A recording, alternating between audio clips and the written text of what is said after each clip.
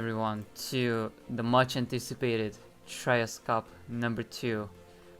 It's a one-day event, arguably one of the biggest team tournaments of this caliber so far within Duel Links history, and this is the proud installment of the second edition. And yeah, well, the format, let's talk a bit about that. So in this 3v3 tournament, the most recognizable aspect of the format is the fact that we have the shared card pool. So player number 1 easily can run any deck he wants. He's the leader, can run all those 3 Books of Moon. And then the number 2 player must use different cards from the first guy. So considering the earlier example with Book of Moon, player number 2 now cannot run Book of Moon at 3 if the first player runs it at 3, and so on and so forth. So that is the shared card pool aspect of this tournament. The second one, well, obviously it's a team format. You wanna hang and chill with some homies within the tournament, have some fun, and it's exactly what we would love to promote here over at Team Wars in partnership with GGtoor, who is sponsoring this tournament. And aside from that, well, it's just overall a new experience with the format and a new let's say way to play something you don't often play. And yeah, well, I'm more than excited to see how that turns around. So we have a couple of commands within the chat section, chat command section in the bottom left. We have Discord, YouTube, Twitter, GGtoor as well for their information. But we also have bracket and schedule. For the schedule, that would be the casting schedule. So for individual rounds and for individual sections within the top cut bracket rather, we will be having different casters. So I will be joining you for the first round, I believe, first or second, alongside your boy Punky. So what's up, my bro? Hello everyone. Really happy to be here. So yeah, also excited. New tournament style. Let's go, baby. Yeah, that's very exciting. It's a really good day to be part of this tournament as a streamer, as a caster, and as well as a moderator. And I'm sure you also reciprocate at Punky. So it's all gonna be very exciting today, and I cannot wait until we can get started. So Yeah, me too. Can't wait to start this thing. for sure, yeah. So once some issues will be resolved, hopefully not taking too long. We have learned from the first tournament that we needed quite a bit of time to adjust everything. And yeah, not much else to say. So once again, if you want to take a look at how this format is like, you have a link in the chat right now where you can check all the details of the tournament. So let's take a slight look at the rules. So the very first player, the team leader, will be designated as player A, meaning that he can only face other leaders within player A.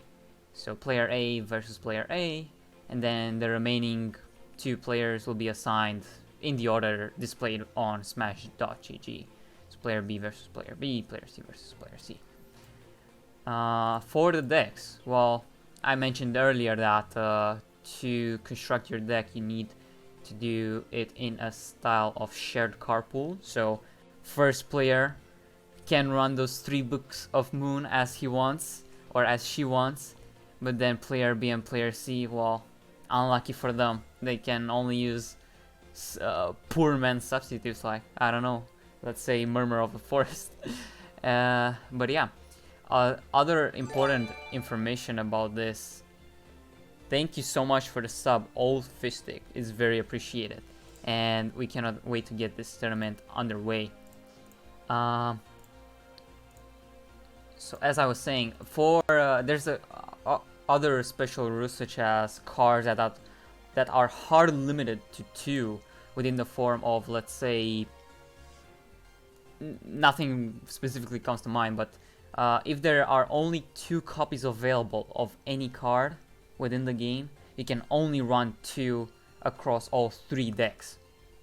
And the same goes for just 1. So cards such as Shadow Imprisoned Mirror, Light Imprisoned Mirror, Windstorm of Itaqua, all of these can only be found in 1 deck / side deck in all 3 players. Thank you as well, Acceleration Gate, for the sub. Guys, please make sure to also check out the Fantasy League on our own Team Wars in the Champions League.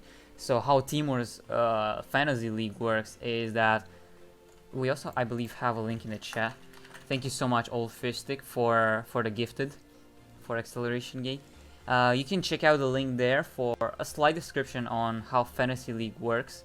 So basically, you make a team of 12 players, 12 very good performing players, for example, and whenever they get a certain amount of wins within Team Wars, within Team Wars matches, you get points. And at the end of each week, whoever has the highest points, well, you get your sub back. You get a free sub for being, arguably, like, being a good student, right? You made your homework, you done your homework, and you selected the players who had the best outcome within Team Wars matches.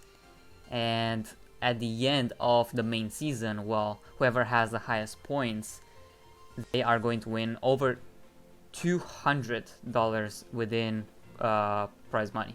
So it's you don't have to play. You only have to select some players, do a few bot commands, and if you're lucky and did your homework well, there's your jackpot.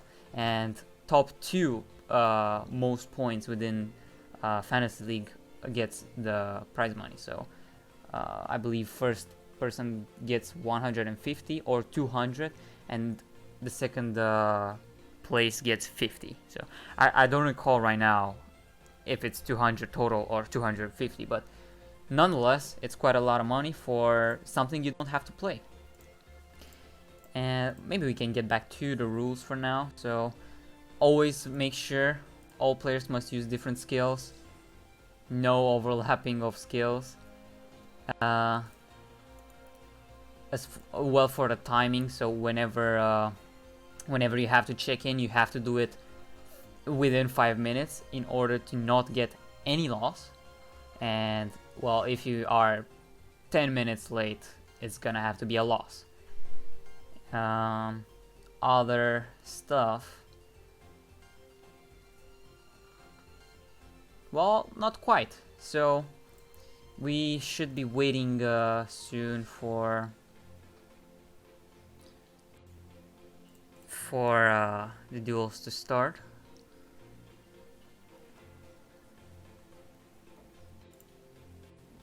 Yes, so we have information that round 1 will start very soon. So please stick by, and in the meantime, maybe check some of the chat commands. Discord, YouTube, Twitter, GGtoor. And yeah, let's also check the schedule while we are at it. Let me type that up. Schedule.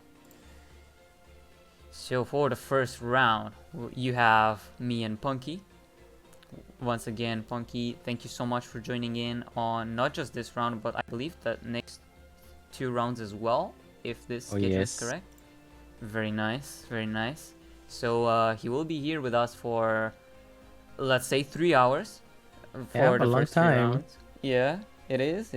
But don't worry, you can always tag out if need be. I'm always there as well for a backup caster slot. Yeah, no, don't worry, I can do it. It's fun. For sure, yeah. Later on, as I mentioned, Punky alongside Axe Mango for the rounds 2 and 3.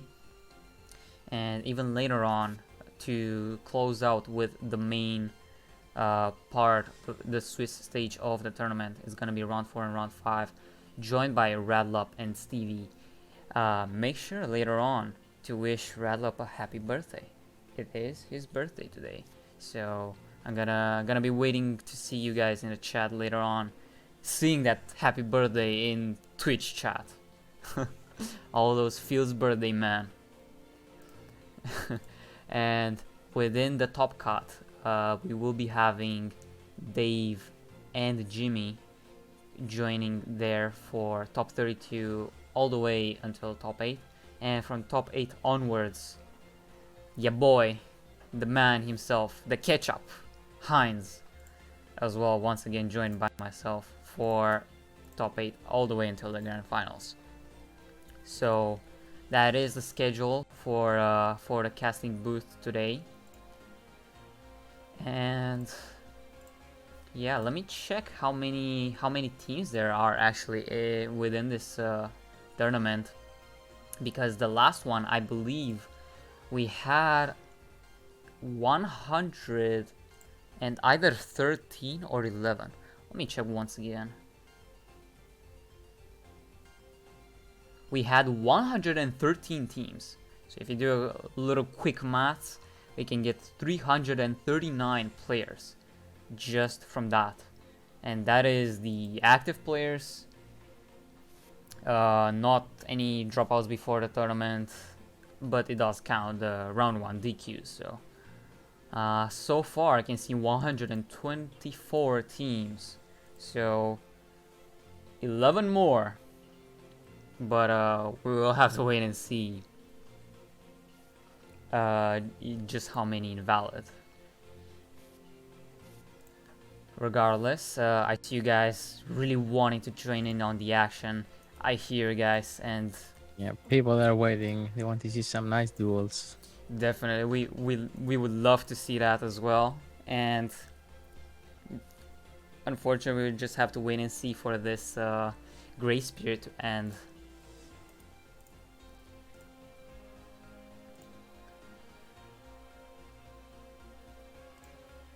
Once again, if you guys like what we do here at Team Wars, make sure to also check out, for example, our content on YouTube. We have Team Wars highlights, where each week or each 2 weeks we compile some clips from our Twitch streams, and for the fun of it, for highlighting some cool plays, some funny plays, all just for content, for the sake of consumption. And that is one. While the second piece of content that we also do is the Team Wars Talks podcast. So on that podcast, a group of interviewers get a few good performing, best performing players / teams from the previous week, and we get to hear a little more about how they achieved what they achieved. So please make sure to check out that if you type !YouTube, and I believe that can also be it with that segment. Once again, sorry guys for any delays. It is it's very exciting still to see how this is gonna unfold. I have news that that the bracket can be in. Let's see. Event schedule.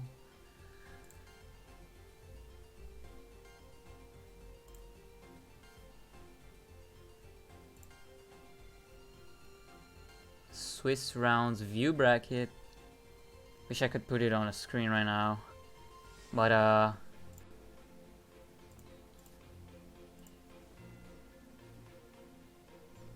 it is actually in progress. So we are started.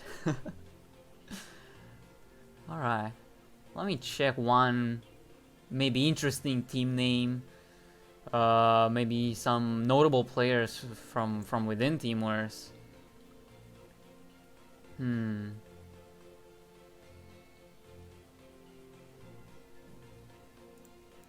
Give me one moment, guys.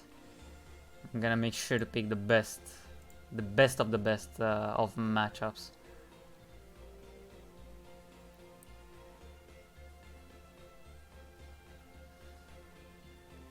quite a few, honestly. There are 3 pages worth of scrolling within Smash. So Yeah, too many teams. exactly. Um.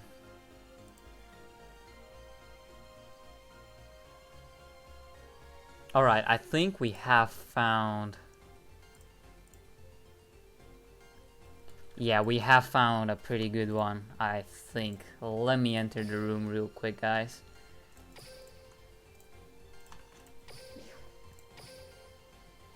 So for this one, let me also update the information.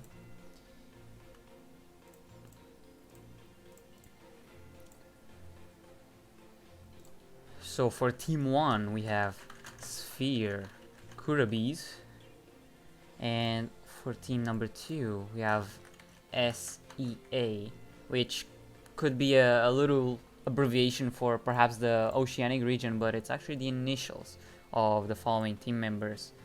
So you have Dumori, Swiss Volge, as well as ACFP from the second team. Yeah, Southeast Asia. And for the other guys, it will be, I'm sure you guys all recognize this name if you have been interested in Pokemon. Billas as well as Lonely Driver. Alright, so we should get imminent with one of the matches starting soon. Well, to have the first team name correctly is Sphere Kurabies. That's a Greek a Greek word. I just saw the roster. They're Greek players. Oh, do you happen to yeah. know what that means, Kurabis?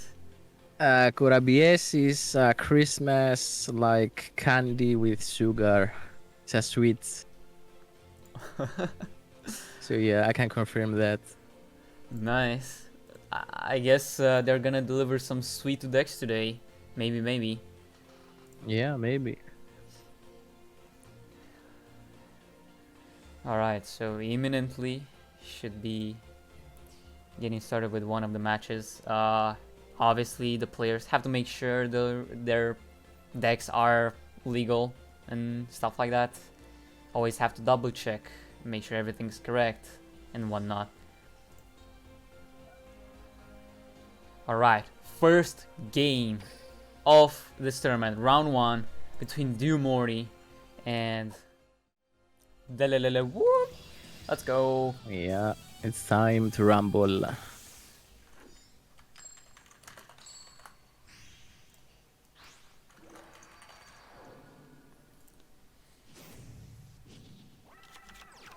Alright, we see Master of Rites number 2. Senju as well. Any idea for this? Oh. Would you take a look at that? We have Megaliths. First round. Alright, so it's a deck usually focused on that 3-card combo action. Thankfully though, Dumor is going first, and currently we don't really have a big indication on what Whoop is playing. But he's going to do some Haggith things with attributing itself to summon Ophiel that he searched earlier with Senju. Does have the portal, is going to add back Haggith. How is the Luna up against Megalith matchup? I believe Bethor is non-targeted destruction. Okay, it is. I mean, fear not, because there is Phallic who gets very big. So, I suppose it is in Megalith's favor. What do you think, Bunky? I don't know. You see, turn number 1 goes really all the way in. So yeah, it sounds interesting that he went first. Right, yeah. He has the combo with the portal and the emergency. Does have a level 4. And we see the tanky. Can mean a couple of things. There's Luna Light, obviously, but can also mean Yasenju. We have seen Destiny Joy Yasenju once again getting a rejuvenation. Oh yeah, Pedalum Yosenju, best deck. Yeah. Especially as well the Mayo Senju variant, but unfortunately it's gonna be, well, unfortunately depending on which side of things you're looking for, it will be the Luna Light.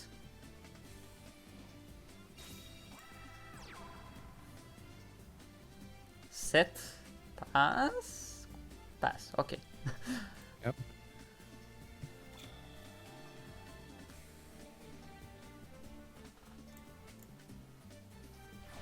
Quite interesting. Oh, we're gonna be seeing. Yeah, let's see. Dweller. Alright, so he made just a little bit of board space for that Senju. Can go into another rank 4 if he pleases. Oh, and there it is. It's gonna be number 70. Our favorite Spider-Man. Hell yeah. There it is, Spider-Man doing Spider-Man things. Emergence.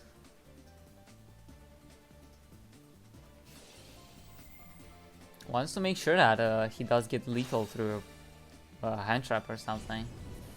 Let's see. Is this a big one? This is a level 8. It's gonna be Phallig. Look at all that attack. Big boost. Extremely big boost. Well, he's going in.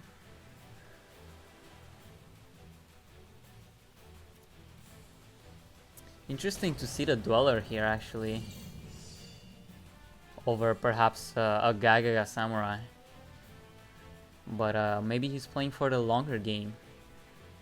Maybe for the Kite Droid in hand, but it's rare to see it in Luna Lights anymore.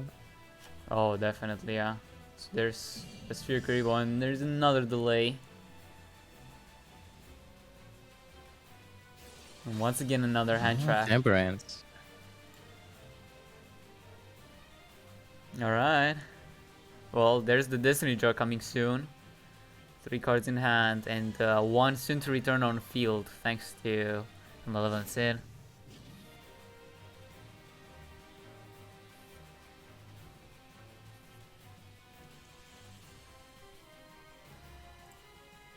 Alright.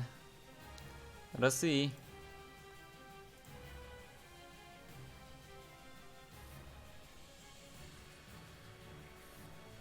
Alright, so a slight change within the schedule, guys. For the top 32, we will have Davide Magri coming in instead of Jimmy. So it's gonna be Dave and Davide casting the top 32. Beast Dweller. Okay, let's see how Luna Lights are going to play through this. Well, obviously, Luna Light Fusion can send one monster to from the deck to the extra deck, but thankfully Abyss Dweller takes care of that pesky little fox or that pesky little Morton, you know, all those graveyard effects Spunky that Luna Lights love to use. He's locked out, so let's see. Yeah, and the monsters are sufficiently big for a fox to really not do anything. You're going for the rabbit. Yeah, normal summoning the rabbit without any revival effect, that's pretty bad. We'll be returning the portal. Portal, guys, always make sure to read it. So, back when I first had my first match against Megalith, I thought only the very first time around a Megalith would be destroyed by battle. It will not be destroyed, but it actually applies to every single ritual summon monster. So if Demori right here has 3 Megaliths, if you intend to somehow get rid of all 3, you actually have to attack like 6 times to get rid of them.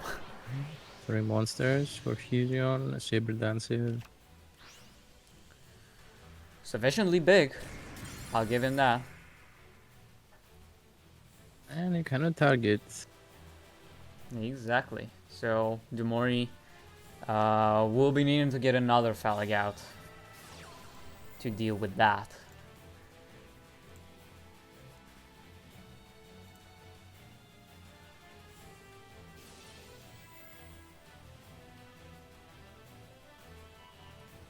Alright, goes for the Ophiel with the emergence.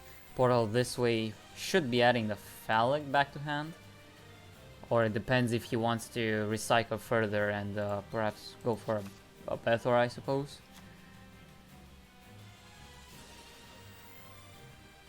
Not quite familiar with this deck, let alone the matchup. So it's mostly you guys from the chat that we did get educated with the matchup. Bethor targeting those 2 tankies. I mean that would be fine because in the end tanky was what allowed Saber Dance to get over that Phalanx. But for now we're gonna be playing the defense game.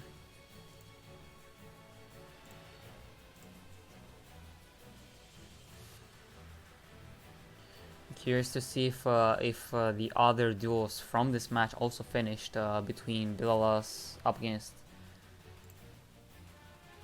Swiss and Lonely Driver up against ACFP. Because so far, well, Du showed us that he is running quite the non-meta deck, quite a rogue deck. It's interesting to hear as well, Punky, because this format kind of promotes having maybe 1 meta deck and 2 rogue / non-meta decks because of the overlap.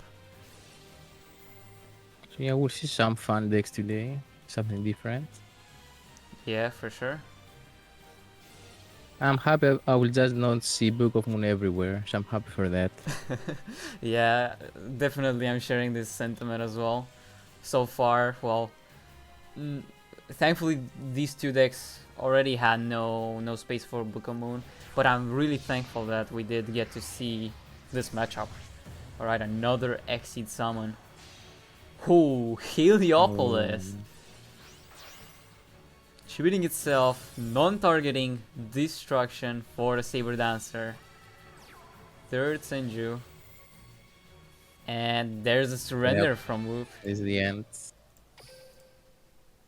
No more hand traps. Right, yeah. So that was the first of the duels for this match. Would you like to perhaps see the second duel, or you wanna spectate and see maybe more spies from the other teammates? I would like to see the other guys playing too. Right, yeah, same as well. How does ACFP up against Lonely Driver sound? Let's go with that. Let's go.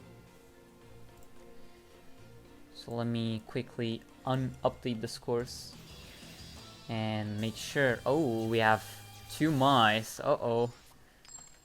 We may have entered perhaps the meta section. Yeah, first and mirror match. 22 cards. And there's the Chandler from one side.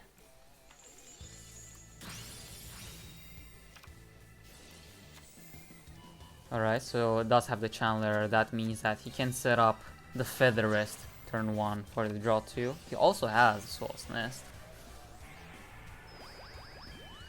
Yeah, big advantage to go first against Harpy's mirror match. Definitely, yeah. Let's see just how many spells or traps that alive he can draw. Just 1, unfortunately. Hopefully it's not something along the lines of Soul's Nest.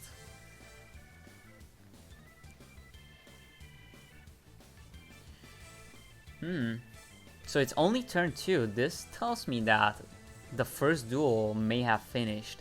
I'm not sure in whose favor, but let's see how this goes. Mirror match. None of the players switched perhaps into the Tidal Binds. And we see a field spell from ACFP. Punky, do you think this could be Tremid? Oh, that'll be interesting. Oh. And it is. Alright. Alright, so another old favorite of the matchups returns. I believe this one is slightly more favored towards Harpies, but let's see how ACFP intends to deal with this. And it depends on that back row waiting. Definitely, yeah. Gonna really have to make sure that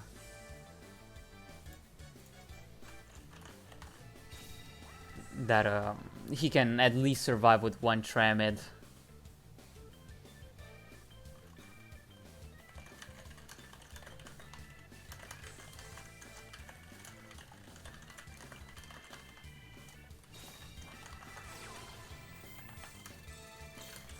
Oh, Master is here. Mm-hmm. 2 monsters, that's very good. Has sufficient field spells within the graveyard for a pulse if he does get to rip into it.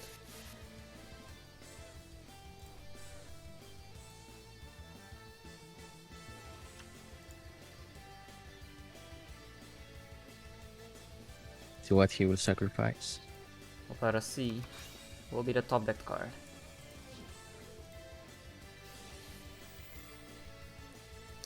Alright guys, I got some more information actually on the team score. So Bilalas has won his first game against Swiss, and ACFP is 1-0 up against Lonely Driver.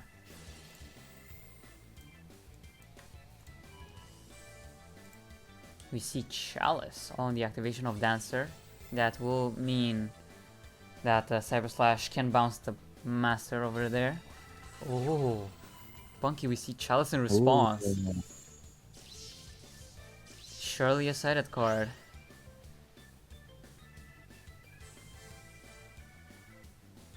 This is very good having those 2 Trimids at the end of your turn. Yeah, you can get Sphinx always to the hands. Have that hunting ground added earlier from Oracle.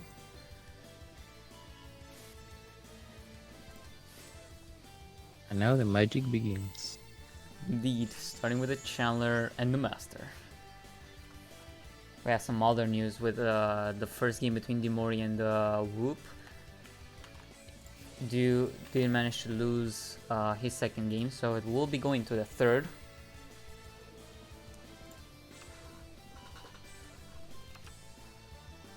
See the Sphinx.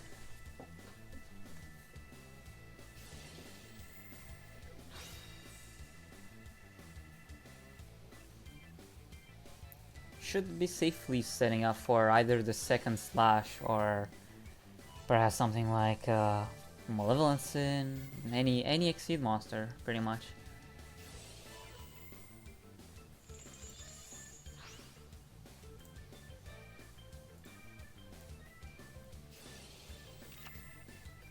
Oh, the Ghost Fortress.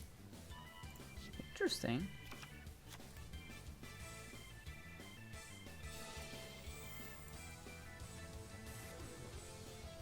And while this is going on, we have once again another confirmation on the other games. Bilalas has lost his second game against Swiss. So once again, it will be going to a third game. Big boys on the field. All the big boys. The Cyber Slash and the Sphinx. Well, Cyber Slash isn't a boy, but you get the gist. A big girl, rather. Or big semi-human, semi-bird girl. Yeah. At least Sphinx isn't human, so cannot make that mistake. Lonely Driver into the Spooter. The Spooter man.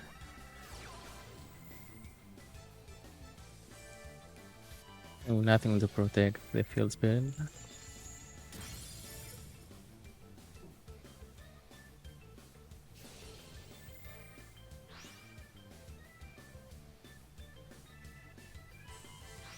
Alright, so Sphinx get oofed from the field for a turn, and this way Lonely Driver can safely deal with the 2 monsters remaining.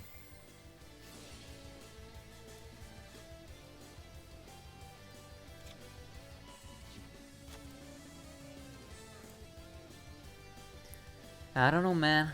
This looking kind of rough for ACFP. Set card honestly may not change much, even if it is a pulse, because well, once you activate it, Sphinx is gonna return back to hand. But at least maybe you can get a monster back. But thankfully he does do the Malevolence in effect. Oh, Pod of Greed. Yeah, once again, added from the Oracle last turn. And we can probably call this over by now, I would say. Yeah, really hard. Yeah, maybe we can move on to another game from within this match. I'm gonna do exactly that because I don't see ACFP winning this, sadly. So Okay. let's do that. We can check their progress after, but one of the games that did finish was Bella's and Swiss's 3rd game. So let's see how this went. Bella's on the top, as you can see, Greece representing, right, Punky? Yep.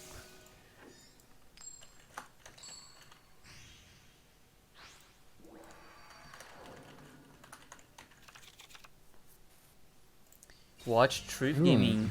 Oh, we're for sure gonna watch him Yeah. either round We missed 2. Melodius. Yeah. Alright, we can speed it up perhaps. I'm not sure how quite fast would it be. Probably a little too fast, so I'm gonna leave it there. So Gorgoni Guardian getting easily rid of that Bloom Diva.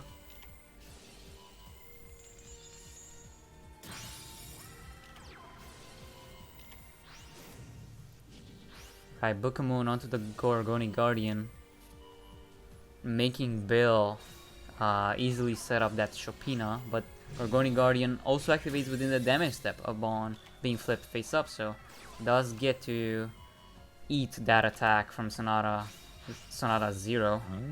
Ridiculous. Ooh, I live that. yeah, just 100 over, so that was the 3rd game, meaning that that's 1.4 SEA. And we have once again another confirmation that Dumori did lose his set, the one Megalith versus Lunalite.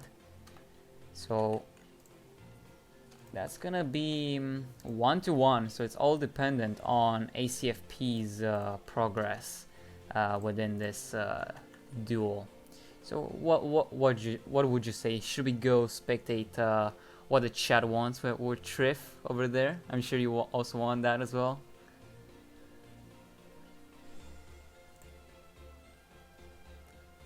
Or should we finish the set while we are at it?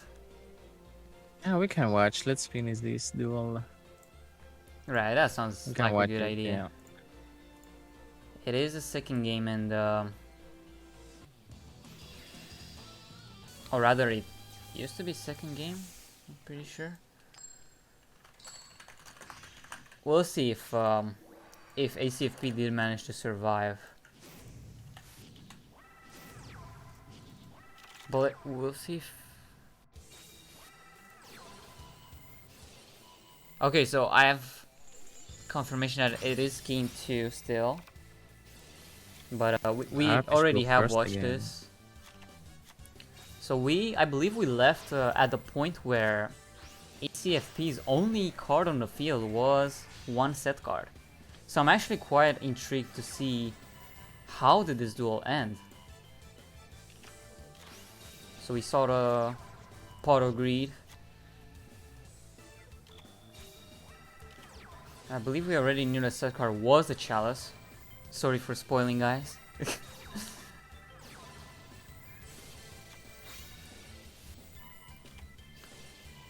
There's the Chalice, and with the Chalice in response. We'll be watching Triff's games after this, guys. All three of them, or all two of them, depending which way it did end. We'll be watching off the replays.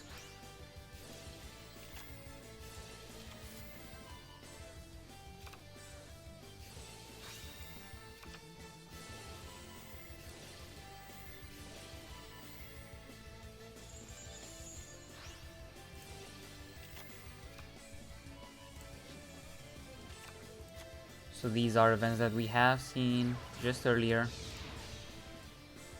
They look to be very dire, to say the least. So we'll just have to wait and see how this ends.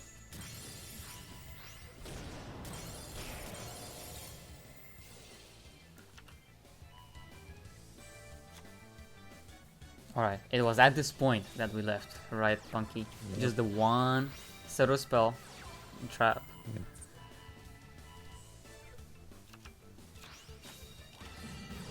Oh. Okay. Oh. Fortress. You top deck a field spell. Does get to add the master, but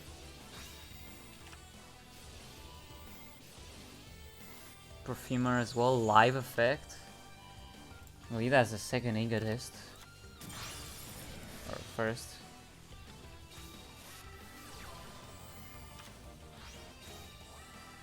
Didn't activate the effect. Does activate it now.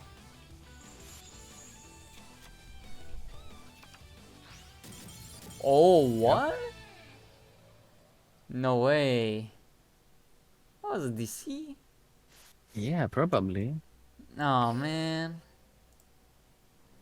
The field was empty. Oh god. That was rough. Okay. While we are still in awe of what just happened there, let's just reflect on the state of TTH, I guess. Somehow winning some games, somehow, some way. But yeah. All right, give me one moment, guys. I will be inputting the upcoming match information.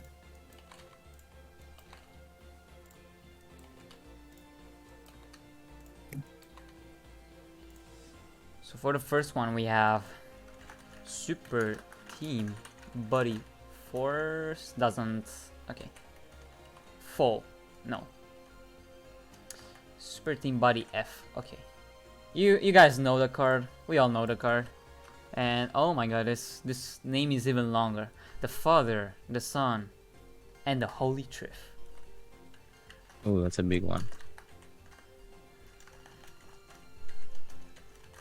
We're gonna abbreviate like that. TF, TS, and THT. Alright, so the first one contains Haze Goes Mad, Will Zoo, as well as Pride.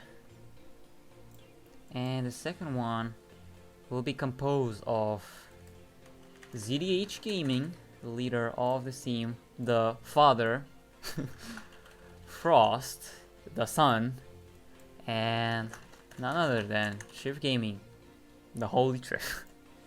So let's get right into it, guys. We have the first game between Pride and Shift Gaming.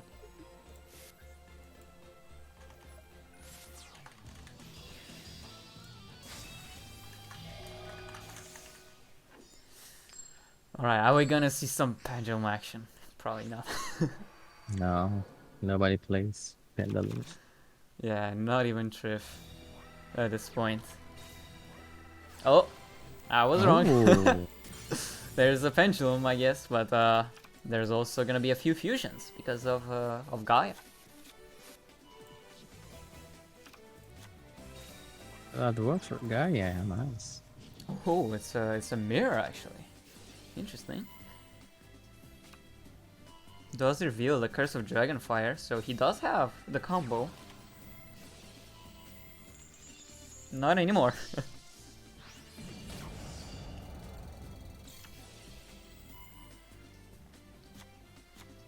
Does reveal the Curse of Dragonfire himself, so he now has the combo, but up against two set of spell cards. Finish chain into a book of moon.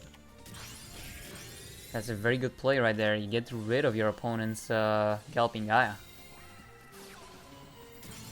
But now your opponent also gets rid of yours and does get access to the fusion.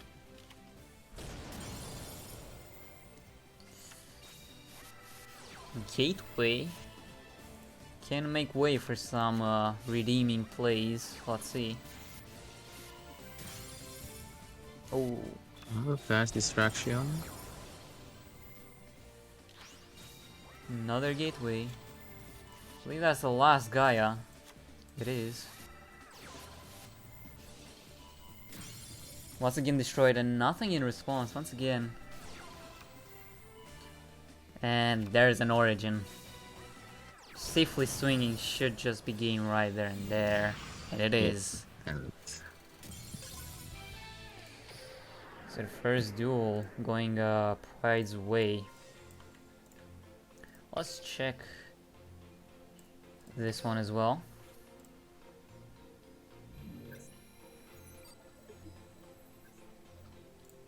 we got bullied by opponents drawing better cards. Oh, come on. Oh, ZDH. Watch my game one though. That was nice. All right, we're gonna check that out as well.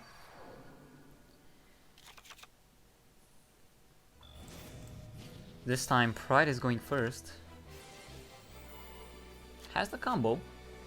That's exactly what you want to see if you're a Gaia player nowadays. And the skill changes got implemented officially, I believe, yesterday. So no more screenshots required for for all the Gaia players. So rejoice. Yep, the update is here. Eccentric once again. Crashing. Oh, that was fast scoop. Yeah, I believe Chief may have wanted to activate a chalice there. Probably just overlooked the field spell, but that's alright. I make that mistake often as well. And well, that's the 2-0 for Pride. Alright, so for this last match within this room, we're gonna be spectating the first game of Haze Ghost Mad up against CDH. Let's check that one out. Oh, Melodious, that's nice.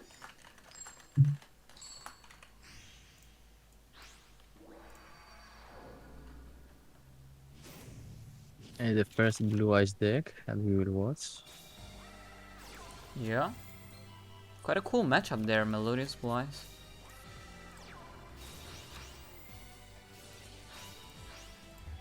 Shades to Shades. And there's the animation. Here's the big boy. Really majestic. Deploys White Dragon.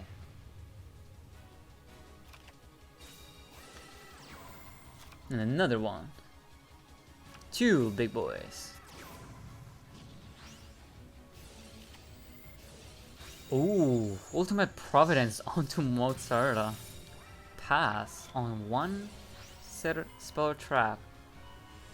Let's see how this one plays out. Oh, nothing. Nothing. ZDH, you baited us. Thought that was a little more back and forth, but congrats on the win there. Alright, we can perhaps check another room. check some finished duels. Let me see if there's another.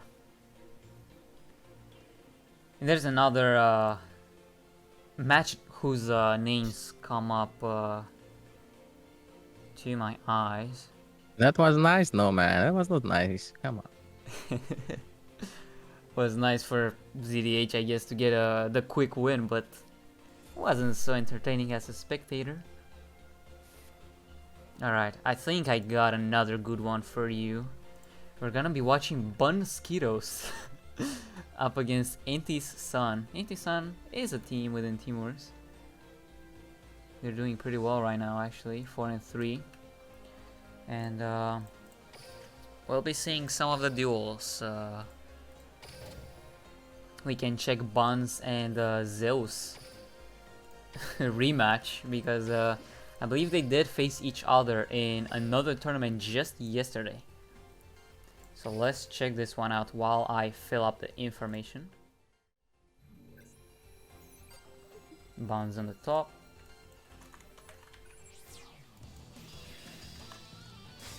First game. I went with wrong list game 1 and got farmed. Oh my god. Buns. Just spoiling us, man.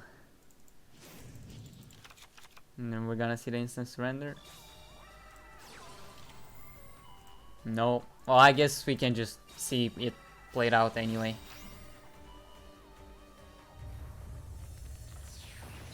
We see the alternative come out.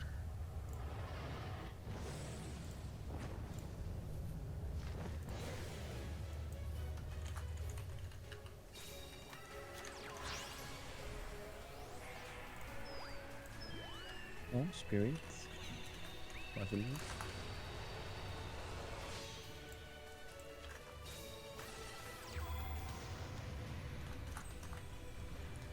Blue eyes as well.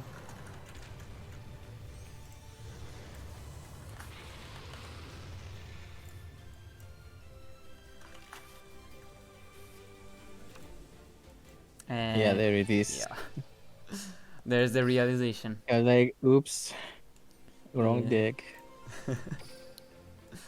I would also check out the second game, but he says he got farmed. So I think maybe we should check. I see Chris's went to 3 games. Maybe we can check Iru's instead. Iru up against GNC. Let's check that one out. It is a 2-game only, so whoever won this won the match.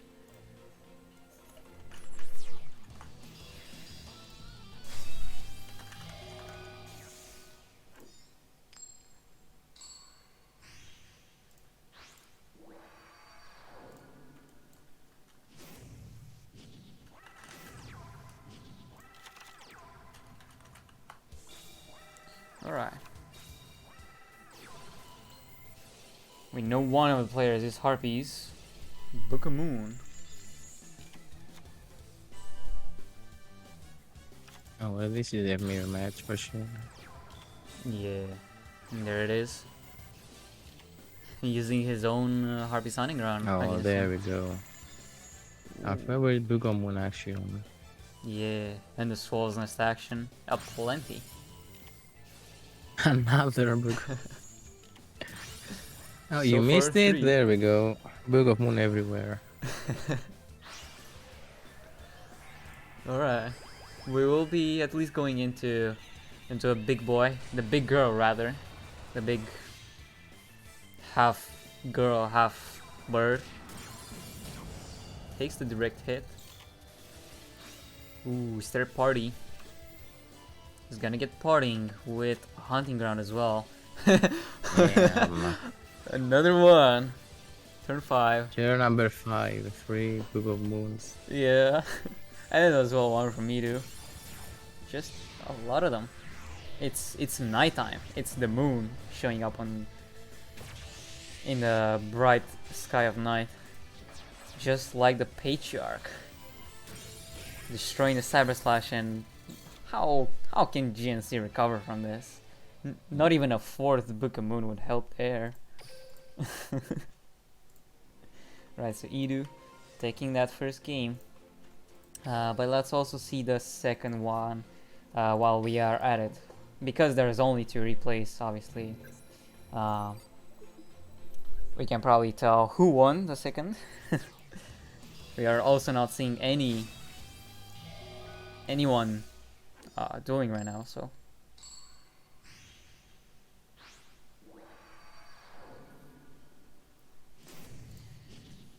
It is sighted into the Tied Binds, most likely.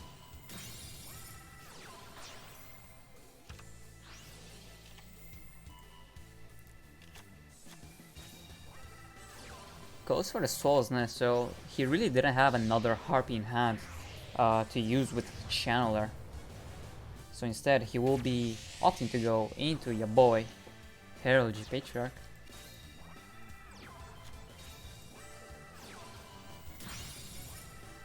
Galaxy Cyclone. You know, Punky, it's actually a card that it's not entirely rare to see in a format like this, because you have the MST most likely being used by one deck or by another side deck. You have the Cyclones, the Cosmic Cyclones, but you also have the Galaxy Cyclones. You have to use it. Yeah, and I suppose it's especially good in Harpies, because well, you can get rid of threats such as Hysteric Party, such as opposing Hunting Ground. Can be pretty useful. There we go. Character again. Yeah, Bakamoon winning the duel. Let me see just how many matches we have in place still. Page 2 I see just one. Maybe it didn't update though. Okay, one is still in progress. And on page 1 there is one in progress, so we can check one of the remaining 2. We have FHX, the NA branch, because FHX is a Chinese team, up against Phoenix in a parallel universe. Phoenix, just like FHX, are both Teamwor's teams. So let's take a look at that while we are. I will be entering the room in a bit. Even Surin in chat, FHX versus PHX? What is this? Even the room name, if you can see. Oh my god, okay. We can check, perhaps, do we have, wait. Okay, we have...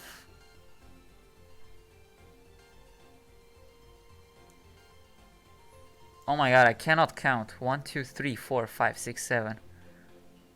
Whose is the... Okay, Bellafiores is the third one. Okay, we can check this. So we have... right here... Nanase up against Negwan.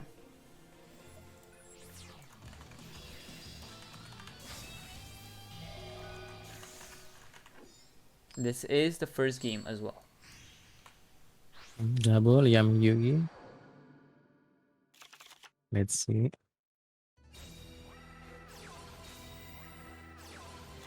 Oh, Yoshi and Juice. Here we go.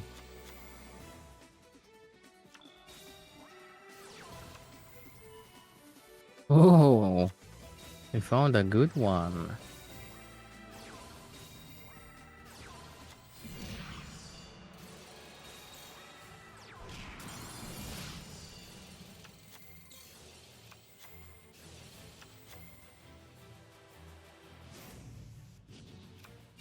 Oh, Destiny draw.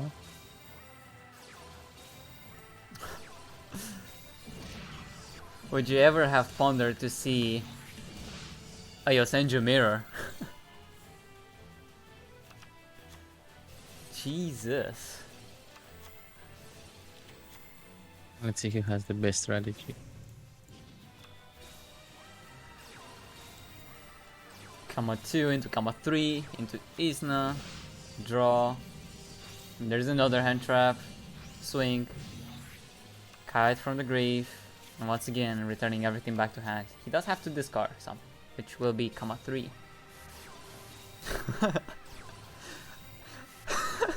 This is the same exact summoning order. Kama 2 into Kama 3 into Isna. This time we will be seeing an exit summon though. What's it gonna be? Number 39. Which one is that? Oh, Utopia, obviously. Another card. You know, Utopia can actually be very nice here because I'm considering Nanas, it doesn't have another hand trap currently. So he's gonna actually use the forbidden effect of Utopia to negate attacks. And neg 1. Oh man. I will do the same. This is as mirror of a match as it can get, honestly. Kama 1 should be returning the Utopia. Oh, stink. Still, Kama 1. Sufficient attack thanks to that Tenki. Does have to use the hand trap. Tenki adding his own Kama 1, neg 1. Yosenju neg 1. And there's the swing for game. Alright, quite a back and forth first duel there. Let's also check yeah, it was a nice mirror match. At least it was entertaining.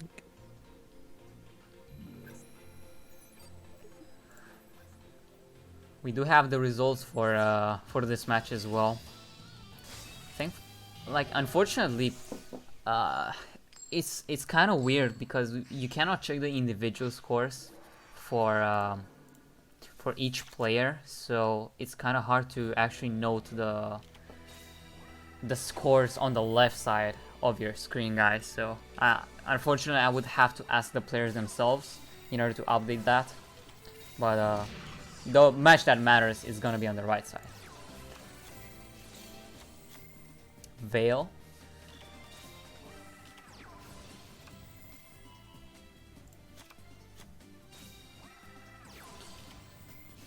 Oh, Floodgate.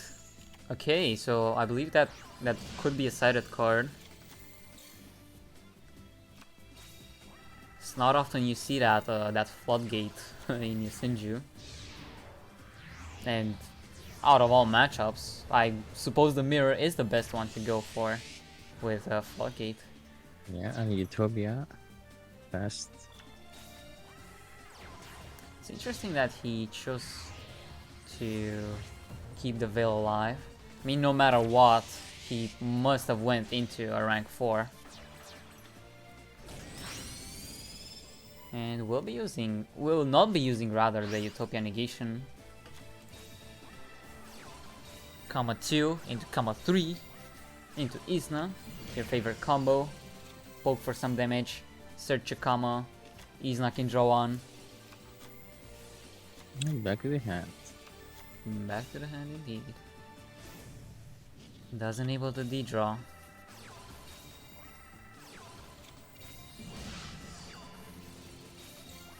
He did set the D-drawn card in his left side. So take a good look at that.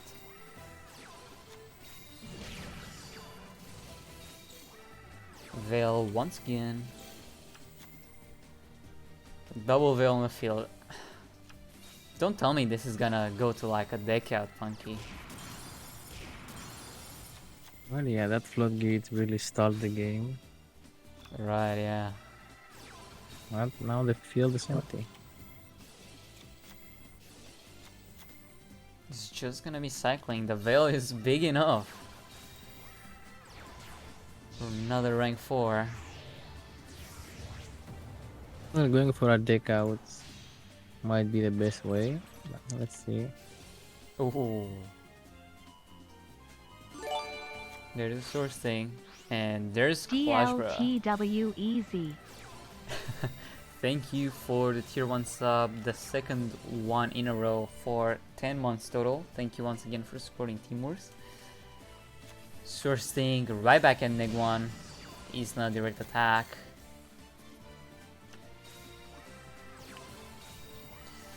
It's gotta stop all these attacks now. Oh! There's that one D-drawn card. Drowning. Is Nanase also gonna have drowning somehow, some way? It's gonna be Canaria. And Kite. Let's see, Destiny draw. What he would get. Ooh, okay, so he passed on just that. I'm assuming it's another hand trap. Foggy once again. It's quite good.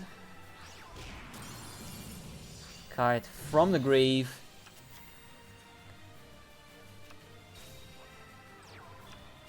Sets the monster. Oh, Kite again. Neg 1. Really poking there.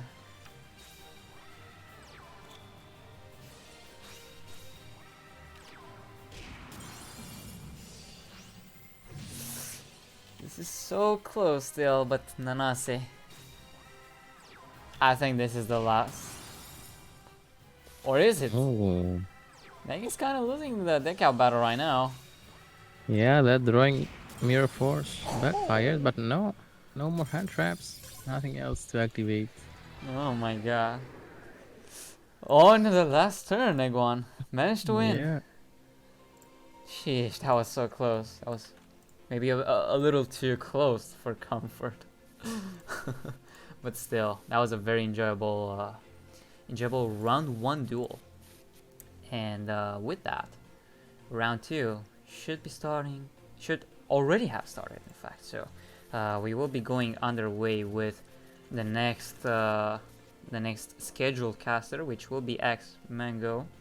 You too will be casting rounds 2 and 3. So once he gets in, I will be getting out. And this way, you get to see more enjoyable action with other Team Wars casters. Round 2 now on the screen.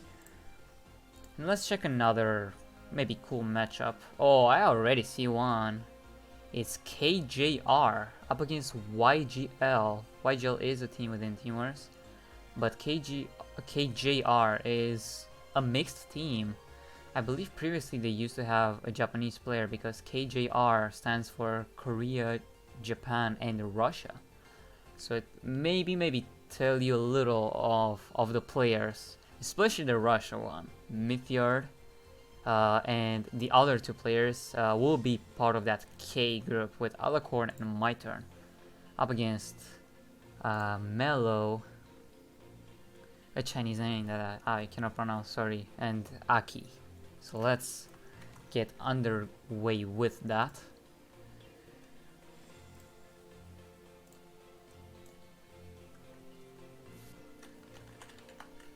Both of the teams are 1-0. So both have won their first round. Not sure in which fashion, if 2-0 or 2-1.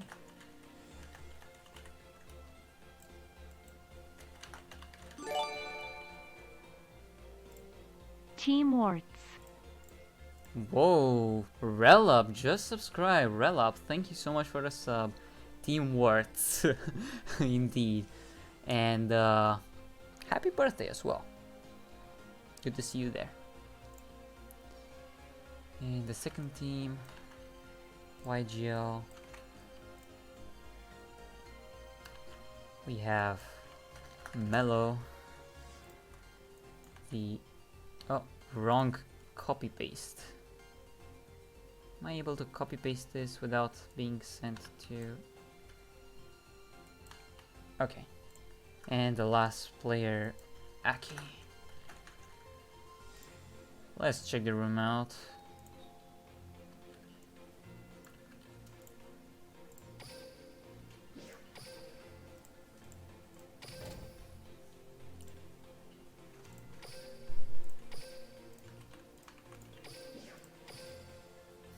Alright, we can go with Mello and Mythyard, the leaders. It's probably the best one to start with. The way. Right, live duel.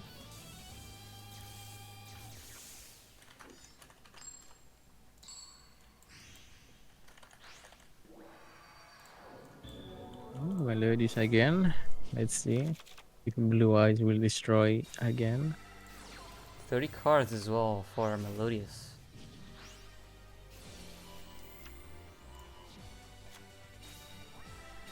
Has the Soprano as well in hand, so we can easily go for that turn 1 Fusion Summon alongside Chopina. Even 2 back row, that's more than enough to ask for.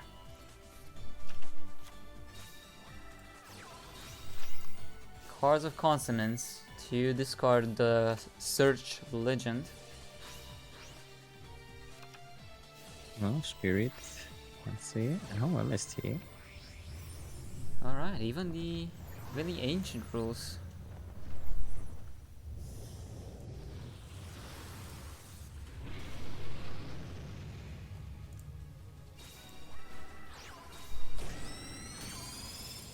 Schuberta is going to crash with the Blue Eyes, so Mythar now kind of in a losing position. Oh, is that Ostinato top deck Punky? Oh, yes, it is. 1 out of 24. But yeah, it's too hard now. Oh, and we have X Mango joining us. Let's go. What's up, bro? Hey, hopefully just in time. It is. All right. How's it down? So we have right here on the screen Meteor up against Mellow. It's quite an enjoyable cast right there with Melodious and Blue Eyes, yeah. Blue Eyes versus Melodious. This should be fun. Okay, Shiverta doing the Shiverta thing. All right, I'm gonna pretend like I'm just jumping in and I'm at the right place. Punk, you tell me if I'm totally overtaking or anything like that. Don't worry, man. We're good. Divine Rat going to be negating the Shiberta, trying to banish, discarding the Ancients because we're gamers, and that is an instant scoop. I came just in time, it seems, for the good stuff. And that's supposed to usually be a good matchup for Melodious, you think, but counter traps go counter trap. Let me get this stream up here so I also know what people are saying about me so that they're like, wow, stop casting, Mango, this is annoying. So now it's up to you guys if you want to wait for the second game between those two that we just watched, or we can go with the Chinese name of YGL up against Miter. It'll be better to watch something.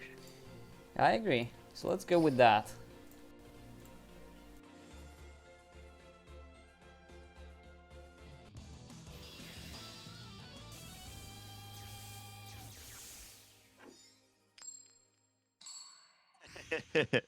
I mean, Radlip. If Radlip says so, I may as well go back to sleep.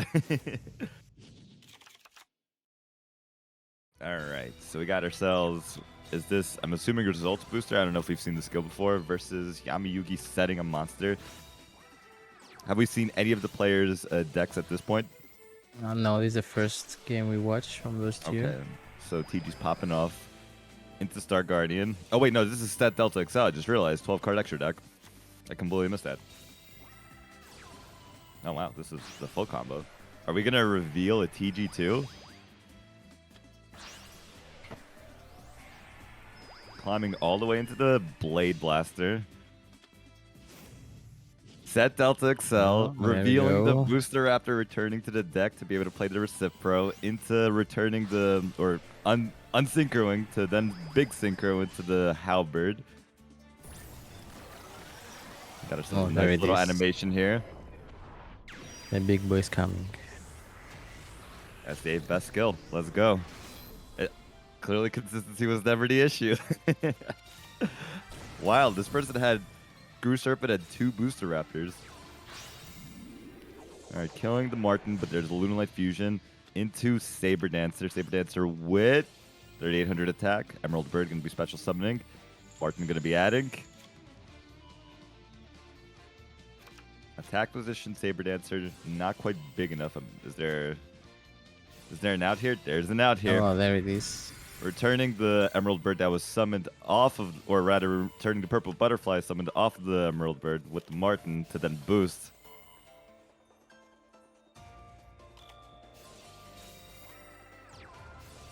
Oh, Guardian.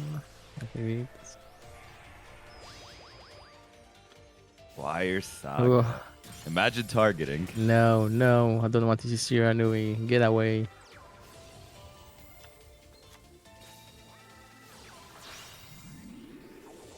another fusion. Yeah, guaranteed fusion we saw from getting added last turn into another Saber Dancer. This time strong enough to beat over Halberd by itself. Yeah, Imagine and having Fox attack. activates. And that's There it GG. is. Oh, Ludolites. Very nicely done. That was a surprise that like they popped off so fast, the SDA player, but hey.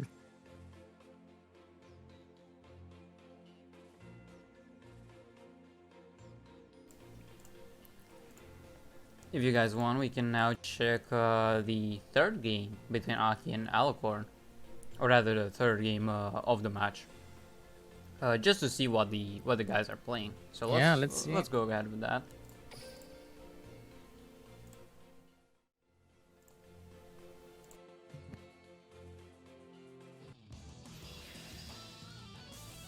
Oh, you say? Let's see. Level tuning vampires one time. It's never vampires. I'll stop. All right, we have Yusei at the bottom versus Little Yugi up top. Little Yugi up top with the ties, I'm assuming. Going to Chandler, discard Harpy Lady 1 to summon the Perfumer, searching the Feather's Rest. Standard Harpy combo into, let's be real, it's the Cyber Slash. Yeah, let's pretend we're all shocked. Is that Oh. a Scrap Dragon? Oh, Code of Greed, 0-2. I wonder if this is a mirror match, though, because both could possibly be playing ties. Oracle, double back row said, adding back the Harpy's Feather Rest. Book of Moon on the Cyber Slash into the Chandler. Oh, Book of and Moon on the this mirror Chandler. match. No Swallows Us, no Forbidden Lance, no back row set, and Oh, that yep. is quick game. Easy. Yeah, just like that. I mean, I think it was game 2, because like both players had the Tie that Binds, most likely. So, and we don't see them on the table anymore, so probably Alicorn won 2-0. I don't know. Let's check once again the Blue Eyes and the Melodious. Is this game 2 or game 3? This should be game 2, I believe. We'll see. All right. Hunky, take the wheel. I'm going to get more coffee. Yeah, I'm sure, man.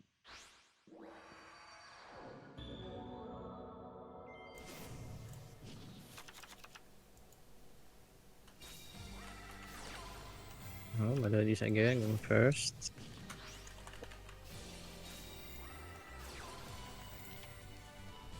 Have the Soprano effect, get score to the hand. Berta to the field, and 2 cards. Sit down. Ooh, Ooh, Divine Wrath, that would hurt. definitely. Ooh, Oh, into a Negro Fusion. Fast counter. oh my. If it's like, yo, you missed, Suberta is still here. Exactly. Ooh, another Divine Rat. Ouch. But actually playing through it this time. No alternative to be summoned. Go chugging coffee. Yeah, I literally just woke up. But it's okay. The fuel of Duel Links will wake me up. Popping the Shiberta into a Sage TTH. Having your own Necrofusion banished, so it was pretty well telegraphed, I would imagine. Popping before the Synchro Summon can happen. Ancient's going to get added. No back row set. Ending. Into the Ostinata. Ooh. Is this lethal with Bloom Prima? It's lethal with Room Prima. Yep. Summon the Sonata for good measure, and that's GG.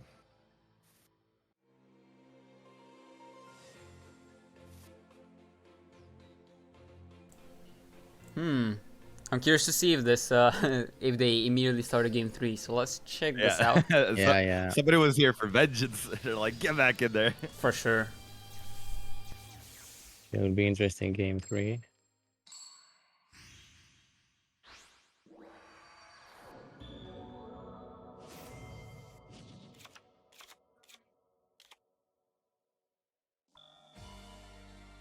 Alright, starting off with the alternative summon off of the Blue Eyes reveal. We never needed Melody. So yeah, we might see a Synchro Fusion. Setting and Okay. passing. Cosmic Cyclone. Ooh. Not the most I'll start for Blue Eyes then. Oh, we smell the Love brick. cards. Yeah. You can see the brick coming. Sending Shapina, sending Score to the graveyard so we could summon Bloom Prima. Is there a Score in the hand? Is this an OTK right here? From Songstress to Maester to send the Bloom Prima to the graveyard to summon the Matsarta. Matsarta gonna summon from the hand the Sonata, or Soprano rather, and then add back the, with the Sonata or the Soprano's effect when special summon, add back the Score. Was this just a big brain way to OTK? Let's go. 4K exactly if Score goes through, which, there's no reason it wouldn't. Assuming Mythyard's, or rather Mello's not a Kite Ride gamer, this would be lethal. Double back row set as well, attacking, and very nice setup. Yep, turn number 2 victory. Using Ostinato to make a fusion to get rid of the fusion, just to get the Score in the hand right away. Very nice setup.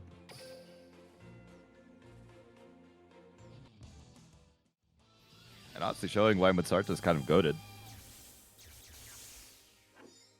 Well, at least we got one top tier deck from the new world. Yeah, the best pendulum deck is Melodious. Yeah. The support is dope. Even though I'm happy with my super heavy support, so yep. Yeah. We are coming back, baby.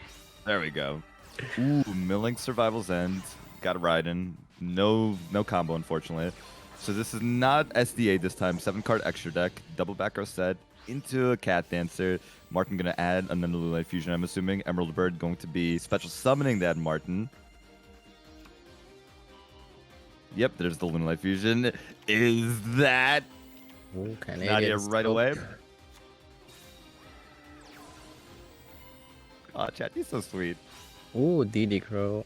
Ooh, that's a side deck card.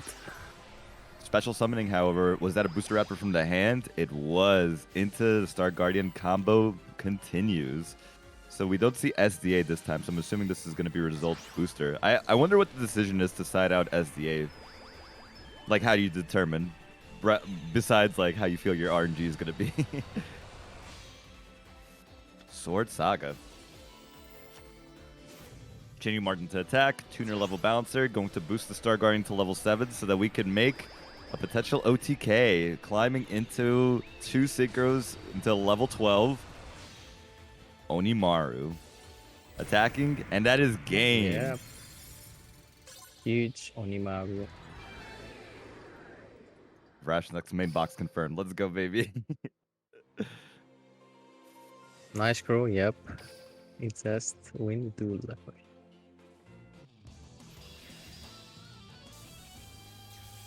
Alright, this is game 3.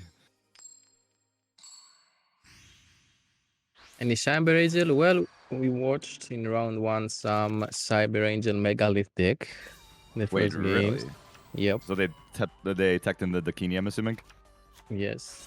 Oh, fancy. Fossil Dig into a set and double back row set. Tenki into Martin.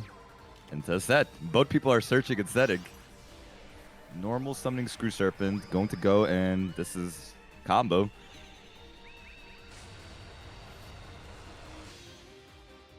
Star Guardian is here, going to add back Screw Serpent.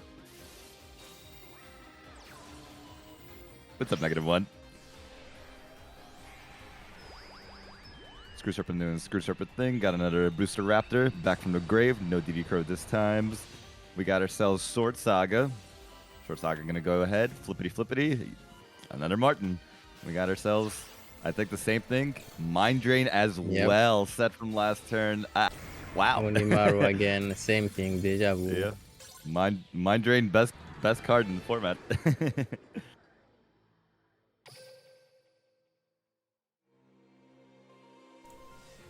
Yeah. Or maybe more last format, but it worked out here. Yeah, for sure. Unfortunately, it wasn't enough to carry YGL over the line because Mythyard and Alicorn did win their sets. But okay, we can now go into another match. So let's see if there is another just as interesting matchup that we got. It's gonna take just a little while. Don't worry, because that means that I could get More another coffee. cup of coffee. Let's go. Yeah. Yeah, me too. I need some water. Take your time, guys. Yeah.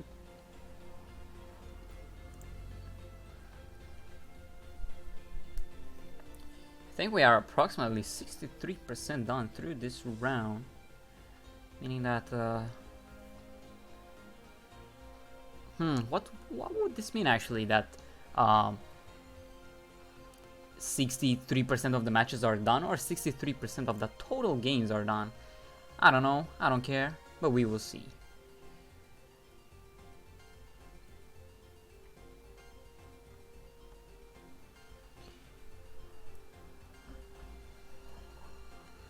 Ooh, okay.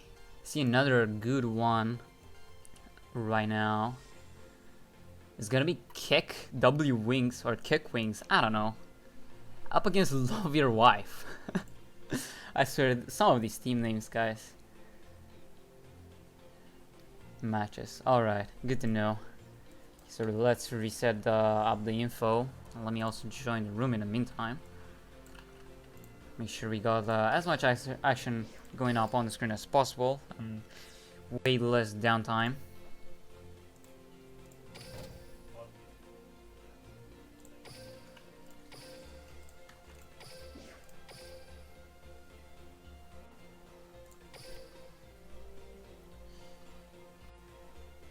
Can maybe first start. These are some pretty hard names to copy.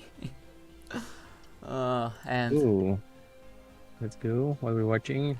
alright, I believe this is first game. Yeah, this one will be the first game between Mudkey and Salutacio. I'm gonna update very soon all the info required. In the meantime, you get to cast a pretty good match, I suppose.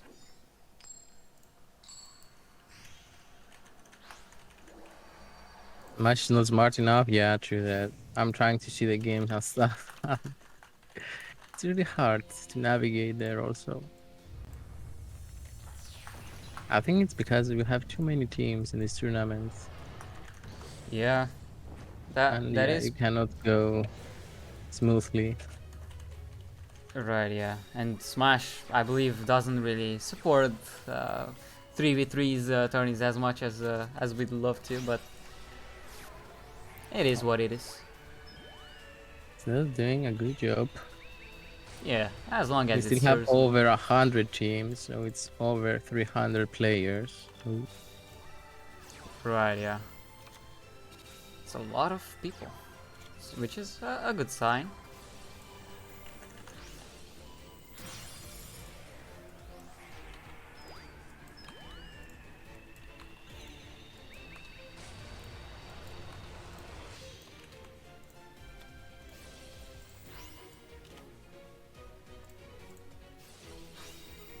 Getting quite some FPS drops every once in a while.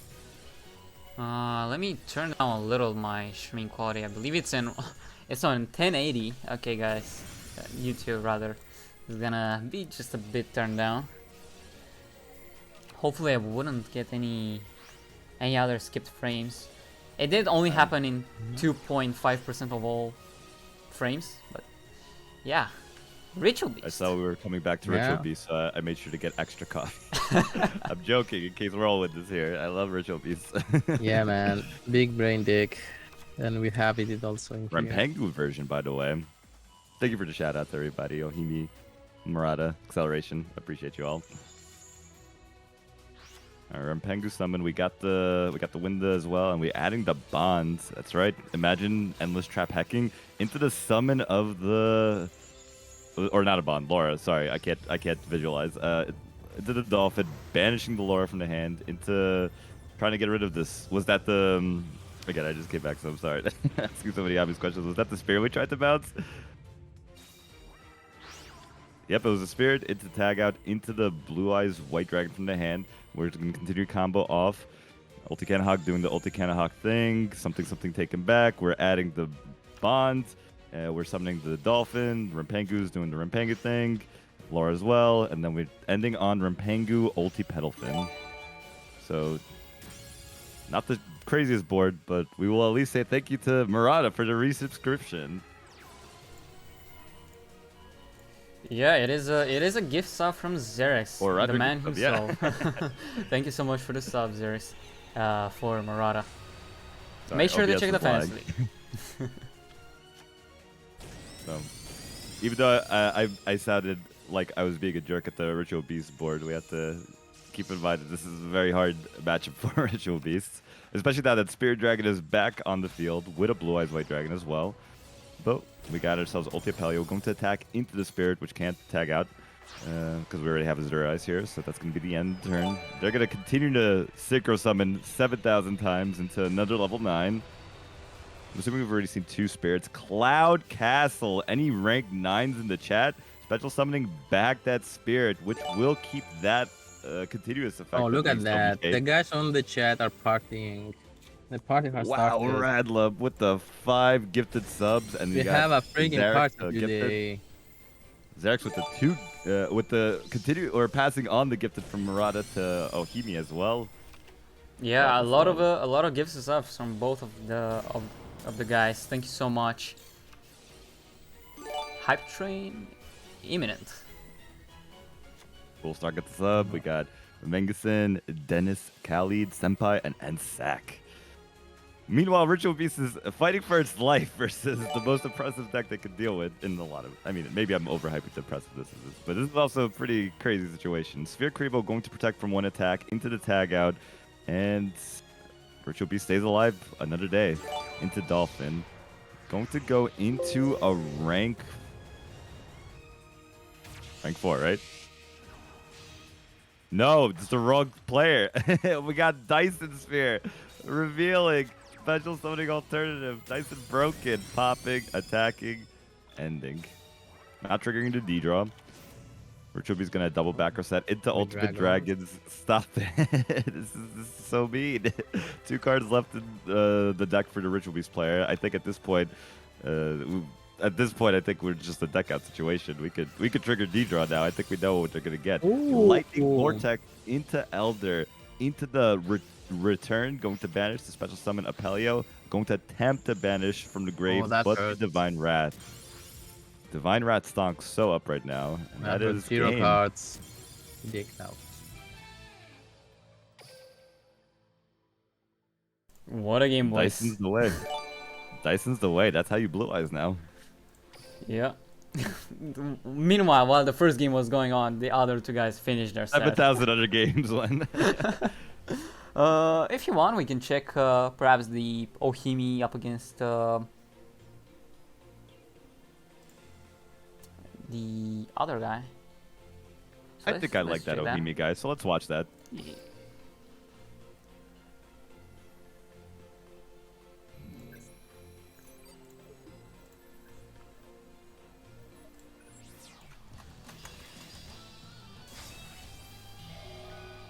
Suzu versus Yami Yugi.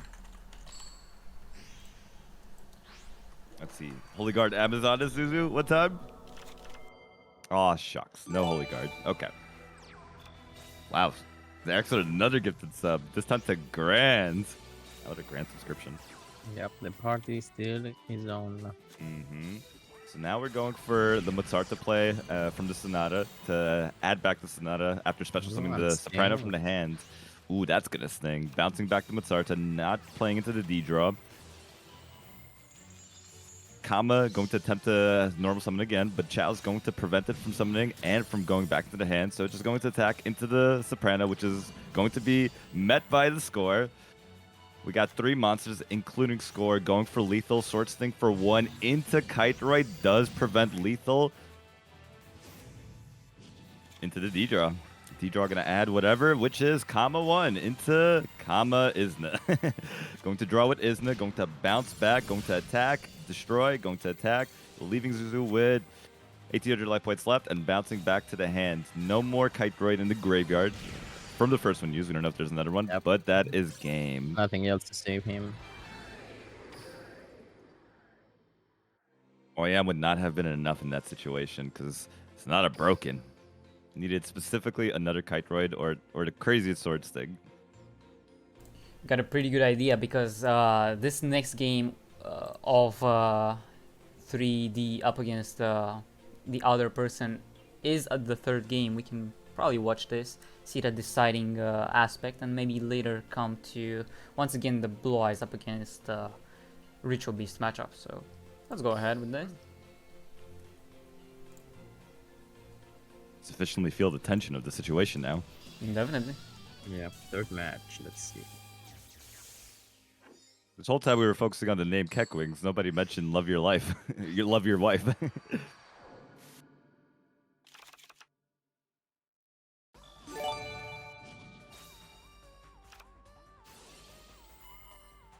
Derek's with another gifted sub to Sal.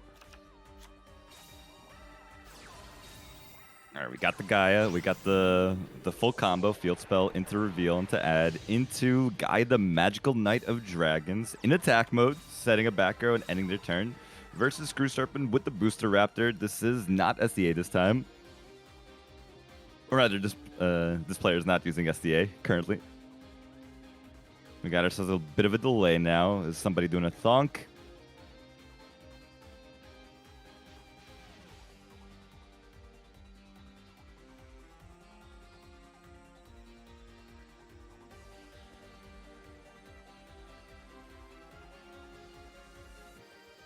Not too much thinking.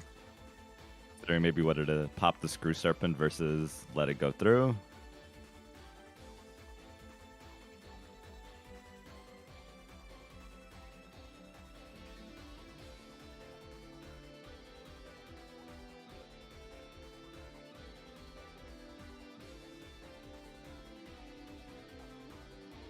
Okay, so place your bets. Is that a face down Book of Moon, Chalice, or do we have a Soldier Guy in hand? Ooh, lets the Synchro go through.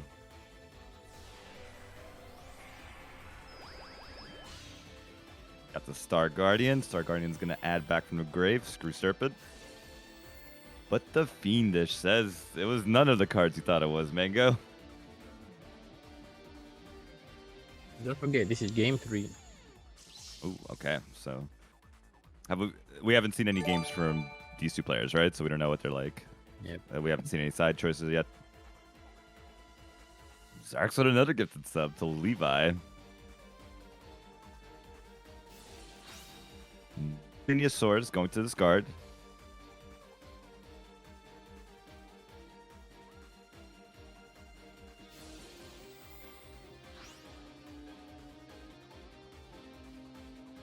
Missed Vanishing. We got ourselves a Tempted Summon, but in response to that, Guy is going to get popping the Star Guardian.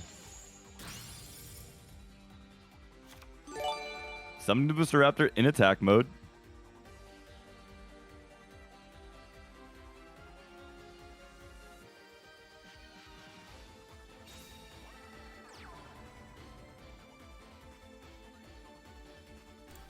Thank you once again, Xerix, for all the gifted subs. We see Hey Craig got one, Levi-san as well.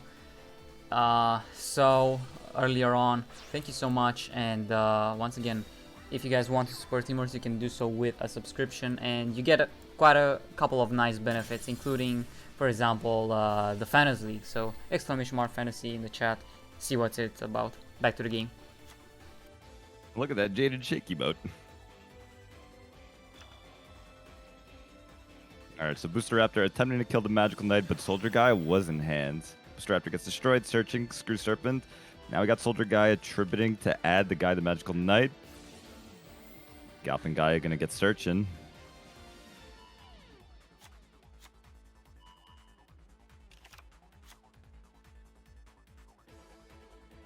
I missed what they added. Was it Dark Flare? Yeah, Dark Flare. Thank you.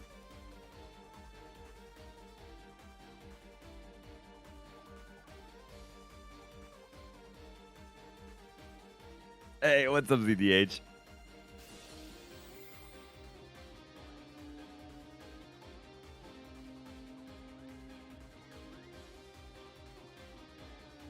Alright, what do we think that face down back row is? So, I guess now we don't have to think. Bad aim gonna respond to the Curse of Dragonfire, gonna pop the Gaia, the Magical Knight. Dark Flare into rank 5 one time.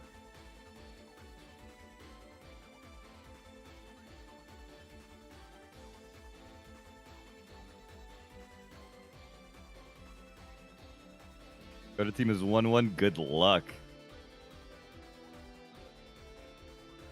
But in like the most unbiased way I could possibly say it. They are in fact banishing the Soldier and the Magical Knight to summon Dark Flare. Are we going for damage? And is in fact what they're doing, attacking for 2400, ending.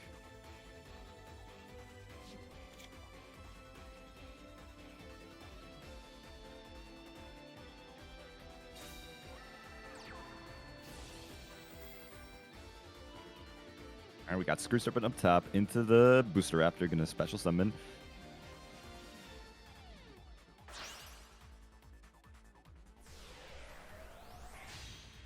Star Guardian is here, gonna get to add back. Are we adding back Screw Serpent or this time Booster Raptor? Adding back the Screw Serpent. Does that mean we have another Booster Raptor in the hand? Special summoning the Booster Raptor. Any results in the chat? Or sorry, I keep thinking it's tutor results balancer. Tutor level balancer.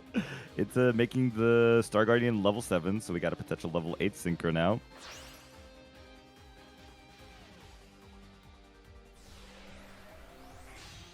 Making Hama the Conquering Bow. Setting a back row. Attack mode is here. Attacking into the Dark Flare. Reducing. Should we have attacked into the Curse of Dragonfire first just to get extra damage here? We always forget about the attack reduction effect because we're usually attacking directly for game with Hama. But anyway, regardless, clearing the board. Gap and Guy going to reveal to add. Played through 2 Guy, the Magical Knights now. Attempting to resolve the Galloping Search, but Raigeki Break going to discard that Screw Serpent to pop.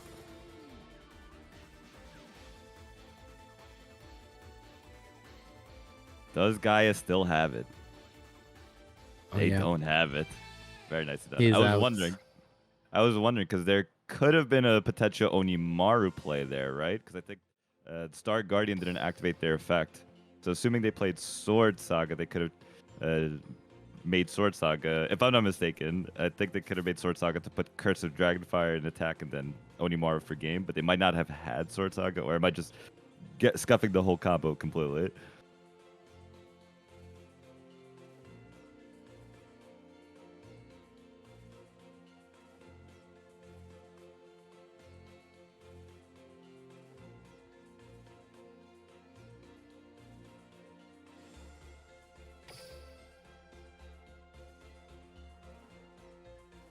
Look at that. Now the third game to what?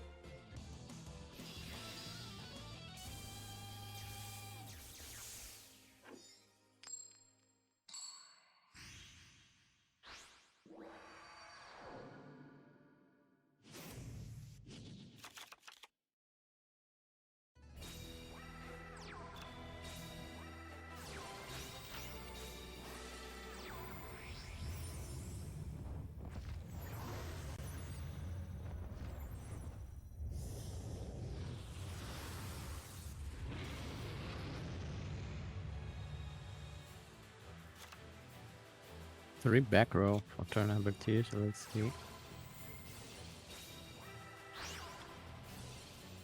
Will reach Abyss survive?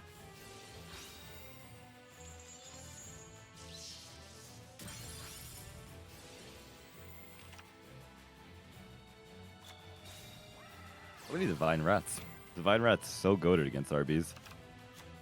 Yeah, you kill their combo so fast. Yeah. That's how you make for a quick duel against Ritual Beast. And also have Spirit Dragon.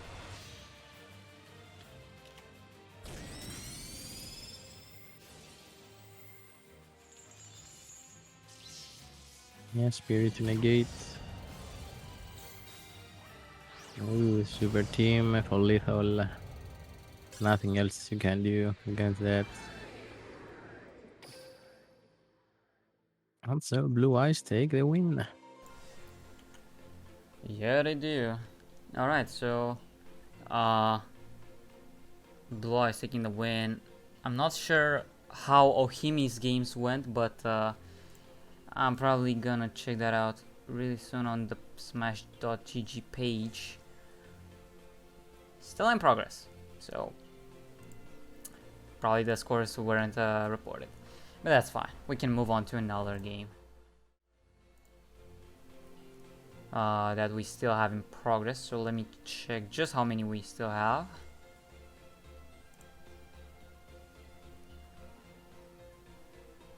Oh, let me check this one. It has. Okay, it has some issues. Let's check another. In the meantime, maybe Issues. there's I another. like issues. I saw something in regards to DQ. Not quite sure, but regardless. Drama. Yeah, I love drama. A little drama, Spice up some drama. especially early Or in we the can just go morning. for mixing. First thing you want to see, the little drama. Exactly. That's my coffee. Alright, we have Boys Who Cry up against Demolition Boys. So, the battle of the boys. In other words, it's quite Are we an going to see interesting the and boys yeah, become men. quite a lucky matchup if you think about it. Like, there's so many teams that could match up against each other, and the boys up against the boys. That's true. We should have been watching this from the start. For sure, yeah. So Mikoto and Reaper just finished their game, so maybe we can just see how this match went, because it did go to 3 games. So let's check this out.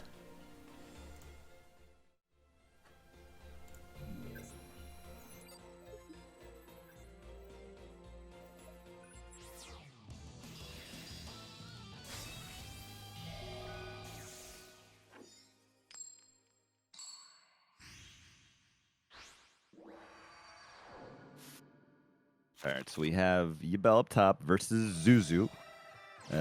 Going first, it's Control Melodious, summoning the Soprano to then send it to the graveyard with the skill to make Shapina to add it back to the hand. Triple back row setting, ending. Into Raiden going to do nothing because Chalice exists. And that's going to be a pass for what I'm assuming to be Thunder Dragons, 30 card Thunder Dragons, I imagine. Back to Melodious, going to summon the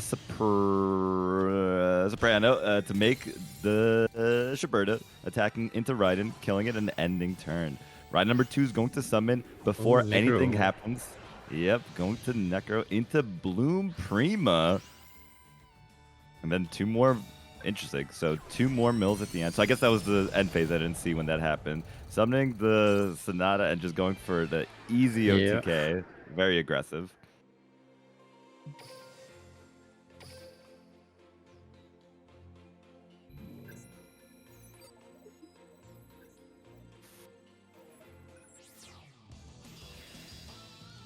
Being in control, the best kind of control.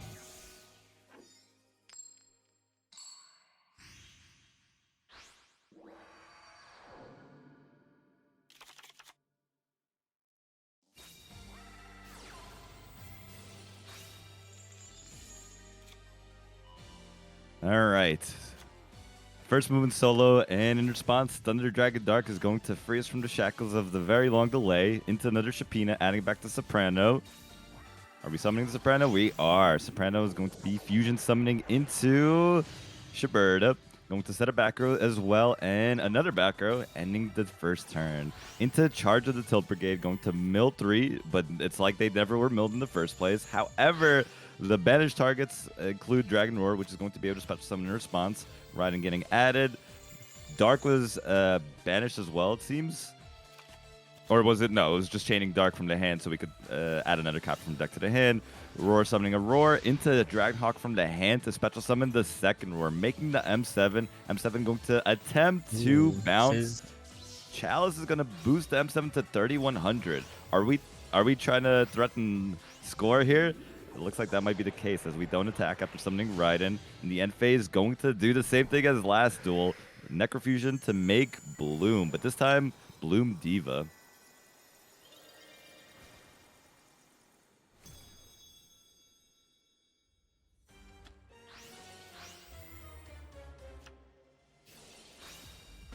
It's only a +1. I think the banish didn't hit the Dragon Dark. The Dragon Dark from the hand chained. Alright, score was in hand. Going to attack, going to destroy, into attacking for the lure. But it was not a lure. It was the Betrayer. Betrayer going mill from Fiend's Farewell. Special summoning, banishing from the grave the score. Summoning the Roar as well. From the banish of the Roar into another M7. Which is going to add back the Levianeer, which is going to be able to deal with the Shiberta. However, we're not going to be able to destroy the Bloom Diva.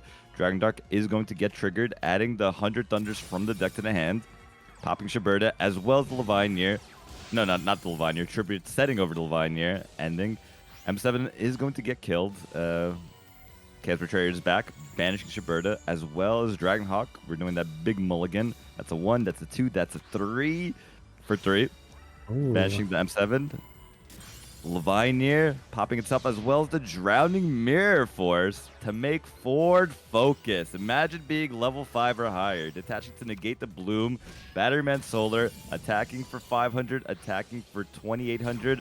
Special summoning the Batteryman Solar. And that is game. Thunder Dragon, Batteryman Solar goated.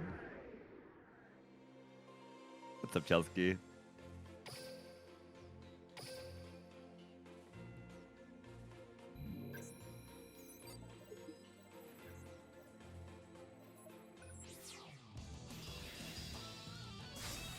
Oh, we know there's a Drowning Mirror Force in this build.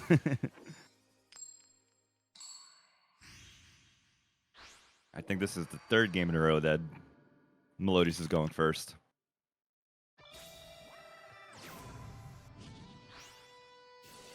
Ban Solar. Is Solar going to be the next free-to-play limited to 2 that's going to be on the chopping block?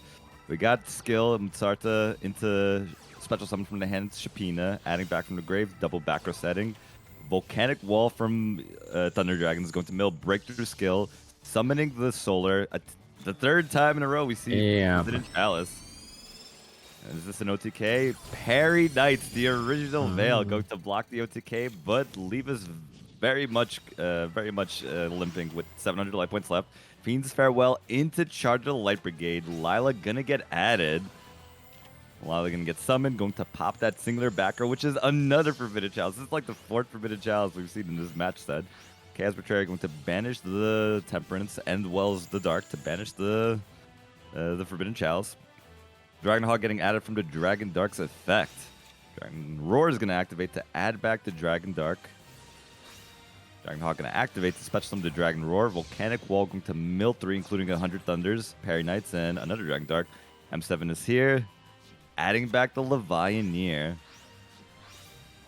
With 700 life points left, even with 1 monster left on the board, a score is terrifying. Popping the... Wow, that's a play. Popping Shiberta, or Shapina and Mtsarta, and then going into freaking Trish in defense mode, ending. We got Sonata putting in defense mode. Another Levy. Macro. All right. We got Dragonhawk with the mulligan potential. We got Dragon Dark adding the duo. This is this game. No third Chalice. Popping the bluff first movement. Not going for game. Not going for game. Was Volcanic Wall activated that turn? Ah, okay. That makes sense. So it was a no battle phase. Makes sense. All right. I think we're still activating Volcanic Wall every turn, popping both monsters. Like, this is the only thing they could do just to play through a potential score with 700 life points left. But at this point, yeah, 2 how life cards points? left. Yeah, how deck? Well, now we know for sure there's no more score, but Shapina is back, going to get some and add back to the Sonata. But that means there's a Drowning Mirror Force. This is a duel. Now we're threatening a score this time for reals. There it is. Playing the whole game around it. It was never there. He was waiting for that moment. Reaper gonna take it.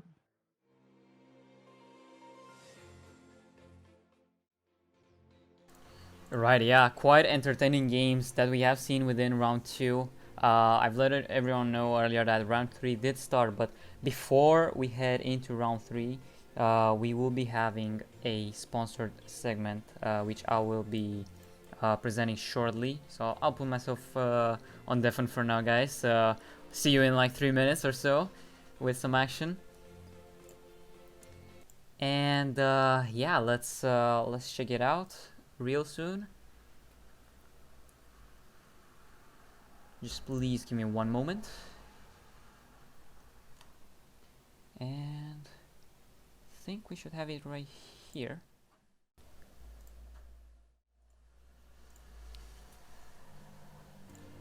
And with that, we will be resuming our our Teamworks related activities with the Trios Cup round 3 now.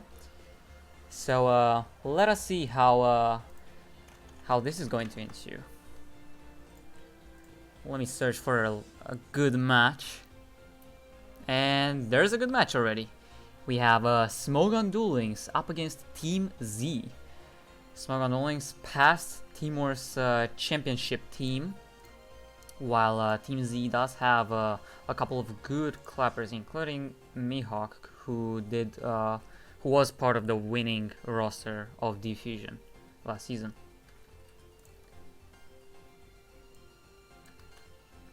Well, I for one am excited for that.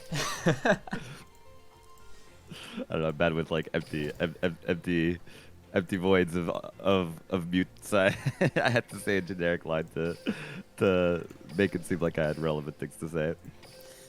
Definitely. All right, let's check Mihawk up against iMatchCard first. Back to you guys.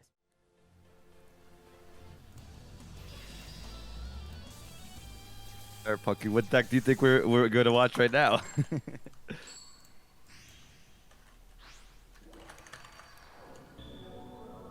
I, for one, think that we're gonna see something in regards to maybe harpies. Try it, Mirror, one time, baby. Please. Nope. The Oracle is here, popping both HHGs. Damn. Elgin Egotist gonna special them to Harpy Lady 1. Are you roaching? No, we're patriarching because that's the smart play. You know, Mango, it's quite dark. interesting that this Trimid player is playing Oracle. Yeah, and the fact that they summoned 2 Master, they use double summon to get 2 level 4s turn 1 just to get the Patriarch. That shows just the power level of Harpies. Definitely. Anyway, Chandler's always here, discarding to summon the Perfumer into Egotist, into...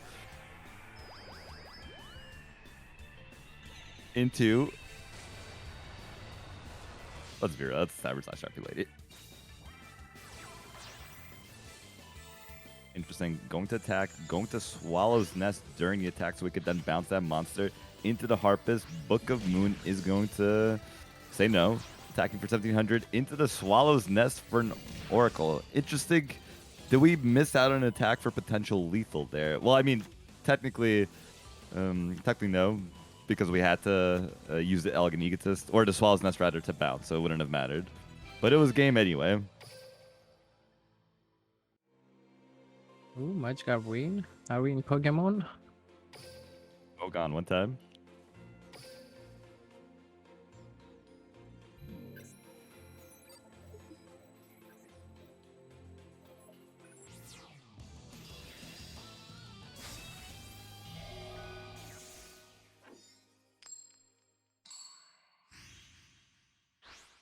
Lodius up top. We got Yamugi on the bottom.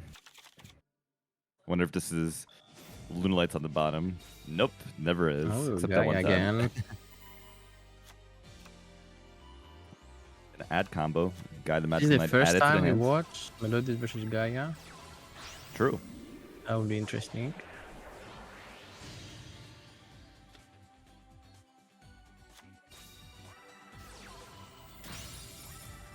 Got a Magical Knight in defense. Emma seeing the field spell, but no big push afterwards. Popping the score that was set face down into the Dragon's Mare. Summoning for I see you. Summoning for 2600, Oh, attacking, and into the chalice and damage step for yes. game.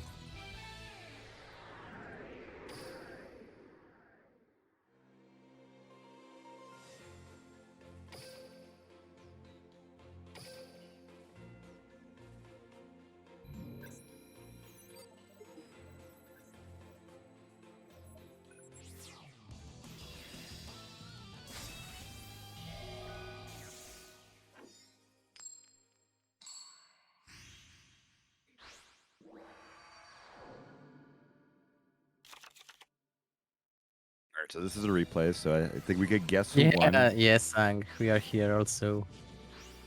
I'm everywhere. I'm coming for you. Hey, Pucky's back. Let's go, baby. Yep.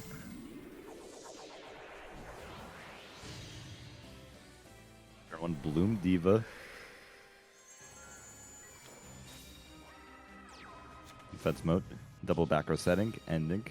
The Path of the Dragon's Knight. Going to play the field spell. Going to attempt to search. Revealing the Curse of Dragonfire. MST is going to say no to that. MST broken, please nerf. Setting a back row. Banishing the end phase, the Fiendish Chain. So now Melodious is going to set a back row. Attack for that big 1000. Passing. Attacking for 1500. And that is game. Ooh, yep. Win. That was some fast rounds. Yeah, who would win? A Magical Knight of Destruction and Glory, or one Mystical Boy?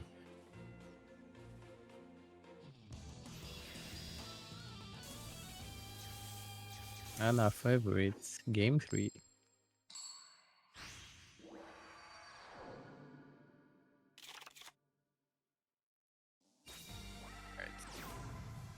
So which is truly the best deck? We got the Sonata, or Soprano, into the field skill to make the Matarta, special summoning the Soprano. That was Matarta, right? I'm not bugging. Yeah, I think it was Soprano. Or I think it was Matarta. Yeah. Into the Bloom Diva. Eccentric gonna pop the Singular back row, which is the broken MST. The field spell doesn't have to worry now. That was a very costly turn 1, but probably the most protected turn 1 Z Plus could have made in this situation. Dragon's Knight Pat gonna legally return to play the field spell.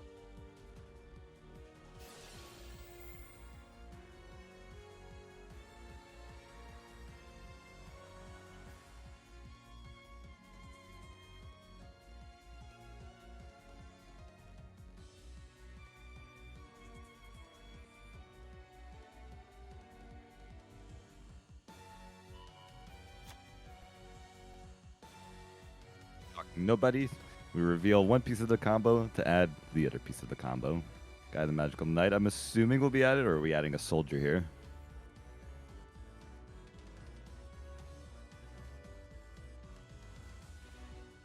Wide even defense? Probably just in case there's like a Forbidden Chalice or something.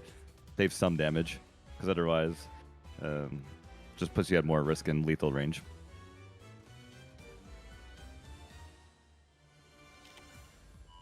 This level of play, we wouldn't imagine somebody attacking to an attack position. Blue Diva, unknowingly. Origin in hand. Was not expecting that one. Is Origin seeing more play now? Summoning, discarding the Curse of Dragonfire. Normal summon still not used.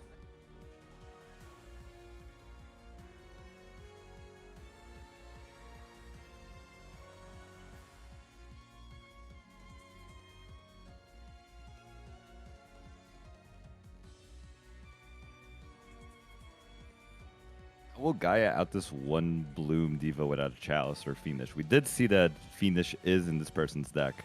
It was sniped from the Cosmic last duel. So that could be an out. So just ending on Origin Pass. Back to Z+.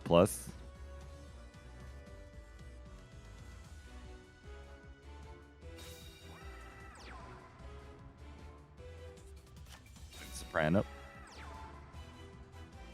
Setting a back row, putting the Bloom Diva in attack now.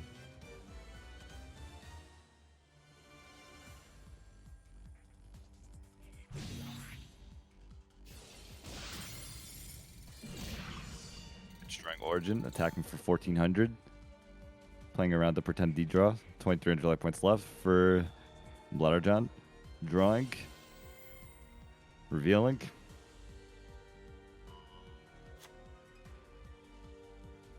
Got the Magical Knight in hand. And I attempt to search something alongside that. However, Cosmic Cyclone says no. Yeah, that destroys all the strategy. Said we do know that Gaia does have full combo, but can he do anything with that combo?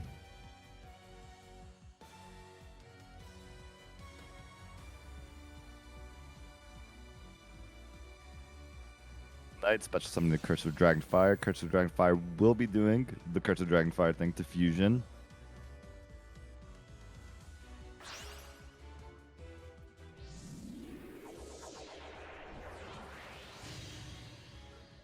No, Magical Knight arrives.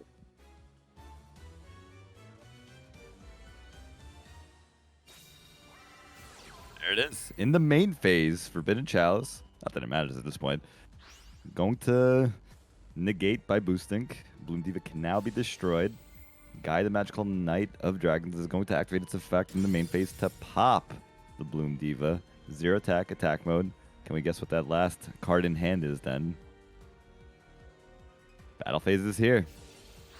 No, everybody forgets about the Origin because we don't care about the card in hand. Origin going to manage to return the Guy, the Magical Knight of Dragons to 2600, destroying, clearing the board, and boosting to 5200. Yeah, one card really. Yeah, it's looking Let's see, pretty really much like hard to Gaia's. counter that. Yeah, looking like Gaia's game now. Passing, no field spells, but I don't think Melodious is known to play Kite Roid or any hand traps besides the score. That's not a one-time easy. Actually true. Actually true. Let's see. Second Bloom Diva would Yep. probably be. He takes it like a man.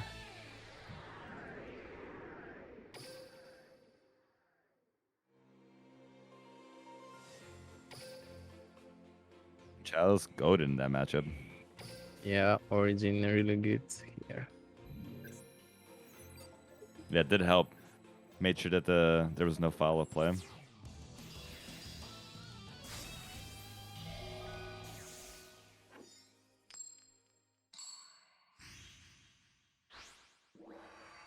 what do we got here? We got OG Little Yugi versus Jaden. Chandler. Another ties mirror match. Discard the Harpist, Perfumer, add Elegant Egotist into the Harpy Lady 1 before going into rank 4. The Patriarch is here. Another body on board so that we could target at our own body potentially to pop theirs. Harp is going to add the Perfumer in the end phase, setting it back row as well, and passing. Activating HHG from the hand. Normal summoning the Perfumer to search. Patriarch going to target our own Chandler to pop the rest of the Harpy Ladies. Rest is going to get added. Are we popping that back row? It's Hysteric Party, but it doesn't matter. Fast scoop.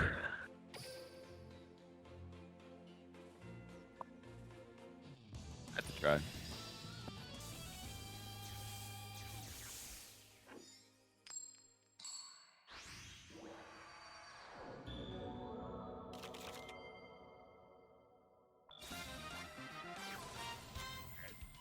Mihawk going first again, this time with Perfumer, adding the Feather Rest into the Elegant Egotist. Special summon the Harpy Lady 1 so we can go into the Patriarch one more time.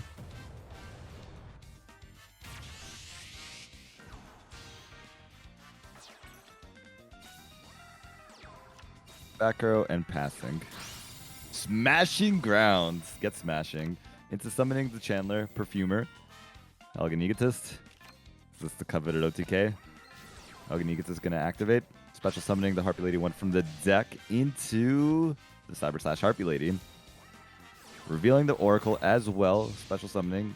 And we got ourselves payback. It's Patriarch, baby.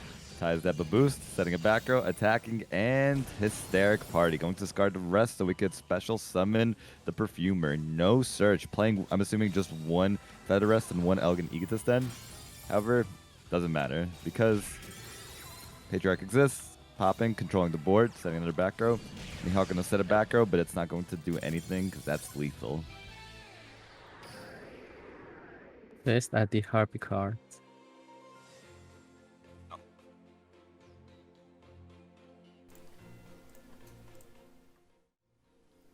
Alright, and with that, the match is finished. So we have witnessed Smuggle Duel Links winning at least 2 of the matches without counting any of the matches that Biosy and Tuni played. So we can move on to another duel. Oh, I already see another good one. Still on the first page, just to how do you say it? I didn't even notice that. Yeah. Wait, did they pop their? I didn't even notice that. I completely. Now I understand why you said what you did. I was like, what's the matter? You won, right? Right. He That's did acknowledge funny. it, to be fair. So I did that literally like 3 days ago. I get it the wrong. happens, but I guess it still was fine. Just 'cause BM per game. That's all. Exactly. You can call it that. Yeah. Playing around TTH. Playing around TTH. Playing Let's be around real. the DH.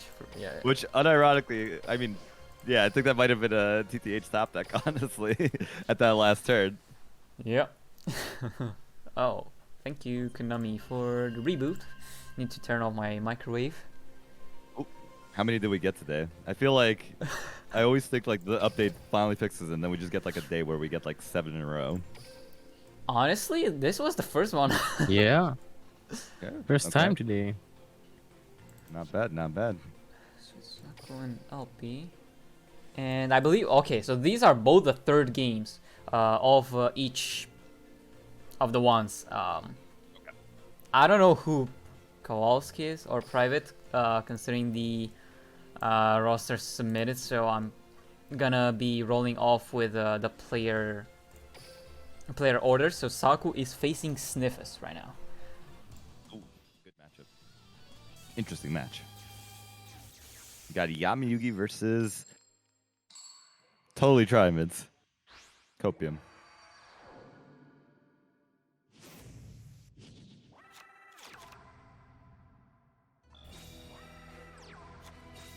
Full back row setting. No Possibly monster. trying to keep the HG alive. Into the MST, sniping that. Ooh, sniping the Book of Moon. Into normal summoning combo 1, but the Chalice says, you really should have sniped this. Attacking directly for 2k, bouncing back in the nothing because Forbidden Chalice still negates. And ending. HG going to pop itself, no back row set.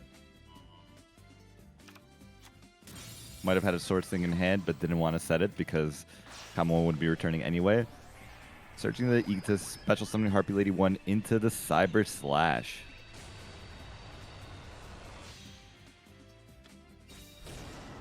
Going for game? No, we're just going to attack. We're going to set and pass. All right. Awkward situation. Set back arrow. D draw range intact as well. So it's just a passing game at this point. Perfumer with no search. Triple back row set into the Swallow's Nest in the end phase to summon the Oracle to try to possibly grab HHG. Mind Drain as well. And Cyber Slash going to bounce back that Oracle. All right. Trying to garner as much long-term advantage from this play as possible. Summoning or activating the Harpy's Hunting Ground. Gonna fed the rest to return 3 to add 2 or draw 2. Oracle Special Summon to trigger the HG to pop the Swords thing, which will bounce the Mind Drain. Ignoring the Mind Drain. Swallow's Nest going to get rid of the Oracle to special summon the Harpy Lady 1, popping the... There we go. Kydroid. There we go. Playing around D-Draw by having both Harpy Lady 1 and HHG, which means they had to use the Kite Droid. Setting a back row, which we know is probably Mind Drain. However, we can't activate Mind Drain because it requires 1,000 life points, so Yosenju kind of chilling now. Going to go ahead, bounce, and that is an OTK. Very nicely done. Threatening with D-Draw and just playing the control game as Yosenjus always do.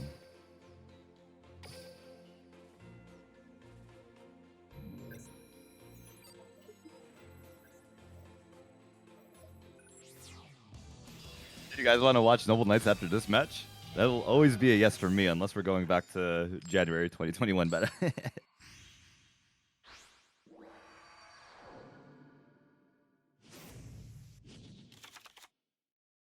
Oh, Melodies again versus Blue Eyes. Divine Rats.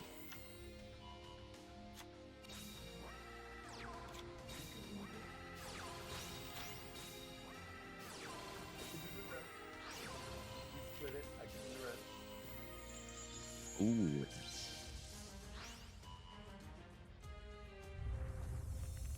Breakthrough, going to negate. Maybe try to force out the Blue Eyes, but they didn't summon the Blue Eyes because they had alternative to special summon Pop. And in the end phase, we have a Blue Eyes. So Breakthrough in the graveyard. Got 2 back row. Tribina gone now. But we got the Ostinato off the top of the deck, sending the Matsarta as well as the Sonata to make the Shiberta. Versus 1 back row set. Shiberta going to banish now. All 3 cards in the graveyard to boost. Into the Soprano. Karma Cut going to discard the Blue Eyes White Dragon to banish Shiberta, but Necrofusion says we banish our own cards. Banishing the Matsarta as well as the Sonata to make Bloom Diva. Attacking to get rid of the Sonata from the Dragon Spirit of White so we don't get lethal next turn.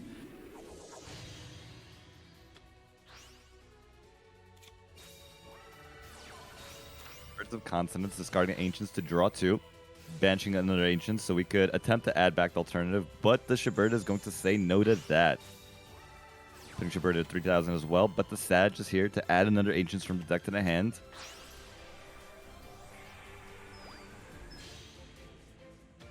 Dragons would be scary here. Synchro Summoning into the Spirit in defense mode. Second back row as well. Alright. Ooh, okay. Attempting to score, however, Divine Rat is going to negate that, but that's still going to result in a crash, so still very difficult situation. Azura is going to get threatened, or rather going to attempt to get protection from destruction. However, Breakthrough skill from turn 2 is going to be in the graveyard to negate. And phase though, Ancients is still going to be able to special summon. Adding back a Blue Eyes with the Ancients as well, and ending. Bloom Diva going to go ahead and pop. And now, wow, Melodia is just bullying at this point. Sag not going to be able to be destroyed because of the fact that it's not special summoned. Putting the Soprano in defense mode. Imagine Sag stall, but 3 cards left in the deck. Only so much we could stall. Summoning the score so we could fusion into another Shiberta. Is this the 3rd Shiberta now? Necrofusion in the end phase, going to banish, and Bloom Prima is here for the OTK. It honestly looked like Blue Eyes had the advantage there, but Bloom Diva is just a bully. Good game all around.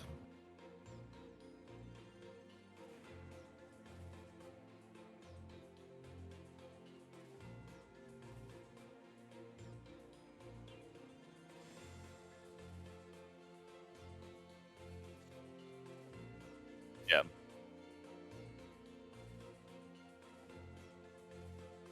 Yeah.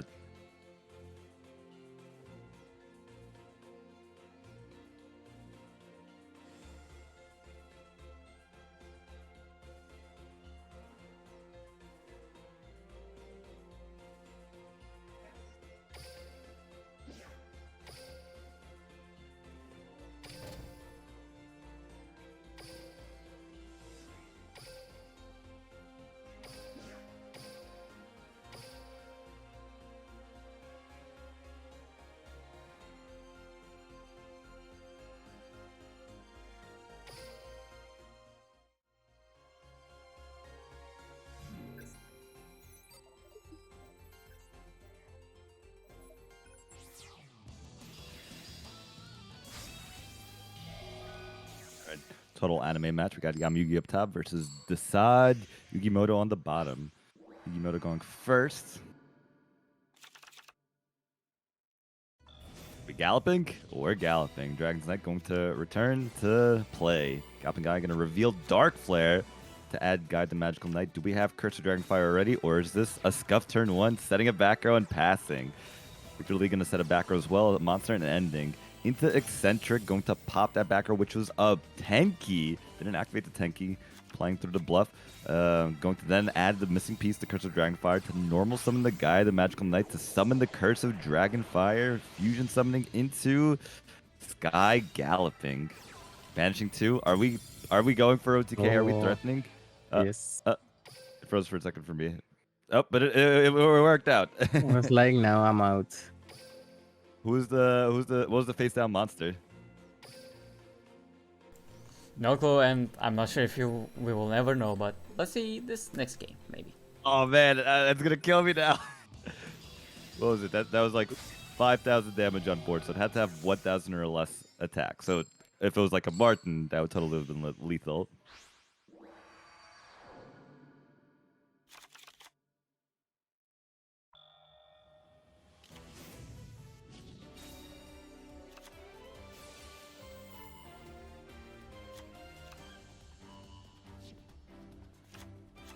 Totally back. Apologize if I was lagging like crazy.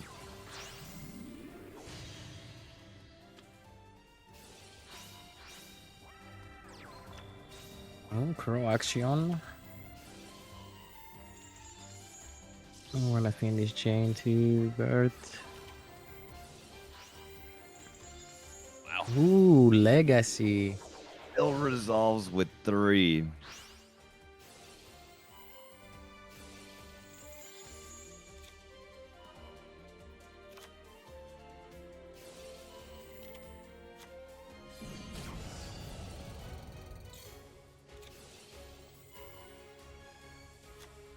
Was it? I wonder if it was worth summoning that Martin, because now that does give Guy the Magical Knight a potential way to boost to 5,200. Second Light Fusion. Soldier Gaia. Interesting. Going summon defense to maybe wanted to try to force the Saber Dancer to be used as material as well, but had 2 Lunalights in the hand to make Cat Dancer. And this is game. Yes, nothing else to do. Yeah, I guess at that point, just sending it wouldn't have mattered because Crimson Fox would have just reduced the attack to 0, so I had to tag out there.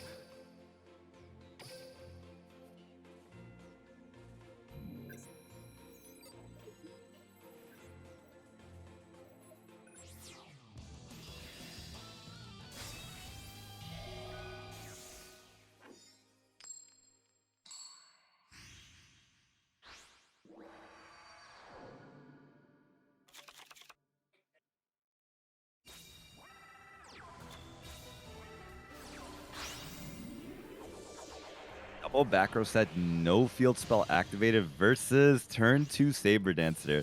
Any floodgates in the chat? Nope. Martin gonna add Lunalight Fusion from deck to the hand, attacking for that 3,600 and passing. There's the Dragon's Knight returning to play. Dragon's Knight going to reveal the Curse of Dragonfire to add the Gaia the Magical Knight from the deck to the hand.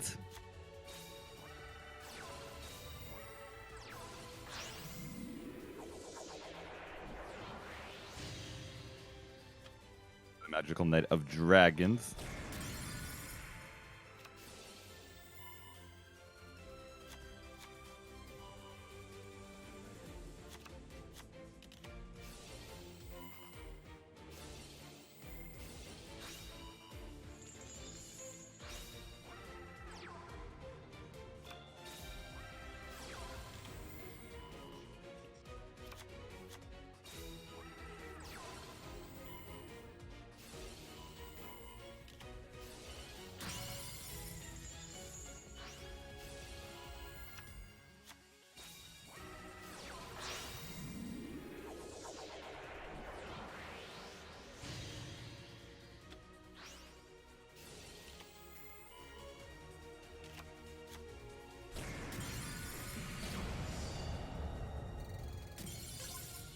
Hello. I'm testing real quick.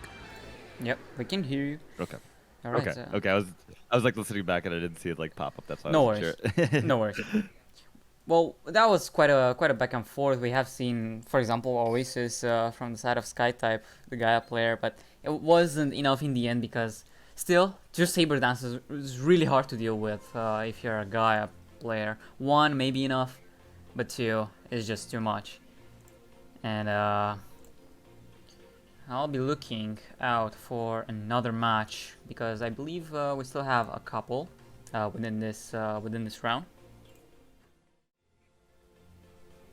So let us see what we got still left on the table. If not, maybe if any of the players within the chat would like to, if they had an amazing game, something like that, maybe we can also watch that. Make sure to not be completely sacking your opponent as well within that game. Make sure it's a little back and forth. It's always lovely to see that kind of action.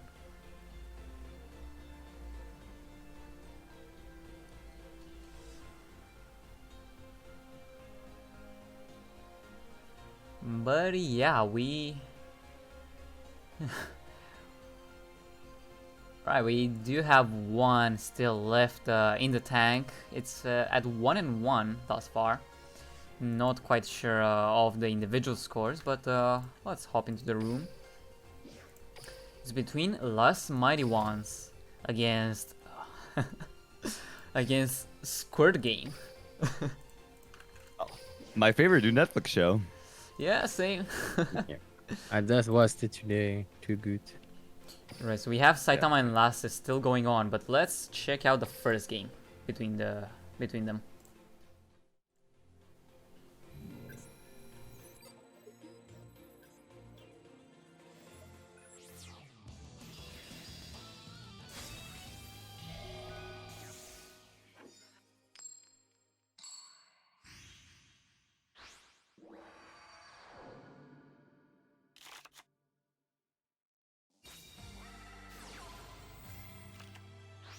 More melodious. Is this the Noble Knight match we were told about before? We got Soprano into the skill to make Shapino so we could add it back to the hand so we could then normal summon it, because it was summoned previously off of first movement. Into Shiberta. Shiberta could kind of actually bully Noble Knights if this is Noble Knights. Double back row setting and ending. Book of Moon going to flip down to Shiberta. Normal summoning Boris, going to activate the Destiny onto it. Going to attempt to resolve, excavating 3, 2 until Noble Arms, as well as the Arfidurf, milling 1 until, as well as the Arf. Into Glory of the Noble Knights to play another Arfidurf from the deck, popping one of the face downs, which is the Shiberta, destroying it, attacking directly for 1200 and ending. One of the face downs on the opponent's turn was a bluff first movement, special summoning the Soprano. They're going to attack into Boris, but it's not going to be destroyed because of Destiny. And face summoning off of the trap, the Midrot, as well as activating the trap face down to get into the graveyard. Going to pop the back row, another first movement. Going to summon Merlin into Dristan. Dristan going to get equipped to pop the Sonata. Got ourselves a rank 4. Making Artorigus, or Foragus, they say. We smell a... It was not a drowning because there was a delay, so we got ourselves Necrofusion.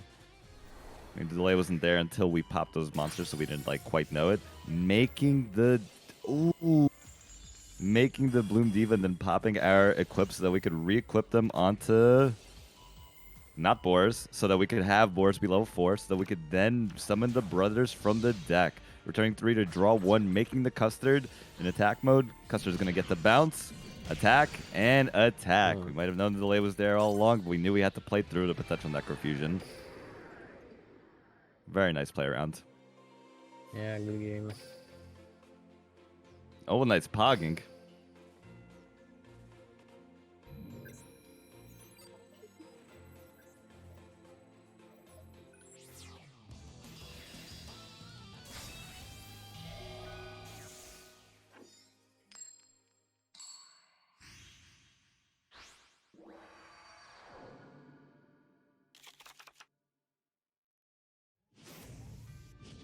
Noble Knight's going first this time. Do we have the coveted full combo? No combo. Triple back row set and pass.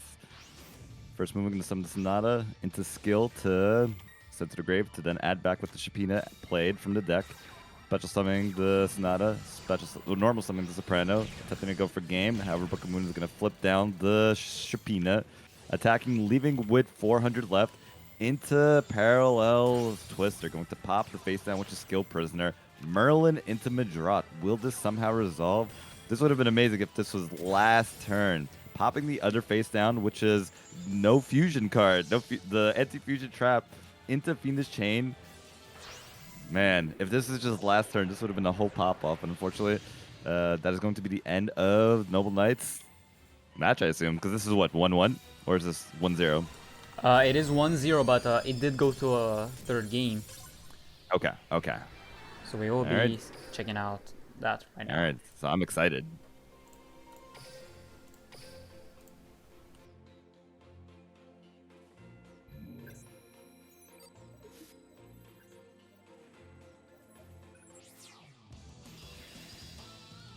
I think that duel is the perfect reminder as to why Noble Knights are still not tiered.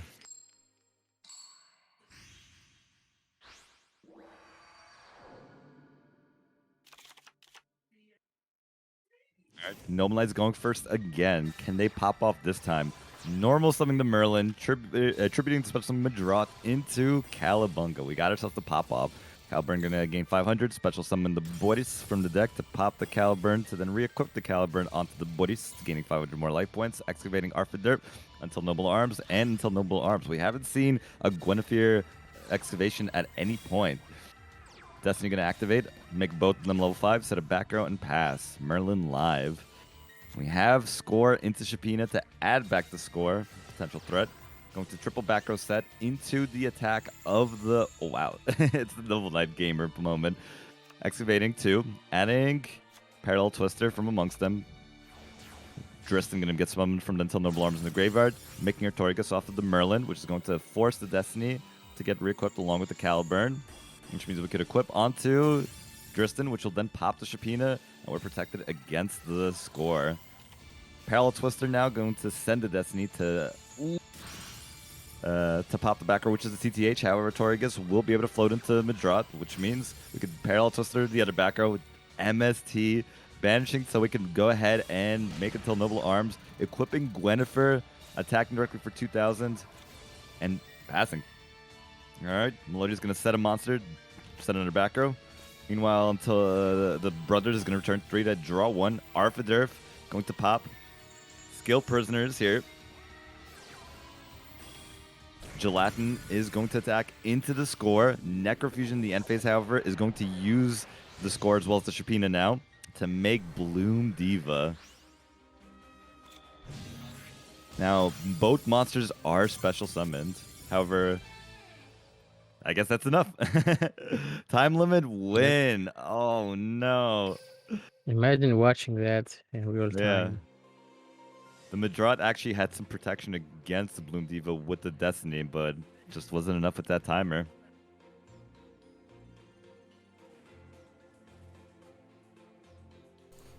So with that, maybe we can watch another game from within this match room. I believe we only have one game still remaining within the whole bracket. So maybe do we have another 3-gamer? Yeah, we don't. So the other 2 games are 2-0. So maybe we can... I don't know, guys. How do you want to go about this? Do we watch both games? Do we watch the last game only? To not be, you know, spoiled, maybe? On the results? Just get an idea what they're playing. What did you say, Puggy? You can watch both games. Alright. You can watch from the start to see what happens. Sounds great. Let's go with Frost and Snack first.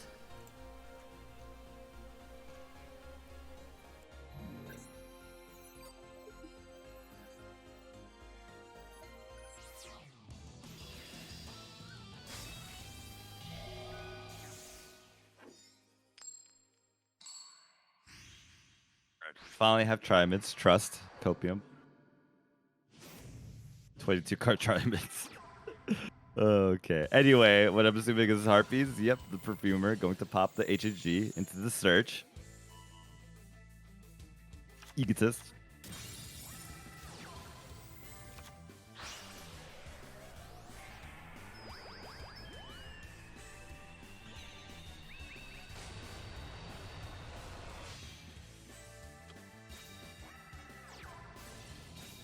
Cyber Slash, setting a back row. Oracle going to summon defense mode, add back in the end phase the Harpy's Hunting Ground. Frost going to go ahead, going to Tenki. Successfully adding the Kama 1. Normal summoning the Kama 2 to get skilled via Breakthrough. However, going to be chaining to bounce the Oracle so we could recycle it later. Kama 2 will not be destroying Oracle now, and also will not be returning back to the end phase. So now, back to Harpy's going to summon back the Oracle to add back in the end phase. HHG going to activate so that we could then bounce back to Kama 2, going for lethal here. Harpy Lady 1 going to pop the Tenki. Mm. Veil going to protect. Going to attack into the attack position. Veil at this point have to. But also, that means that there's another hand trap. And Kite Droid going to protect. End phase Ikta is going to add back to the hand. He draws here. The MST is going to pop. Swallow's Nest going to respond. And Cyber Slash is going to bounce Oracle. Special summoning another Oracle so we can add back in the end phase while popping the HHG. Kama 2 going to summon. Kama 1 going to summon. This is Utopia Ray range, by the way. And that is a Utopia. GG. Another Yosenju. Should we not have attacked with the Cyber Slash first to not put them in an Utopia Ray range?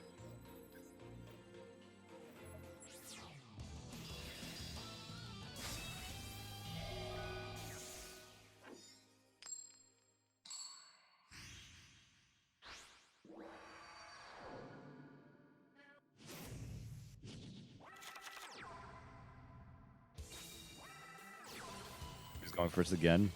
Oracle this time. Gonna add back that HG potentially. Swallow's Nest going to allow in full combo. Chandler gonna discard the Harpy Lady special summon Perfumer. Adding Feather Rest from the deck to the hand. Synchro summoning.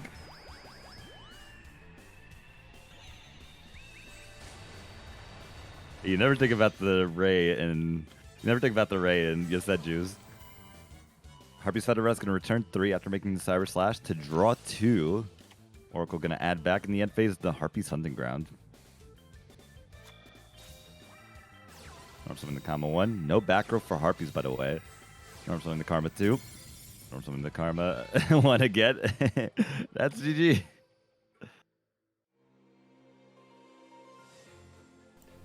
Right, and maybe this way we can actually move on to the very last match from within this round that is still going on. So we'll be switching on to that.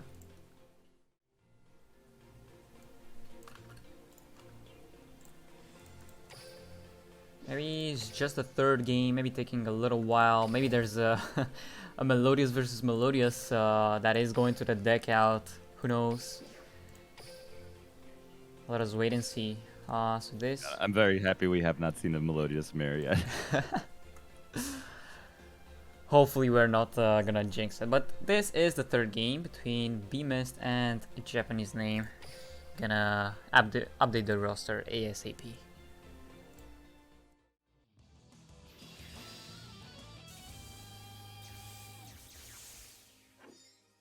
Speaking of tier 1, we have more Harpies. Imagine this time it's actually the tournaments. Let's see. Looks like Harpies. Hunting Ground going to be activated. Going second versus Yugi. Magnetic Field. We're brawling. As we normal summon the Gambit to special summon the Beta to add Alpha, the Magnetic Warrior, Electromagnetic Warrior from deck to the hand, and passing. Alright. Meanwhile, Chandler going to pop the Field Spell. Was it worth playing the Field Spell in this situation, knowing that you're probably not facing Chimans in this situation? Especially since the deck size was 1, 2, 3, 1 to 3. It was big. Well, I think it was a 20 card deck, but it doesn't matter. Anyway, Cyber Slash is here. After doing the full Chandler combo, special summon the Harpy Lady 1 into the Oracle. Going to go ahead and add back in the end phase, making the Roach. That's Attack into the Gamma. Yeah. Can negate the summon of Berserkion. However, Berserkion's the only monster there, can still float. Clearing the field. Oracle going to add back in the end phase the HHG. Yeah, unfortunately, that using the field spell there was just basically just a loss of a resource. But I guess they had to just like that they had more. Alpha into Berserkion, into special summoning with the magnetic field, the beta, so we can make Organic. Detaching to negate the Roach to banish 3 to summon Berserkion. Forbidden Lance. So we could trigger to bounce back to Berserkion. Organic is here to destroy the Roach and pass. HHG, man, that magnetic field is not going to ever stay. Going to attempt to bounce the Organic with the Cyber Slash. However, Organic will negate and reduce. Normal summoning Perfumer. Perfumer going to pop. Or, well, HHG going to pop. Meanwhile, Perfumer going to add the Harpy's Feather Rest. 200 attack. Cyber Slash broken. 500 attack now. Let's go. 300 attack, Sag. Summon the Harpy Lady 1 into the Feather's Rest. Gonna return 3 to draw 2. Synchro summoning. Attacking to Gorgonic, poking, checking for any hand trap delays potentially, and ending. Gamma with no additional summon, setting a back row. Perfumer going to summon with no search, going to tag into the Delta in attack mode, which will tank the attack of the Perfumer. D-draw triggered, and Phoenix Chain is going to say D-draw is here. Berserkion is here, Phoenix Chain on the other side is going to negate into the Cyber Slash bounce. All right. Any other way of banishing 3 electromagnetics? A flexing the Book of Moon. Yeah. And Harpies take it.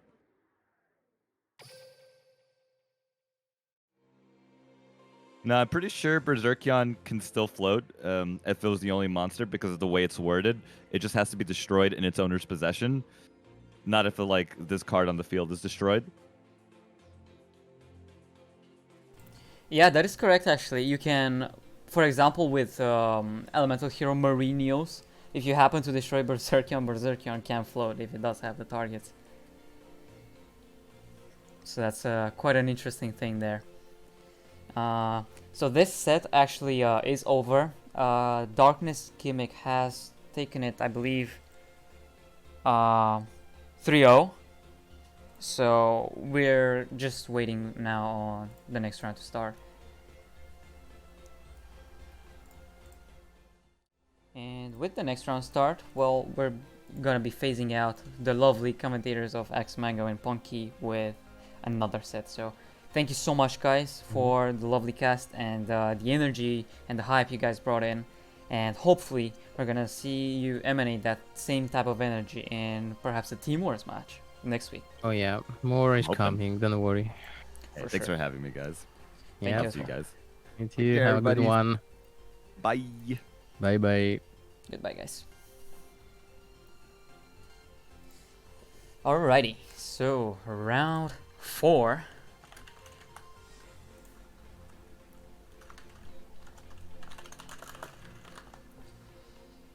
Thanks, Hazy, for being a mega beast. That is. Oh, Red Love, what up? What is up? Happy birthday to you. Happy birthday to you. Happy birthday, Mr. Red Love. Happy birthday to you. It is my birthday. I'm happy to be here. I'm trying to wake Stevie up, but he's definitely sleeping. So yeah. Oh The man. Trios Cup is fun. I'm excited to be cast in here. Last 2 rounds of Swiss should be fun to see who's getting to the top 32 and stuff. I love Definitely. 3v3 tours. Right, we have so many good games already right off the bat. I can see just the second game, the previously spectated SEA, which we have seen Trimeds and Megalith coming from 2 of the members up against rookies. So the rookies from Team Wars. And another one that we are seeing currently is Kek Wings, the team composed with 3D, Ohimi, and Mutki up against Victory Gaming. So there's a lot of cool matches. You can even pick which one you want if you have the bracket up on. Let's watch Trip Gaming. That's what everybody wants to see.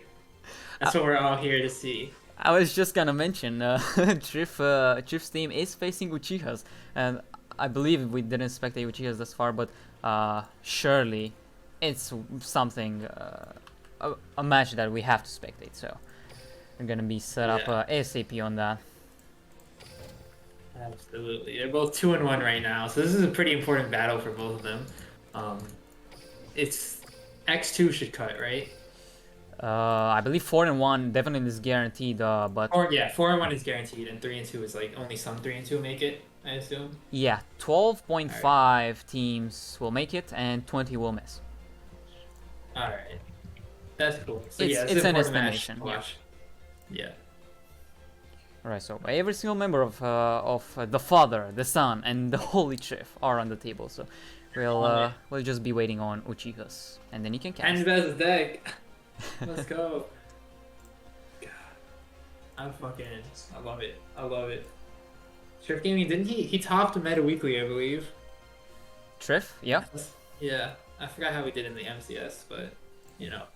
I believe not so cool. I did watch on his own stream the first 3 rounds. I believe he did go 1 and 2, but afterwards Yeah. not much.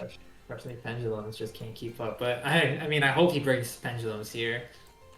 Have we seen him before? If he brought it or not? We did spectate him once, and he did go to with his safe and trusty Gaia. Oh, Gaia! Wow, he's betrayed the Pendulums. Well, he did learn it the hard way, I suppose. In the MCS Yeah. he played Gaia. I'm pretty sure, right? Trick Gaming saying it's a free win versus Yushi Shots. Wow. He doesn't know. He doesn't know how good Yushi Shots is. What's their record in Team Wars now? Let me check. They're pretty good. Urshiara or Uchihas as a whole? Ushishas as a whole, 6-1 in Team Wars. He's not Yep. ready. Yeah, I believe they are the second best seeded team, just behind Pharaohs and just above Sensei. I believe there's no other 6-1 team, or better. Yeah. I'm looking at the standings. They are the only 6-1 team other than Sensei. Everything else is either 5-2 or undefeated Pharaohs. Check out the chat, Relop. We got this. Let's see. It's Trip saying he's winning it for them. All right, we'll see. Let's go. Get a little to the name. We will be having Triff's game up against Good Loser. It's Good Loser on the top and Triff on the bottom. You have it from now on, Relop. All right, guys. You know me, I'm an expert caster. I know what all these cards do. Be watching here. Yeah, Dragon Knight's Path. Expected by everyone. Obviously. See, Galloping Gaia. The field spell coming out.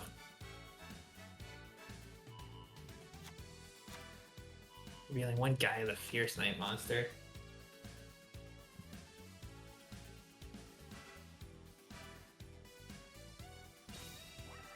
You're just gonna be waiting here. And Gaia, the Magical Knight coming out. Getting Curse of Dragonfire, whatever its name is. Yeah, it is Curse of Dragonfire. So good. I know what this deck does. It makes big monsters, it pierces things, it does damage. Gaia, the Magical Knight of Dragons, coming in. Setting 1.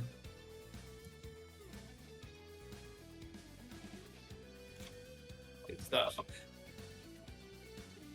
Triff would beat the 3 Yushi Shots to be his last man standing. Would it?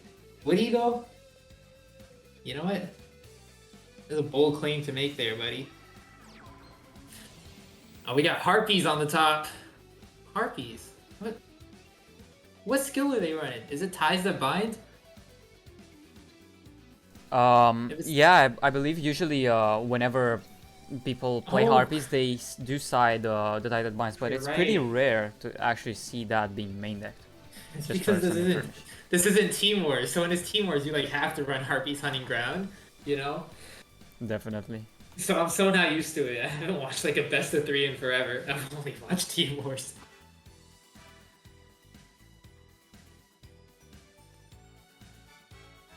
Yeah, alright, that makes sense. Ties to the Binds. Probably has a sided in. I think you do want to bring in Harpies Hunting Ground in the side.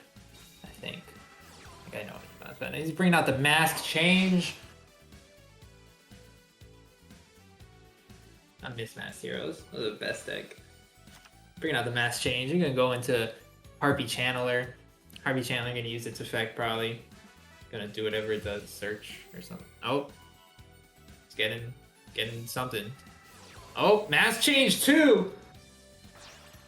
The second Mask Change coming out.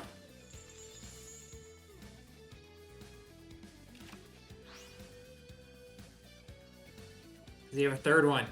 It can't even get lethal. He's special summoning another Harpy Channeler. See, let's see what he has in his hand. See if he can make any plays off of this. Book of Moon! Wow. Triff opening the nuts. Mass Change 3! The third one! There's no way! Mass Change 3 coming out for the third Chandler! The Chandler's finally gonna get his effect off. Gonna discard the Harpy, draw a card, whatever. I'm gonna special summon Harpy Oracle. This dude had 3 mass change! You can go for the Synchro Summon, I'm gonna summon Cyber Slash Harpy Lady. That's fucking crazy. 3 mass change. Damn, I thought Trip opened the nuts. This dude opened triple mass change. He's getting his Harpy Feather Rest back in hand. He definitely got 3 Harpies in the grave. He's gonna draw a bunch. And he can make that a Pot of Greed next turn. Galloping Guy, I'm gonna use its field spell effect, gonna reveal 1 dragon type monster. Returning the Dark Flare Dragon, or not returning, but just revealing the Dark Flare Dragon. And searching for a Gaia. Gaia the Magical Knight. Oh! It's a pendulum! Oh! We got a pendulum coming up.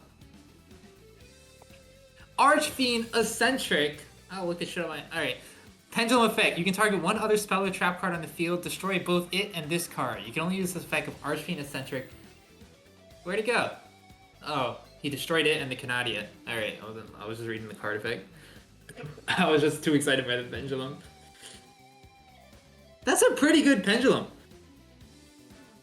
That's like, I mean, that's a pretty good pendulum effect, honestly. Yeah, to add on to that, it's especially good in Gaia because, well, you have to return a monster with the skill, so Yeah, it's exactly. perfect That's pretty combination. Good. Yeah, that's pretty good. You know, I knew he couldn't live without his pendulum. Leave me alone, Taha. Alright? I don't know what any of these cards do. I did just read it for the first time. This is the first time I've read this card, guys. I just saw the pendulum. I was like, woo! I casted Team Wars last week, and there was no pendulums in the whole war. Did I? Yeah. So. Yeah, oh shit. We got Synchro monsters. I cannot believe it. We got fusion monsters in this game? That's crazy. I didn't even think we would get this.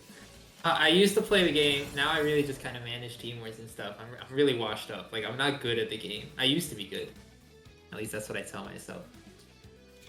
I still like watching the game, but I do miss out on a lot of the good stuff.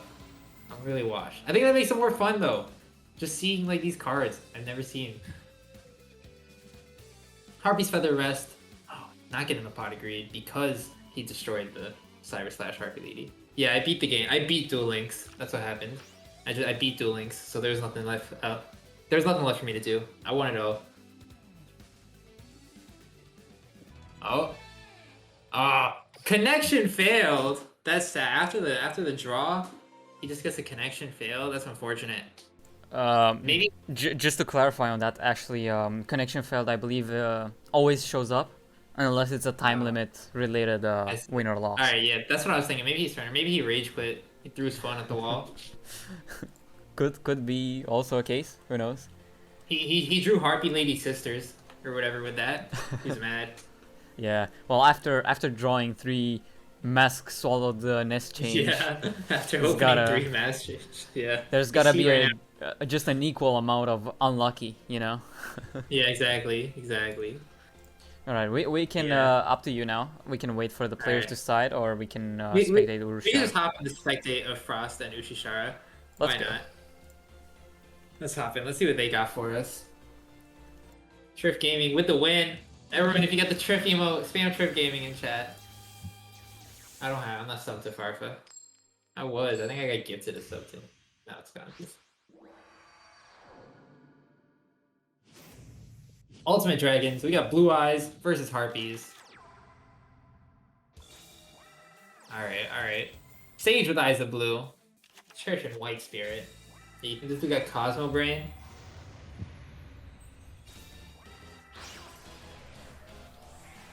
I miss Cosmo Brain. Cosmo Brain, and then you would like summon Destructotron, and you would pay like 1 billion life points and nuke their back row, and you tribute Destructotron. Those were the good old days. You guys wouldn't get it. Okay, boomer. Yeah, Harvey, he's going in. He's got the mass change. He's got the elegant egotist. He's gonna get a Harpy slash lady, Cyber slash lady, whatever. Harpy Oracle. It's crazy. Both these decks have been like staple Duel Links decks since the beginning. Harpies were OP in the beginning. Blue Eyes were OP in the beginning, and now they're back. Which is pretty cool.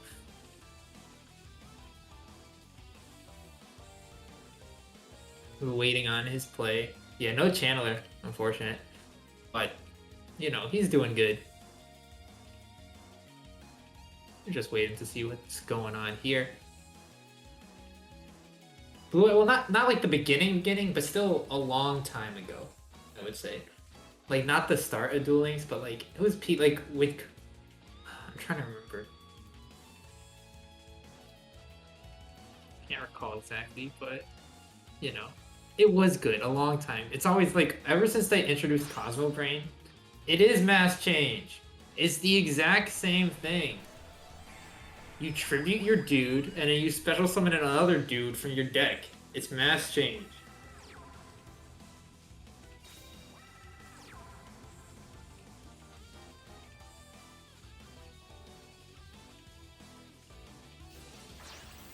I'll see how you can... I call it mass change, because Masked Hero is best deck. Yeah, it's mass change for birds. That's exactly what it is.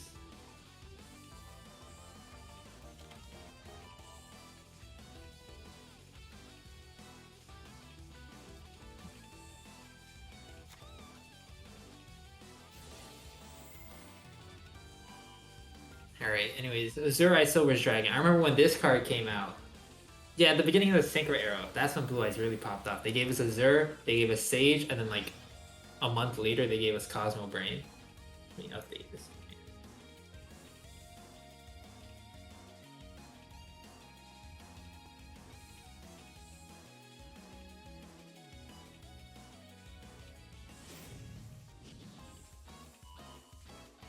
Alright, revealing the Blue Eyes. Alright, come on, bro. 5-headed dragon, right here. This is what we need. He sets the poly. Look at him making a big break play. He's checking the timer. You wouldn't know about the timer. Checking the timer, trying to see what that card is. He set the poly. He knows what's up.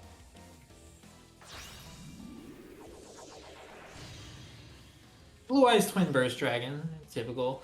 You're gonna come in, gonna swing. Well, NSAC, this isn't Team Wars, this is just the Trios Cup, so this is just a team they made solely to play in this tournament. It's not actually a Team Wars team. Yo, my boy Alex, MB, how you doing? Good. Forbidden Lance coming in onto his own dude, so that way Harpy Lady can use its effect and then destroy this Burst Dragon, right? Yep, or bounce it, but same thing. That's pretty good for him, getting that Burst Dragon, burning a poly. It's a lot of minus resources for him at the cost of just one Forbidden Lance. The Father, the Son, and the Holy Trif. Yes, the Holy Trifity. Frost winning it, scooping it up. Frost, wow, they're both off 1-0. I guess we can just hop right into Trif Gaming again, right? Everyone wants to see that. That's what we're here for. Yeah, it is their game too, right? Yeah, it is their game too. All right, figure it in like speed run. He's sticking with the ties that bind. I see. Destroy, spin, bounce, and get it off the field. That's what counts. You know? Yo. Hold up. Stevie just messaged me. In line. You're in line for what, Stevie?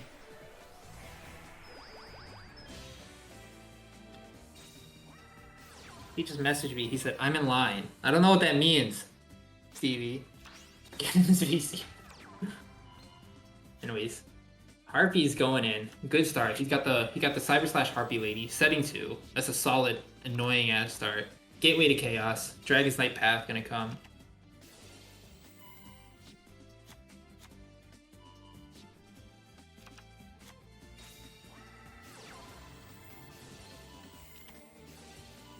Gaia best deck at the fan. Listen to the Gaia Pendulum mix up. Look, you got the Archfiend Eccentric coming in. You got the pens.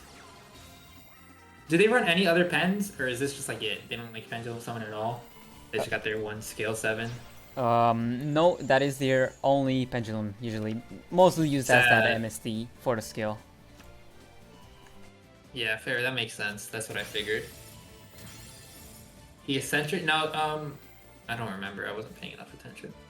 Shrift getting outplayed. He did MST. Listen, man. You think I know what the optimal plays are? Everyone loves watching TCG tubers come into Duel Links, seeing how they play. When was the last time someone? I remember DZ playing Spellbooks. Do you remember that, Serenity? When DZ tried to play Spellbooks and he couldn't play it well? I remember. Anyway, this is lethal from the Harpy player. It is! Alright, so we're going to the game 3 between Triff Gaming and Good Loser.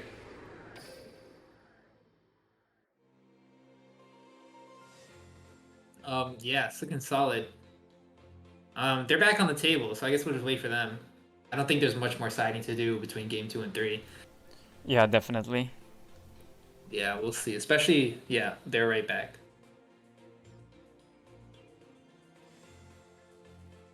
I remember that, Serenity. The good old days.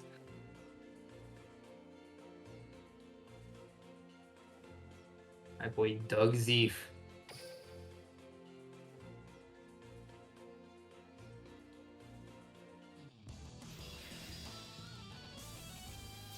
Alright, so just before this game starts, we do have some more confirmation on the outcome of Ghost and ZDH Gaming.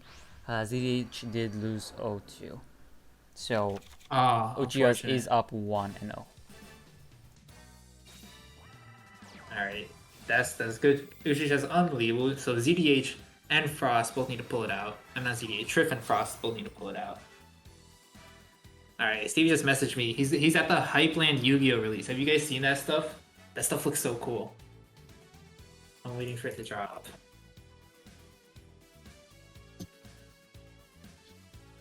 Send a link in chat, because that stuff looks so fire. I cannot wait to buy some. Stevie said he's going in person because they have a store in LA that he's going to. So good for him. I'm excited for that. I'm gonna waste all my money on that stuff. Check it, they got some great Yu-Gi-Oh merch that I cannot wait for.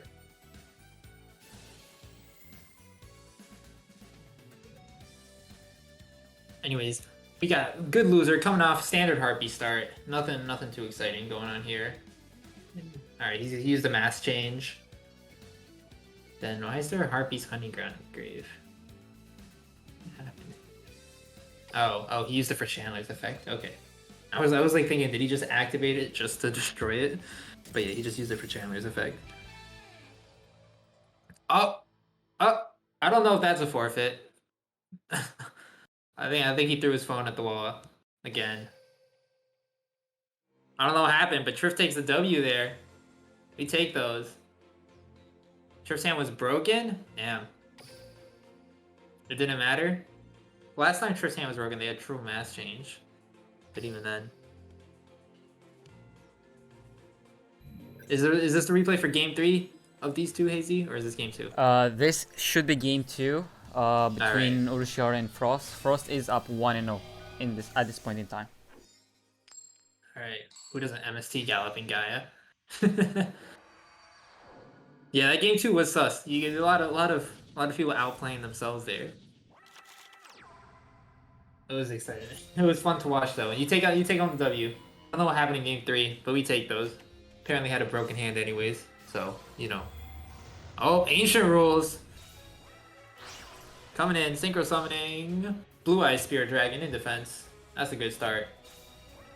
Game 3 hand was insane. Yeah, ZDH said so. 2 MST and Gaia combo. Okay, yeah, that would have torn him apart. Let's see, Harpy destroying himself. Elegant Egotist. 2 Harpies. Mass change coming in. They get the Chandler. Chandler gonna discard the Oracle to summon an Oracle. Cyber / Harpy Lady. I think Triff Gaming, of all the TCG YouTubers to come into Duel Links, I think Triff has done the best so far, to my recollection. He's done the best out of all of them. And also with the most excitement, right? Yeah, with pendulums, everyone's excited for pendulums. Even if you only get 3 spell and trap zones, you know. I think Yubel, I think those things are gone. I think you gotta wait for the event to come back or something. Oh, tickets. Yeah, you can use your UR tickets. Or bro. also farming them from the gate. Rishara Oh, lost. and Frostwinds. Yeah, listen. If you want, you can use your Dream UR ticket to get Yubel Ultimate Nightmare. It's very worth it. I would use my UR ticket on that, honestly. Well, have you tried your Dream ticket? You know, Better not. use your Dream ticket and Better it'll be not. there. I used my Dream ticket on fucking Axe Raider on stream. I think it was a Team Wars stream too. We were waiting between matches. I blew my Dream ticket on Axe Raider.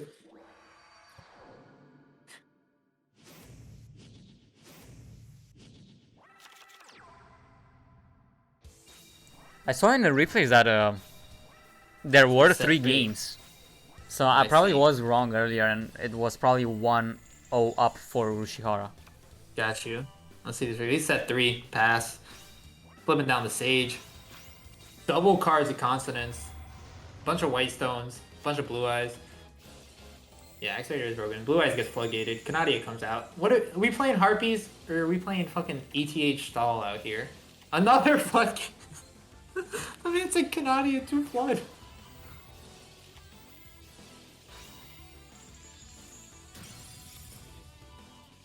I would use the Dream ticket. Especially if you can get a prismatic one. I don't know if they have prismatic Dream tickets, actually.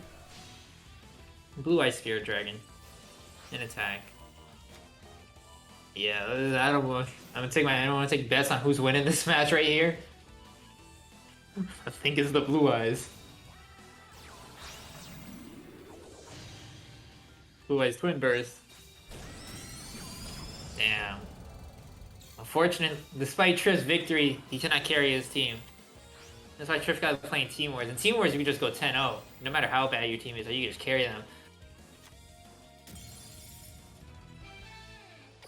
And Uchichara wins. Uchichara's going up to 3-1. Triff Gaming going down to 2-2. The father, the son, and the holy Triff. 2-2.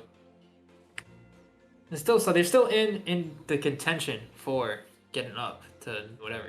Getting into top cut. Let me check out the dashboard. Let me see if we got anything good here. Oh my god. Yeah, alright, so in the meantime, if either you want to search for another game or if I Yeah. can also do that. I did mention earlier the Kick W Wings or Kick Wings. Versus Victory Gaming. Yes, of course. I was looking. Everyone wants to see Victory Gaming. We're watching all the fan favorites here. Let's watch that. Yeah, for sure. Let's go. Right, we got the room. It's currently 1-1, so we should be pretty close to the deciding duel right now. Yeah. Both teams as well, 3-0. So Oh. whoever wins this is guaranteed to be in. And oh well, it's Victor League up against 3D. But Oh first, my we are God. gonna watch the first game between these two. 3D Alright. Victor League. 3D's been around for a while. Oh no, reboot. Frick. That's the second time this whole stream, and it's been 3 I had a hours. reboot. I had a reboot the second time the second I opened Duel Links. I downloaded the update because I was checking the room timer thing, and it just hit me with a reboot, and I was like, oh my god, are you serious? Well, that's unfortunate. Thankfully, nothing blew up in this time, but finally we can see. the next Alright, we'll time. watch the replay, see what decks they got, and then they're in game 2 right now. We'll watch game 1 real quick. Victor Lee rocking his gold icon. We got TG at the bottom.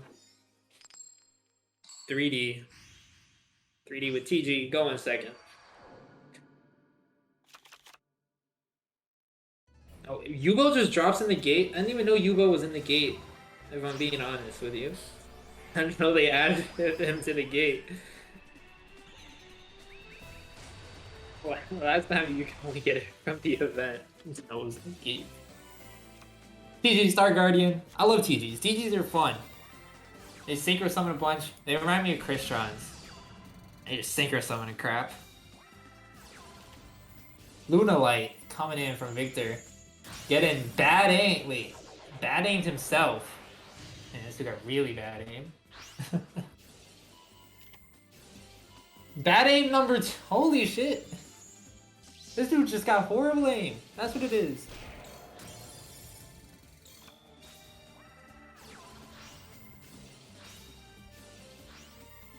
Miscellaneousaurus. Raiden coming in.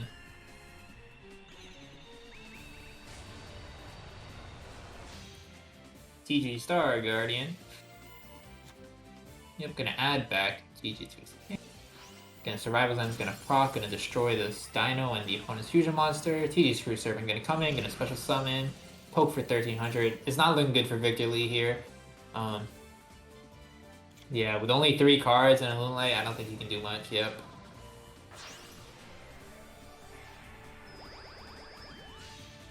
Cyber Slash, Harpy Lady. What the fuck? I was very confused to see Cyber Slash Harpy Lady come out, but I mean, I guess you want to summon a level 8, you can summon a level 8. It's got a pretty good effect. As you can see, its effects coming into handy right here. Going to be able to destroy. Is that going to negate the fusion? No, it's not. Because Luna can use stuff from the deck. Or whatever. Right, but because it returned itself, now they cannot use the material from the deck or the extra deck. And that's exactly what happened there with Victor Lee being forced to summon the Cat Dancer. Back to you. Exactly. Yeah, bringing in the Morella to mill this Rival's End. I remember when that deck was cool. Dinos, Ancient Gear. That was a flip meta. Ancient Gear was a fun meta. I'll tell you that right now.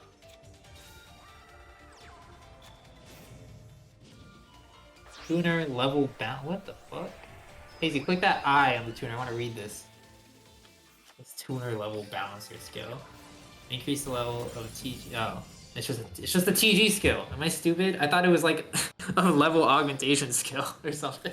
Just by feeding the name. Some way, somehow, it does behave like that. Also, who just won? 3D, right? Yeah, 3D just won. Okay, so this is game 2 right now. Yeah, TG. This skill basically says that you can increase or decrease the level of any TG monster you control. If you do so on a synchro monster that is a TG, you can do it again starting next turn. So it's just a little level augmentation, you could say, or a reduction. Yeah, I mean, Konami just likes putting in all their anime skills now. That's all. Definitely. TG Booster Raptor coming in, doing little TG plays. These TGs got too much words on them for me to read, but I know what they do for the most part. They like to mess with the graveyard. They like to synchro summon. TG Screw Serpent gonna be able to revive. Nope, gonna get DD Crow. I forgot that card's in this game. Oh my god, DD Crow's lit. I think to get 4, you just have to beat level 30 first. Little Light Crimson Fox, Emerald Bird, gonna fused, gonna activate their effects in the graveyard. Turn D draw into an anime skill. Yeah. Imagine. Vanilla Gaia. Imagine that's how they chose to nerf the Gaia skill. You have to run Vanilla Gaia. I could totally see them doing that.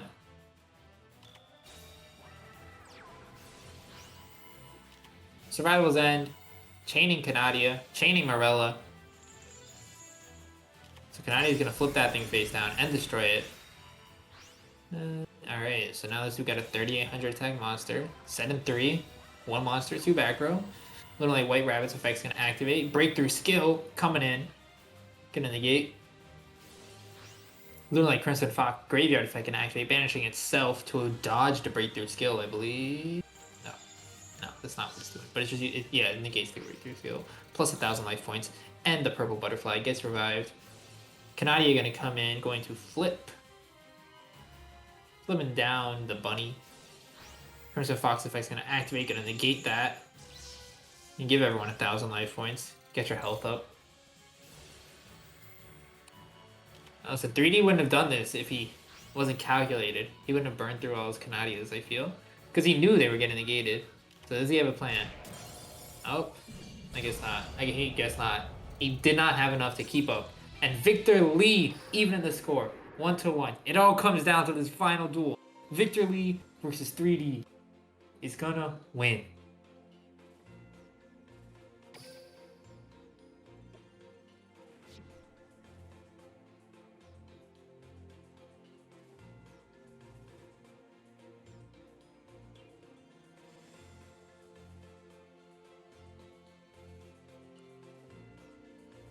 See this exciting matchup. Who you guys got? Who is your money on? We'll just wait and see. It's been both have been pretty close duels so far. We'll see who takes it in this game 3.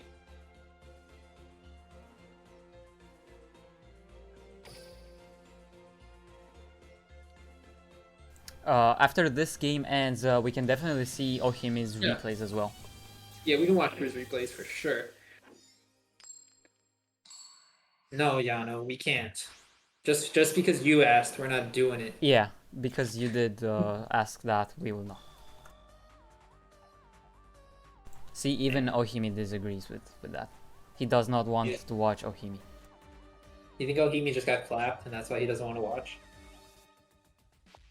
That's what I'm betting. Ohimi just got absolutely bodied, embarrassed. Okay, so we're gonna wait on Victor Lee to make his move. I'm gonna wait here for Gaia to do its thing.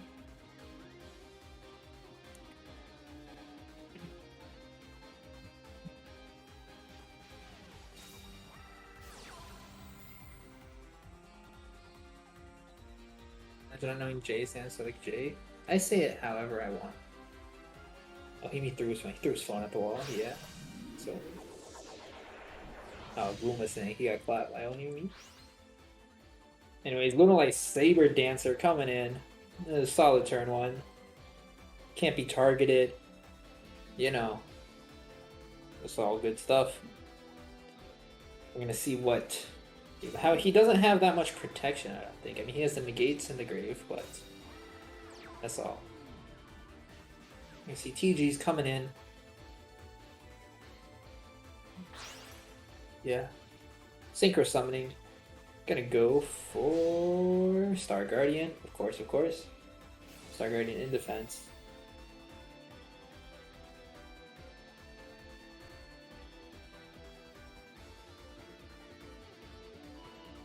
Listen, if you go to this really great website called GameA.com, they'll give you all the info on Duel Links you need. It's the biggest website for Duel Links information. GameA. That's what I use. I think 16 is way too low stage, bro. I'll tell you that right now. You gotta be higher stage than that. Alright, TG's doing their things, increasing their levels. Can I duel? Yeah, you can duel me, bro. In this table ASAP. He said the streamer, not the caster. On the stream. Yeah, you can do Hazy. Man, I always wanted to clap a few turtles. Yep.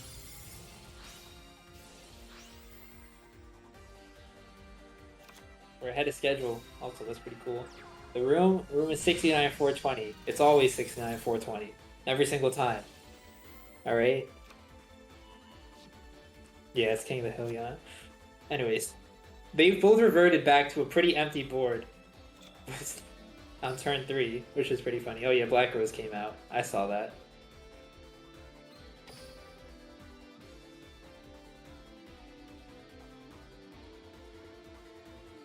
Black Rose Dragon coming in, destroying the boards, and then 3D sets 1. And Victor Lee got 1 card in hand. We'll see what happens.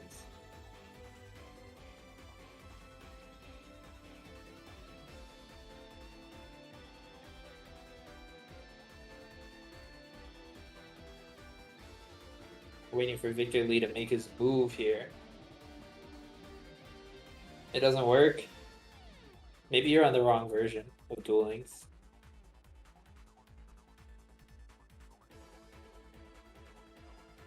Challenge me on Duel Link book. Yeah, as a matter of fact, right now I'm dueling Yobro Maiko on another account, because otherwise we wouldn't be watching this duel right now. Nice.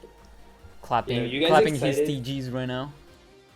Are you guys excited for the new Yu-Gi-Oh games, the Cross Duel and the Master Duel? Are you guys excited for that? Personally speaking, I did see Cross Duels just a bit out of curiosity. It looks pretty cool, but obviously can use some more polish. But Master Duel is obviously the main highlight. Yeah, Cross Duel just seems like good fun. Nothing really competitive, but just fun, I guess. It would be cool to have like tournaments, like 2v2 tournaments in Cross Duel or something. Yeah, where you can just betray your own teammate. Or like you could like tactically attack your own teammate if you get like a destruction effect off of it or something, you know? That would be cool. Yeah. Or like imagine you set Waking the Dragon and then your opponent just nukes it so you can special summon any monster from your extra deck. Yeah, That'd be especially cool. summon one of those aces. Yeah. Alright, Swag, hit me up with the battery mirror. You know you can't win the battery mirror versus me. I'm battery god. Alright, Victor Lee goes for 5 formation Tenki, searching for Luminite Yellow Martin, and sets it. You guys remember when Megalith was a deck for 2 seconds?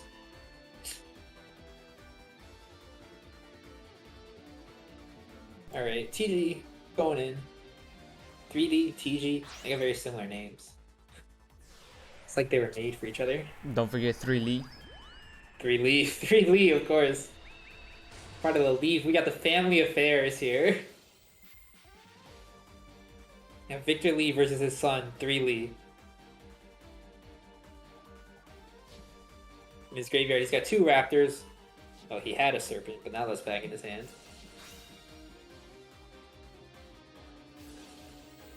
Miscellaneousaurus coming in, gonna banish. Miscellaneousaurus, great card, being able to special summon a TG Booster Raptor from the deck. 200 level Balancer coming in, doing the thing.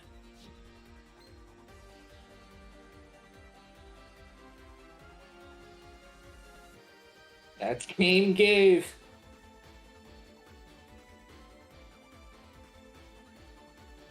Let's see, looking really good for 3D here. Victor Lee has absolutely nothing to stop this all-out assault. He's got his Martin set, and that's it.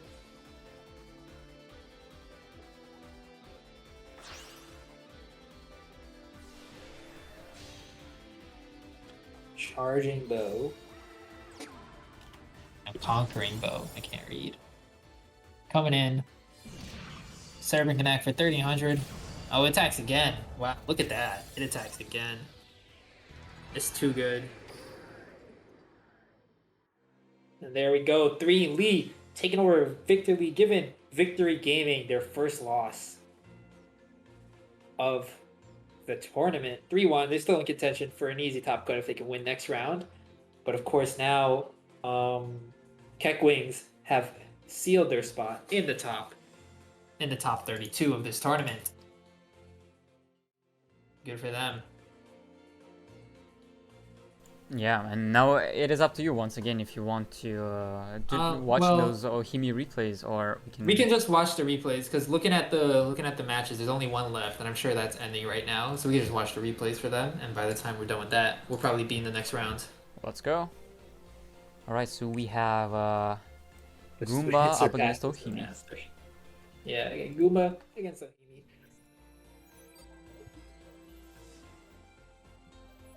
This is game 1, right? It is game 1, indeed. Yo, we got water. I love water.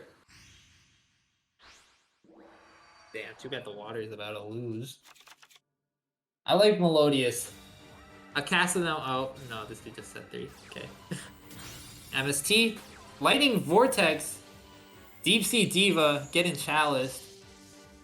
Listen, you never know. Diva swinging in. God, reminds me of certain someone summoning Diva into Diva, attacking directly. Melodious summon, yeah, that's what I like. Melodious can just spam the field. That's really exciting to watch, and Ohimi just destroys game 1.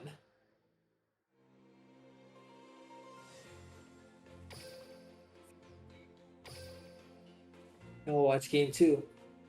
Opening D, we can only take you so far. Uh-oh. Goom was on top again. You know what that means? It means he loses. Listen, when you got the card restrictions on, you can only have so many good cards in your deck. You'll pull out the Lightning Vortex. Actually, about that top and bottom thing, it did got changed a couple. They changed it? Yeah. So the player who's now on the bottom is no longer always the winner. It's like randomized now somehow. Alright, that's cool. But we do know that Ohimi won this match because Yeah, because it's the last. Yeah. Oh man, this dude chains MST to negate Ohimi's MST, obviously. Ohimi just said, this dude has Abyss Dweller in 2 set. How do you lose? I guess water is just washed up. Get it? Washed. Water. They just changed the names in the replay. Thanks, Jono.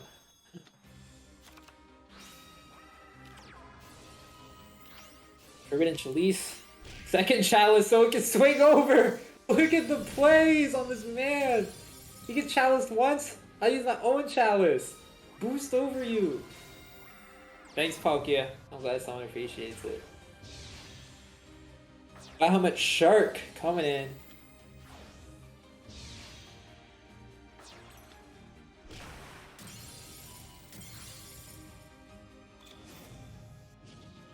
From Songstress to Maestra. Melodious. Yeah, basically what it does, you get rid of one of your tiny melodics, and you get a big melodic. And then you attack, and you win the match, just like that. I think Melodious are very fun to watch. Like, if I were still playing, I would probably be playing Melodious. Just like that, we should be moving on to the next round, right? Or we're still waiting, but I'm sure they're almost done. We got Mythiar's team versus... Is that Mythiar's team? No, it's not. I messed them up with a different acronym. They were close. Yeah, we have RKR up against Sachi's team. Sachi, a player from Kizuki Reborn. Yeah. Well, Mythiar's team was like JKR, right? Or something like that? KJR, yeah. KJ, yeah. That's what Yeah, it it stands for Korea, Japan, Russia, because there are 3 members where... I see. Mythiar's from Russia. I thought he was from Germany. I think he is from Russia, but he lived in Sweden, something like that? Or German, I'm not sure. He's Mr. Worldwide. We can just call it that, yeah. Alright, so RKR up against the Chinese named team is 1-1 right now. I believe it is the last within this pool, so you can go check out probably the last game. Exactly, we can check it out. I'm gonna, hopefully we get round 5 soon. We'll watch a lot of 4-1 teams, hopefully, or 3-1 teams. That should be fun to watch, where they got all on the line. Well, this doesn't tell us much about the score, but we do not have any duel. The game just ended, in fact. Oh, yeah, I'm looking at this. They actually just confirmed that Sachi's team won, so. Indeed. We should be able to. I'm gonna speed up some of these. So, yeah, with that, it's actually quite interesting how spectating just well, we did spectate 2 matches, but they were pretty high-profile matches, and it was quite nice that we did manage to finish everything just in time. Yeah, this tournament is going well, going good. Yeah, for sure. And yeah, we will see. We'll just Round wait for round 5, I should guess. be a minute, yeah. Yeah, any minute. We'll just chill out here. The chat. How you guys doing out there? I know you guys are playing your tour. How's your tour going? Pretty fun stuff. I love Trios Cup. I remember when it used to be the ref pool tourney. Oh. Back in the day. The nostalgia with that word, ref pool. Nostalgia, the ref pool tourney. I remember back in the day. I'm playing this game for 2. I just hit 1,000 hours on Steam last week. Damn. That's not even close to how many hours I really have, because I really never play on Steam.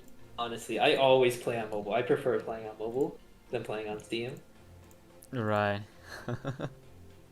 So I probably have like 5,000 hours or something. Because I started playing in high school, and I would play in high school all the time, like all the Oh time yeah, during class. same. I would be, I would be auto dueling in class and stuff. Yeah, always in the French class, just Yeah, spending time on Duel Links, and now years later, well, yeah. I can only One, say Je m'appelle Cosmin.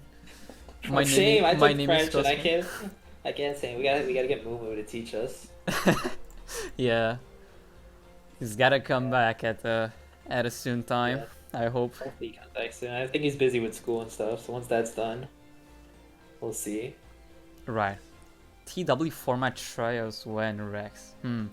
Man, this is a really exciting format, but I think it's probably best just as a tournament, Yeah, as a 1 day tournament. I believe there are yeah. other organizations I hosting mean, this tournament every if now you've and then. been here for a while, we did have a format in which only 3 people played. Oh, Everyone fan favorite. Everyone loves Winter League. Everyone loves Summer League. yeah, Fan favorite. I loved playing in Winter League, honestly. man, my only season, still like I went a respectable 4-4. Did get a couple cool wins. I remember like I'm not sure if I was up against Tenma or Scorpion, but I was playing Six Samurais up against their Vendred, and the game 3, I believe. No, sorry, not game 3. The game I was sent to be in, it went all the way to deck out. It was See, the opposing player really got unlucky. We can say that because I did get Xian quite early on, but still nice. they just were so unlucky they didn't get any ritual spell within like first 9 turns or so. Yeah, I mean, everyone loved Winter. Winter League was always a fan favorite. For they would always ask, "When's Winter League coming?" For sure, It's yeah. always. I mean, it's just because it's fun to play. You could switch your decks whenever. It's no high stakes or anything. You're just playing for fun. Yep. Arena League, Trails Cup, it's quite a few non-Champions League events that Teamworks does have every now and then. Yeah, yeah. I think they're always exciting. Okay. Whether it be just like the Trios Cup or the Winter League, always fun stuff. Yep, exactly. And with Or that, round 5 the did grudge start. matches. Oh, Yeah. yeah, Alright. those are something cool. Let's watch some. Let's find some 4-1 teams here we could watch that we haven't seen yet so far. We Or have 3-1 teams per se. a couple 4-0 teams as well. We could watch those as well too. We actually have Jano's team. Jano, Yeah, let's watch Jano Jano's and team. Les Fumius. He wants to talk all this stuff in the chat. Let's watch Jano. Yeah, and it's up against Mugi's team, I believe. Another member from Duel Links Taiwan, Mugi, Nice. with 2 other people who have Chinese names, so I cannot really pronounce Yeah. them. Looking at the brackets. I'm seeing some old names. Seeing Smoke on Duel Links playing in this tour. I miss them. Yeah, them as well. We did have a glimpse at them. I don't. Oh, they faced the Z plus G team. It was. Wow. It did end up with Smog on Duel Links victory Not due to a surprised. DQ, unfortunately. Because- But Because Z plus G is washed. yeah, he's so washed, man. Alright, so yeah, both of these teams do have their top 32 secured, so it's all a matter of who's got the bigger D and Yeah. can go to that 5-0. Listen, Jono, we're gonna watch you. You're listening. You better play us some stellar plays right here. You better make the crowd go wow. If you're playing Blue Eyes, you better summon 5-headed dragon, or Blue Eyes Ultimate Dragon. All the That's what we doors. want. Whatever deck you're playing, we'll see. We'll see in a bit. Oh.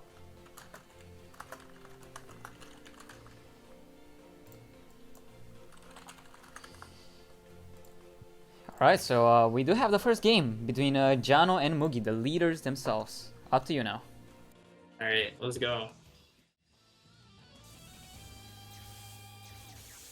Let's Let's see where we are. We got Jono on the bottom with his Yami Yugi. We got Sartorius at the top. Is that Triamid? That's my guess. He got the field spell. And he's playing Triamid. Oh, he doesn't got the field spell. Or does the field spell start at your turn? I guess we'll find out. It does start at the beginning of. Okay, you can see it now. Yeah, your turn. There you go. Lightberry. So does Triamid, obviously, unless he's playing fucking Arcana Force. There goes a light barrier. Jono's gonna sit 2. I'm gonna set 2 pass. Yep, going in for the King Golem.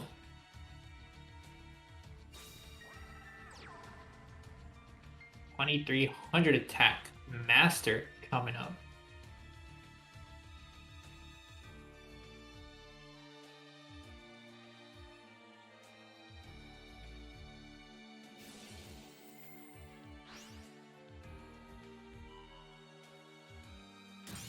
He going to destroy the TTH set by Jono.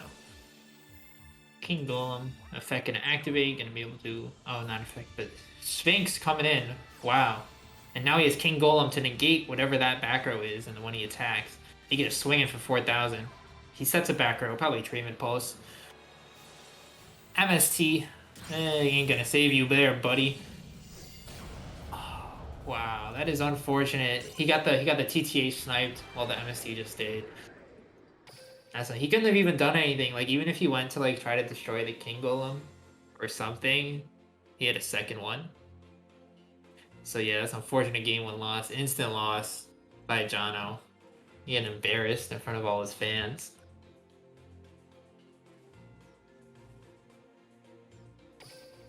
Yeah, we can watch. We'll watch Rex Cruz. Rex recently just transferred from Chakeswood Dex to Phoenix. Moving on, he's fiending for the playoffs. He wants to win. He's not playing around. He left his team. All right, we got the Yami Yugi mirror match. Fire Formation Tenki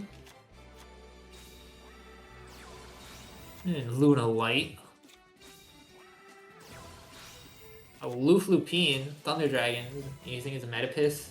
No, it's not Metapis. He banishes these Thunder Dragons.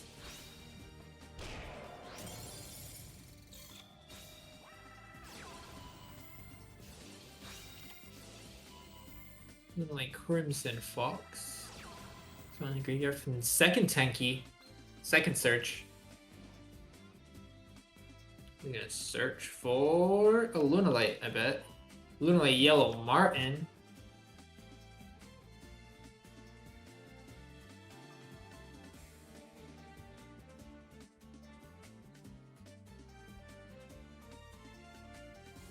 So I think we can safely assume John was playing Gaia because he's playing Yami Yugi and he can't be playing Lunalites because Rex Cruz is playing Lunalites. Lunalite Fusion, gonna Fusion summon the Saber Dancer probably. That Aloof Lupine and attack position is looking. Oh wait, no, Rex Cruz is at the top, so he could be playing Lunalites because of the Rex Cruz is playing Thunder Dragon. It's not bad. But anyways, yeah, that Aloof Lupine in attack position is not looking good for Rex. You don't want to see that for sure. Fishy stuff, Buns. Fishy stuff.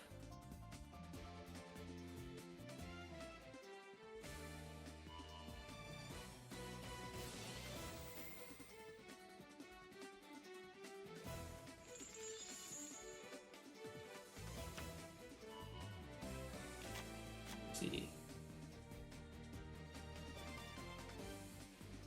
Alright, yeah, he's just doing a little late play. Looking really good for him right now. Not looking great for Rex Cruz. Looking good for the Mugi T player. Oh, there comes the Spear Koribo, as is expected in a Thunder Dragon deck. But still, does not have the Destiny draw. He does not have anything. He only has 3 cards in hand. He doesn't really have anything in the graveyard to work with. He's gonna have to hope he has some nice cards right here. Let's see. Tribute Summoning Triforce. I hate Triforce Atrops with a passion. I hate this card. It's so bad. It's so bad that I converted it when I first pulled it. Because, like, read that effect. That card is so bad. especially when it first came out. If your opponent summons 3 or more monsters, you can special summon from your hand, and then you just lose all your defense. It's so bad. But whatever. It's good now, I guess. You can stop a play. Still rather use just like hand trap. That's not that card, but you know, it's okay. Shitty ass Nibiru. It's like the worst Nibiru ever. It's like Nibiru if it was really bad.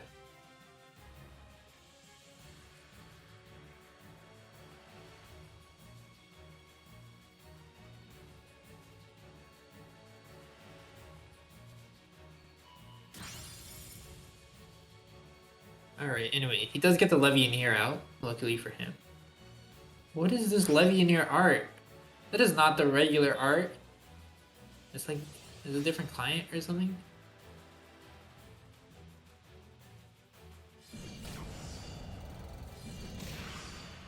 Anyways, Rextrews does actually end up winning through it all. Good for them, taking their first game.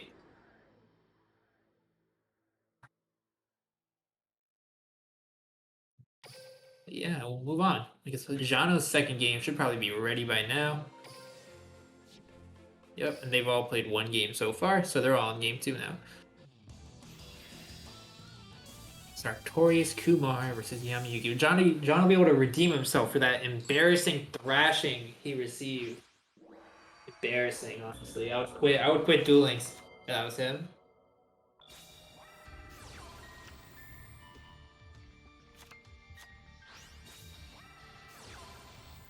Galloping Dia.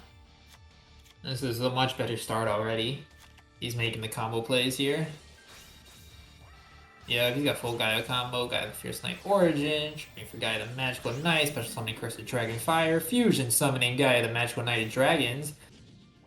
Does not have a card to set or anything, but versus Triamid, Triamid's very passive lead turn 1, so you're relatively safe. He does destroy the Wild Tornado, and Soldier Gaia the Fierce Knight comes in. I call it Mass Change again, because everyone loves it when I call these cards Mass Change. And he comes in and he changes the Triamid to defense as he walls his whole team. His whole deck. Gaia the Fierce Knight. Activating. Yeah, Wild Tornado is fucking wild. Like, that would have been hilarious if it went. I didn't even think about it. I just saw the Wild Tornado. I was like, okay, I guess. That's fucking wild. Get it? Because it's Wild Tornado. Gaia the Magical Knight of Dragons. Coming up. Dragon's Mirror. Alright, bro. 5-headed dragon. Do it, Jono. Do it! 2. Only 2. Come on. No. No. What a beta. I don't even know if he had 5 dragons, honestly. Too much ever. Here comes Dark Flare Dragon. Whatever.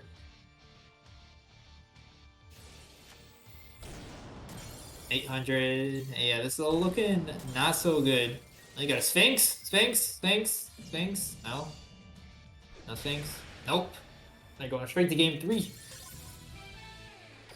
Right here. Hopefully they'll be back in game 3 real soon so we can watch that. And then we can watch the replays. Are the duel records actually accurate? I feel like they're I believe wrong. they are accurate, yeah. So McMurphy did lose his first game. Hayes did win his first, and we did catch up with the other games. So I do remember when the duel records used to just be wrong every single time. indeed, yeah. But now thankfully they're a little more accurate. And with that, we have game 3. Game 3. Let's go.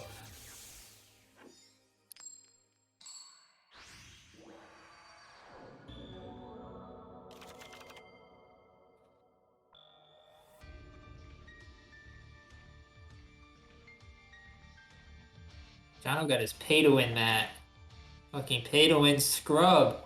I'm only free to play. I never spent $1 on Duel Links. Free to play. I got 3 Book of Moon. I'm just lucky like that. Free to play, by the way. Yeah, free to play. By the way.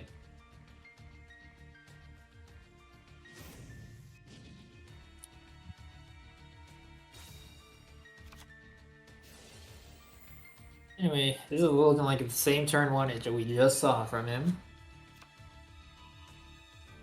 We'll see what he does. He's doing the whole Gaia plays. Yep, there goes Gaia the Fierce Knight Origin.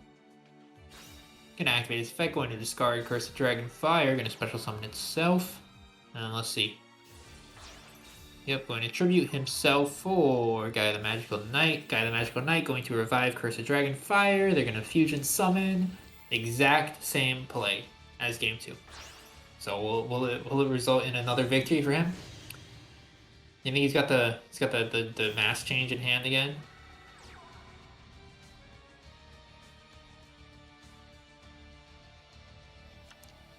If anything, it's less like mass change, more like Spirit Dragon Away. That's the only way I understand with these cards. I just compare them to old cards from other archetypes. That's how I get by in understanding the meta. Light Barrier. Light Barrier, I mean, it doesn't matter what this card does. Nobody cares. You think he's gonna summon an Arcana Force monster right now?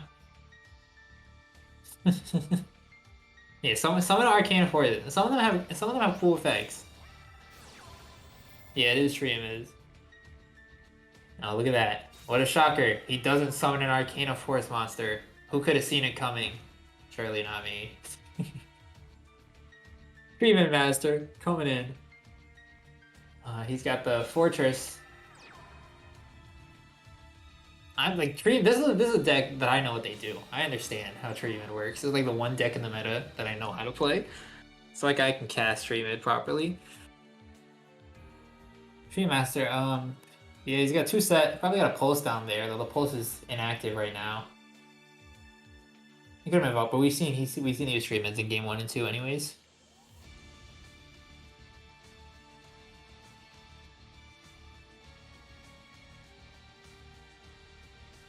Alright, I mean, you just passed here, right? You didn't have a hunter, so you don't get your extra normal summon.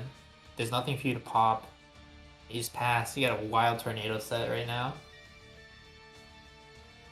Maybe it'll use on Jano to activate his card. Yep, it is. And destroying the treatment pulse. Prismatic pulse. That's like easy to get. Why don't he just summon it in defense position then? Oh, whatever. Alright, Jano draws a card. Let's see what he does here. Looking pretty good for him. Because Mugi does not really have that much disruption. Treeman Master gonna send the Fortress to get a Cruiser. A good play.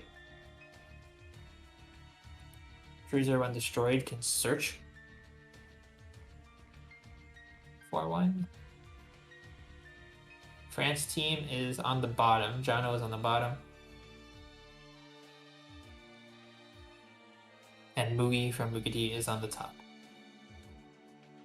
So let's see what Jano chooses to go for. Yeah, it's one French dude, but yeah. The team with the French name. Yeah, Jano. I forgot how you say "and" in French, but Jano and Le Fumier. It's A-E-T. Oh, Gotcha. yeah. Jano et Le Fumier. Yeah. French expert Hazy over here. Yeah.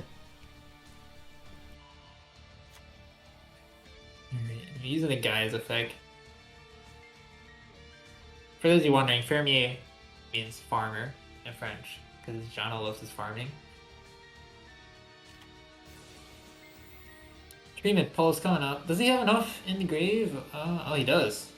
Yeah. The field, the skill coming in clutch, being able to destroy that thing. He's a 2 treatment pulse.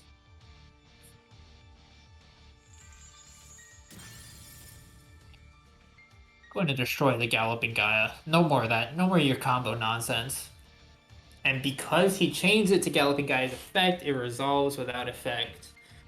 Pretty cool. It's like MST negating. Treatment pulse negates.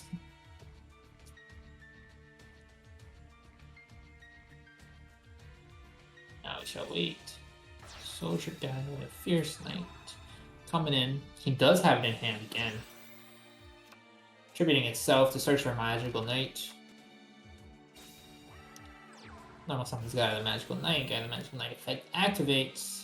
Going to be able to revive the Curse of Dragonfire from his graveyard and special summon another Galloping Knight, I believe. Curse of Dragonfire, being able to destroy the Cruiser. Cruiser's effect is going to be able to activate and be able to search for a Treatment Sphinx. So now he cannot really attack. He's going to get bodied by a Sphinx right here if he destroys any treatment card.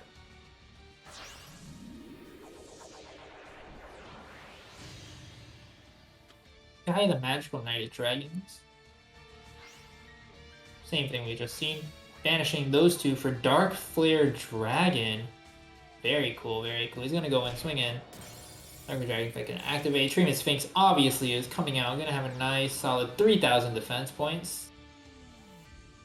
Going to swing into it with his dude.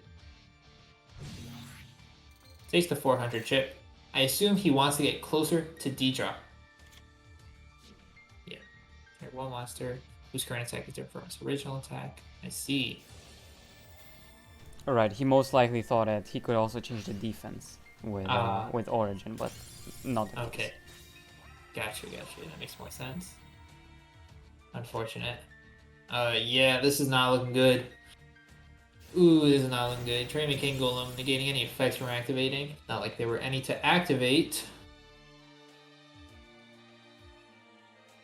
And that's how I'm gonna call that GG right here. I don't see how you get past. Yeah. That's gonna work. Wait, I guess I thought it couldn't be targeted or something. It did work. I still don't think he wins, but you know. But yeah, especially he top decks King Golem, so King Golem is from the graveyard effect. No, he doesn't have anything in hand, special summon. ZH Gaming, they won round 5 against rookies, so they're 3-2. Hopefully they top cut. Congrats ZDH and Triff and Frost. Congrats to you 3. Thanks. Oh, without the field. Okay, I see. Alright, obviously Mugi does not have a normal summon here. Yeah. He has a third King Golem. Alright, so the top deck King Golem was actually not good for him because he already had a King Golem in hand. So all of a sudden, these aren't that bad. The trap can special summon, but I mean, he's probably saving it. Tree Impulse can special summon a rock in the graveyard in defense. But I guess he's saving it for now. Does not want to waste his materials just to get blown up by Gaia, per se.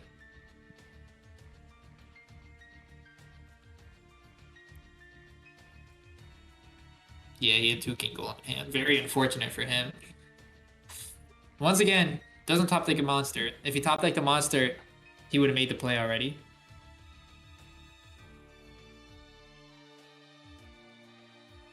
That's what I'm betting on.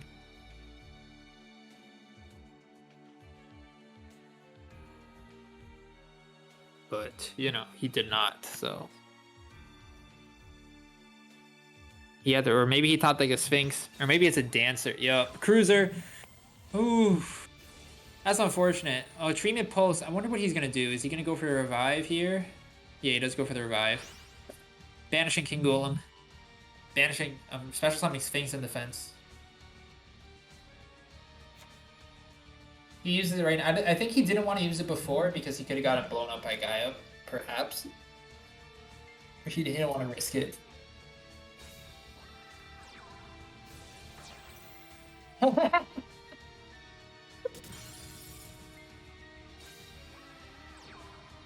like the fucking arch being eccentric to nuke the king, to nuke the Sphinx, to keep himself alive. Barely, just again. Alright, now this is good, because no matter what he draws, it's good for him. Because if he drew a field spell, he could send Cruiser to the graveyard to search, I believe. But he draws Hunter, which is one of the best things he could draw. Draws Cruiser, discards Cruiser, and now he's going to go in for the direct attack. This is going to give him Destiny Draw, though. And now with Destiny Draw, okay, no, it's not Destiny Draw. I'm just fucking looking at Yami Yugi thinking, oh, Destiny Draw. But no, he has the Gaia skill.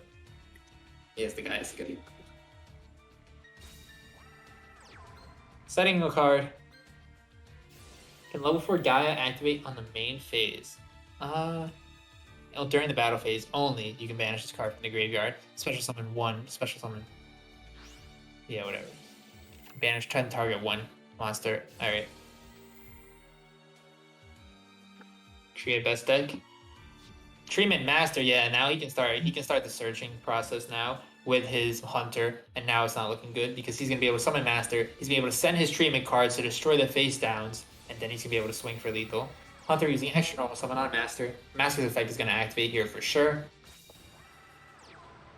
Master's effect is gonna act. Okay, Master's effect does not activate, and he gets MST'd. Doesn't matter. He still loses.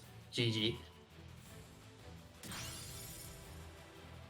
MST on the pulse. He could have won with swings, but I think he was just playing it safe.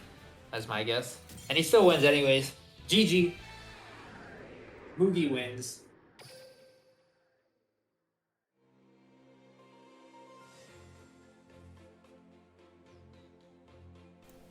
All right, let us just see the remaining scores within the room. So Rex Cruz lost, and yeah, all three of them lost. Only McMurphy did with 0 wins. Dang. Clean 3-0. Yeah, so we can go into let's see what other matches are still live right now. See what we got.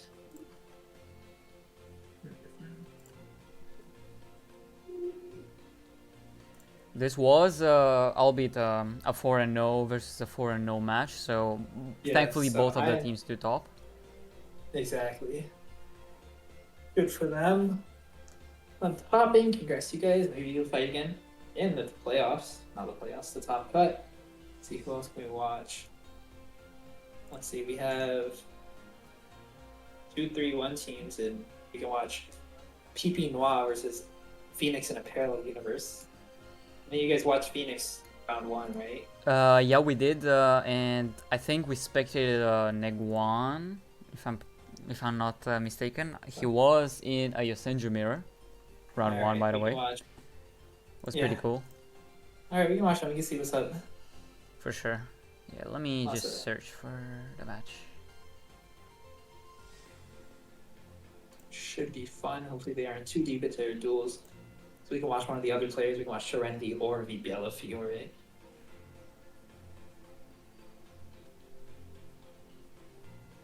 Having a hard time finding it actually. Is it on page 1? It is. Okay, I found it. Alright. Pepe Noir. Interesting team profile picture as well. Yeah. I wonder if Phoenix in a parallel universe had one, how would it look like? Yeah, Phoenix. Imagine Negwan on Phoenix. Alright, so Belfiore versus 322 is the only one not on the table. But we do have 2 live games, and both of them in fact are game 3. Awesome. Alright. We can Let's see here. perhaps start with Serenity then. Yeah, let's watch Serenity since we have seen Negwan before. We'll watch Serenity's game 3 here. Deciding they are 3-1, so it's very like they can still top being 3-2, but they still want to win to guarantee their top. Serenity going first with Melodious. Of course he is, of course. Ostinato. Wow, there's Millen too. Fusion Song, I didn't even know that was a card. That's crazy. From Songstress to Maestro, gonna send little dude, big dude. You know, going in. Look at this. This is what this one makes Melodious just fun to watch. There's explosive. You know, like look at this turn 1 board. No other deck creates a turn 1 board with this much damage.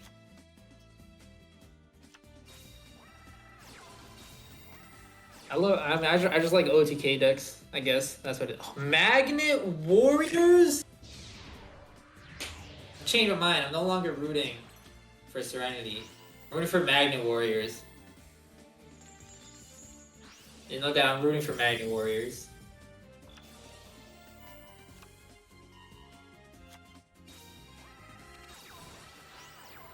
Organic Guardian. Don't know what that does, but it saves them from dying. Gamma the Electromagnet Warrior. You're gonna special summon Beta the Electromagnet Warrior. You're gonna search Alpha the Electromagnet Warrior. Well, I mean, obviously there were like decks in this current meta. Obviously, old decks like Dark Lords could dominate. Kawaki can make that kind of board. What else? Blue Eyes, old Blue Eyes could make that kind of board. Back in the day. Six Samurai obviously made the most deadly turn one board ever, with Xian and Anishi. Berserkion coming up. Oh wait, the Shubra's thingy banished them before Berserk. That is, who got the hard counter to Magnet Warriors. But Berserkion in the graveyard can actually special summon those 3 banished, and Alpha can get its effect, and Gamma can get its effect, and Beta can get its effect. Necro Fusion. Oh god. Yeah, it is looking really good for Serenity. Luckily, the Electromagnet Warriors can tag out during the battle phase, which actually doesn't really help them. But they all die. But he can still banish them, right? For Berserkion. Oh, they get banished? Oh my god, this is so sad. Magnetic Field coming in. Gonna summon Alpha. Magnetic Field is a cool spell. It's a good field spell for Madness. It can save him from dying here, I believe. It's gonna tag out into Delta. Delta gonna be able to mill another Delta. Now he can banish 3 Magnet Warriors. Drowning Mirror Force! Drowning Mirror Force! Drowning Mirror Force! No way! It's still not looking good here for him, but the Drowning Mirror Force was fucking cool. Maybe he's got another one set. Sonic Scooby is gonna banish those 3 and he kills him. That is so unfortunate. The Magnet Warrior ran into like the hard counter, just banishing all his Magnet Warriors from the graveyard. That was a fun game to watch, for sure. But unfortunately they lose. So let's see. We're gonna spectate -1, yeah, right here. RIP your Magnus. If that was you, bro, you put on a great show. It was exciting to watch. I was rooting for you the whole way, man. Trendy's one of my friends, but I had to root for the Magnet Warriors. How could you not? Neg1, man, I can't believe I'm watching fucking Yosenju. Nobody wants to watch this. Wandering King Wildwind, set 3. Hazy, are we watching another Yosenju mirror match? Thankfully not. This I believe should be Resonator. Oh, I thought it was just for me. I'm stupid. It's You alright. mentioned Yosenju before. I thought Neg1 was playing it. It is the first time we actually see Resonator on stream, so it's quite exciting how it turns out post balanced. Yeah.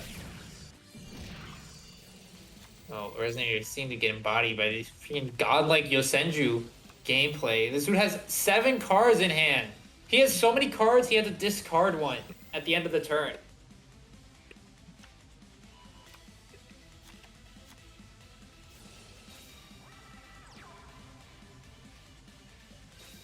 Red Resonator, or Crimson Resonator, whatever. Gonna Synchro Summon Red Rising Dragon. Gonna activate his effect. Gonna get the Crimson Resonator back on the field. Why Mind Drain slipped that early? I don't know. Mystery.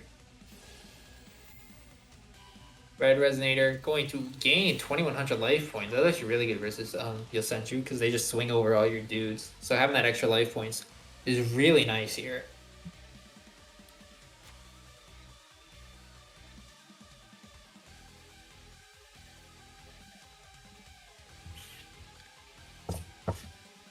Whew. They're both 3 and 2. Not 3. They're both 3 and 1 ASAP. So if they win, they're guaranteed playoffs. Not playoffs. If they win, they're guaranteed top cut.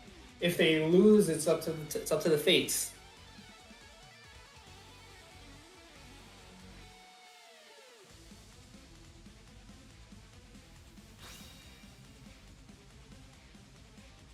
Yeah, Resonator seems to be, well, it's working out for an Egg 1 so far.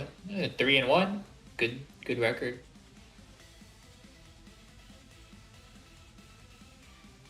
I'm gonna wait and see. I mean, Neg1 has a full board of 6 things on the field. All he needs is a field spell.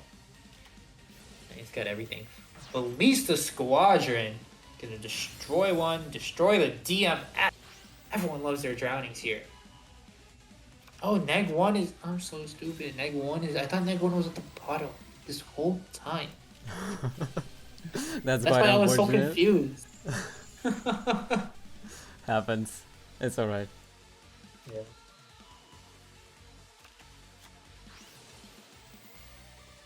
Anyway, same thing. Thankfully, Resonator's going in. Getting that life points.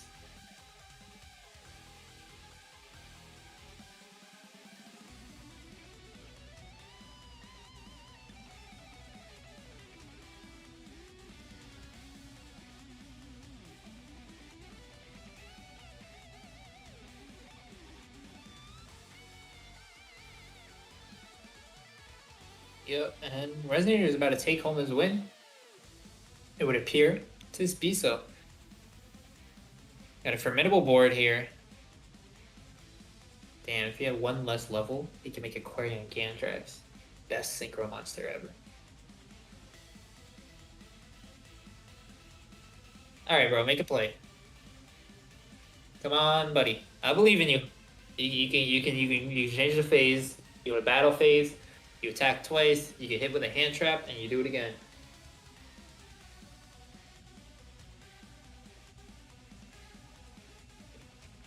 Or you do something. You know, you do something.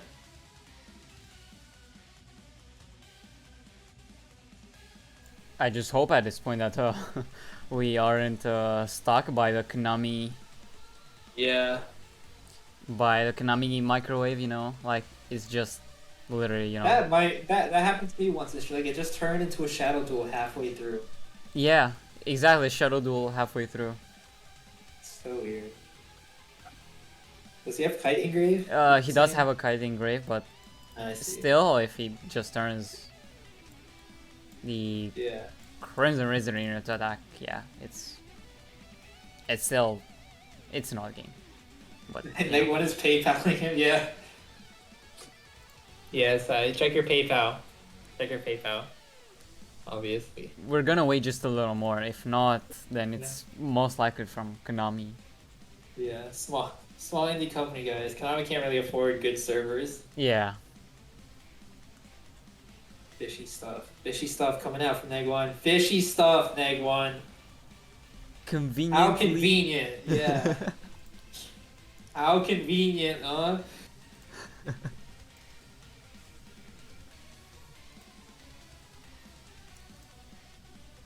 Yeah, For how long has this been? I It's been think. like a minute or so. Yeah, I think You we're can't- like past the time, right? Yeah, you can't even re-enter the dual minute yard because you'll get stuck at the same point again. Oh, okay. Well, if you want, we can. May as well resume. Yeah, we can leave and check the replays, see if there's anything up there. Yeah. You Thankfully, don't we can take this speed it long up. to play around. The way you play around Kite Lord is you attack and you get it out of the graveyard. That's how you play around Kite Lord. Yeah. As we can see, there is a replay. Let's speed it up because the duel did end, and we have seen this part. Yeah, we need to speed it up because you guys know what happened.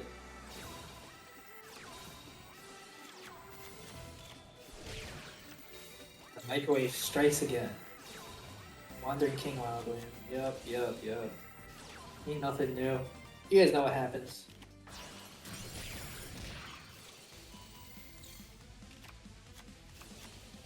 Oh, they just called for a mod on Smash.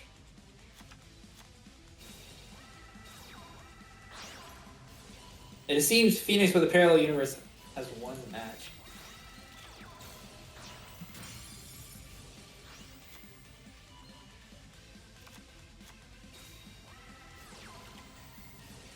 So, despite who wins this match, Phoenix in a parallel universe still wins the overall round.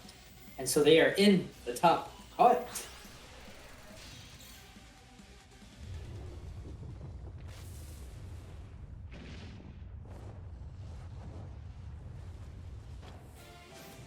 Good for them.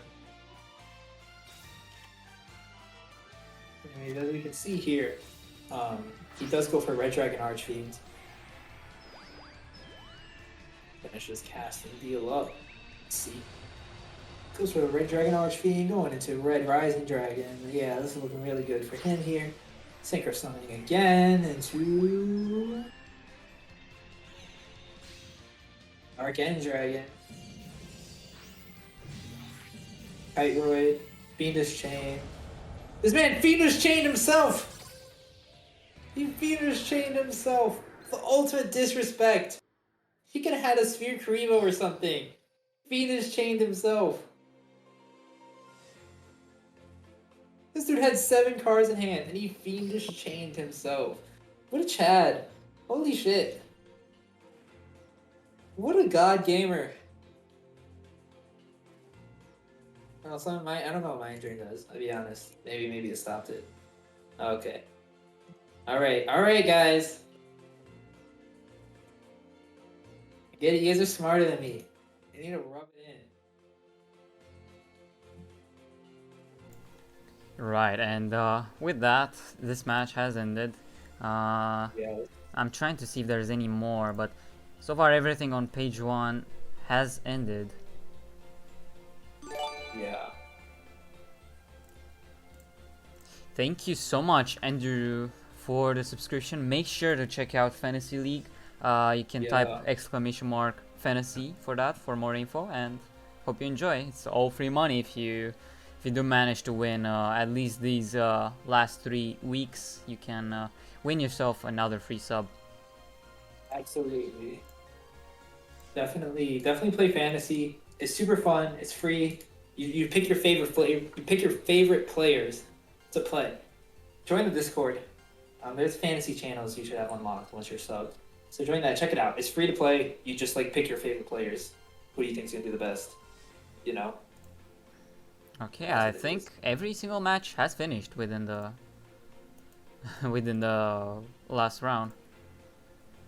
Yeah, that's it. We're going into top cut. Exciting stuff.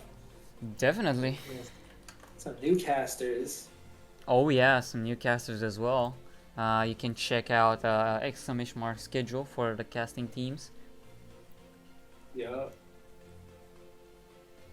For this round 4/5 segment, Redlob was the solo caster, but it was still very appreciated, especially considering he did it on his birthday. So make sure once again, everyone in the chat, Phil's birthday man. And you guys had a blast casting.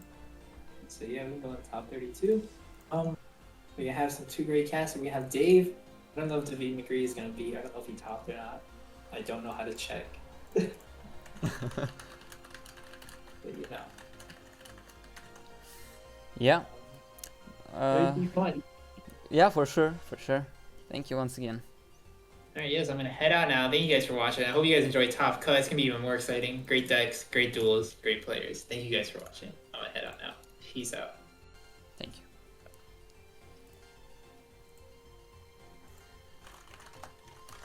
Alright, so in the meantime, we will not immediately get started with the top 32. We will be having to do some other checks, making sure that everything is up and running as things should be. So in the meantime, we can check once again another sponsored segment for this stream of Chess Cup number 2. Once again in collaboration with GGtoor as well as Team Wars. And yeah, give me one moment.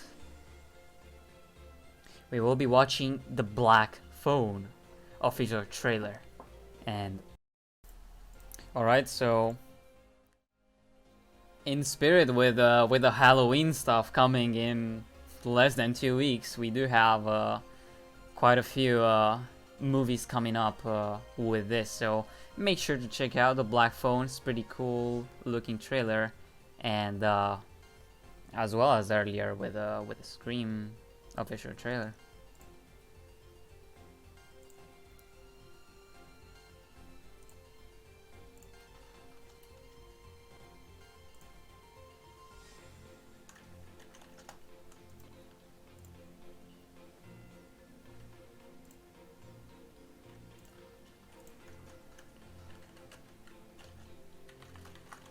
Too spooky unfollowed. Oh man, no, that is unfortunate. Alright, we are now back to normal. Just need to also change the category because we cannot continue being on to that just chatting stuff. Although we will be just chatting for a while. Dave, what's up, bro? Nothing much. How you doing, Hazy? How's everybody doing? Welcome to the top cut, which, well, didn't start just yet, but we'll be taking just a few more minutes to take care of everything. Obviously, we want to make sure that the whole tournament is being run as it should be. And in the meantime, guys, please take a small break, chat up with your teammates if you are within the top cut. Obviously, make sure to onside. Take a little of a break, of a bathroom break, water break, maybe even a snack break. And whenever you guys are ready, we're probably also gonna be ready. So just make sure to take care in the meantime. Let me see if I can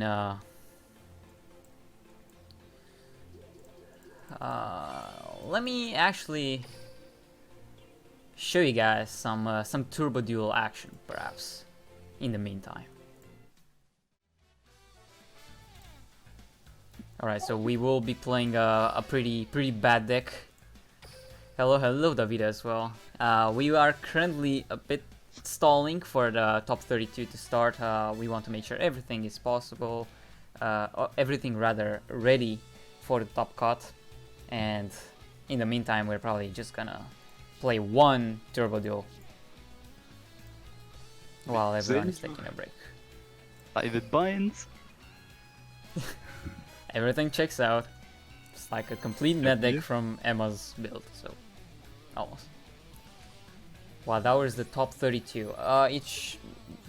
Whenever it is ready, it will be starting imminently. But I'm assuming it's a maximum of 10 minutes. But Oh, yeah. damn. You know, those 10 minutes would be the time what, like, I don't know, some people take 10 minutes to side deck. So. Yeah, for sure. Alright, we are up against Magician Girls, 2 back row.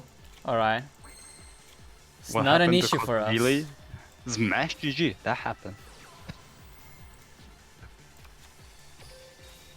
The existence of an entire website where tournaments are hosted happened. I'm seeing a delay on the normal summons, so using legal cheating tricks, I can assume that it's something that activates when I have a face-up monster. And indeed it is a Canaria. And due to that, I am unable to summon my Xian. I believe this triggers on attacks. Alright, so cannot even crash and go into a Kizaru this way. I believe we should be fine with just that face-up Fuma, so I'm not gonna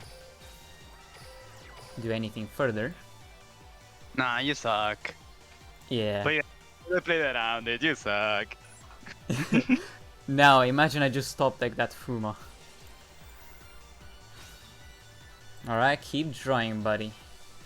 It's all good and well. Imagine... Okay, 2 of those. I'm curious to see if he would go into a rank 4, but most likely not. But we should be fine either way.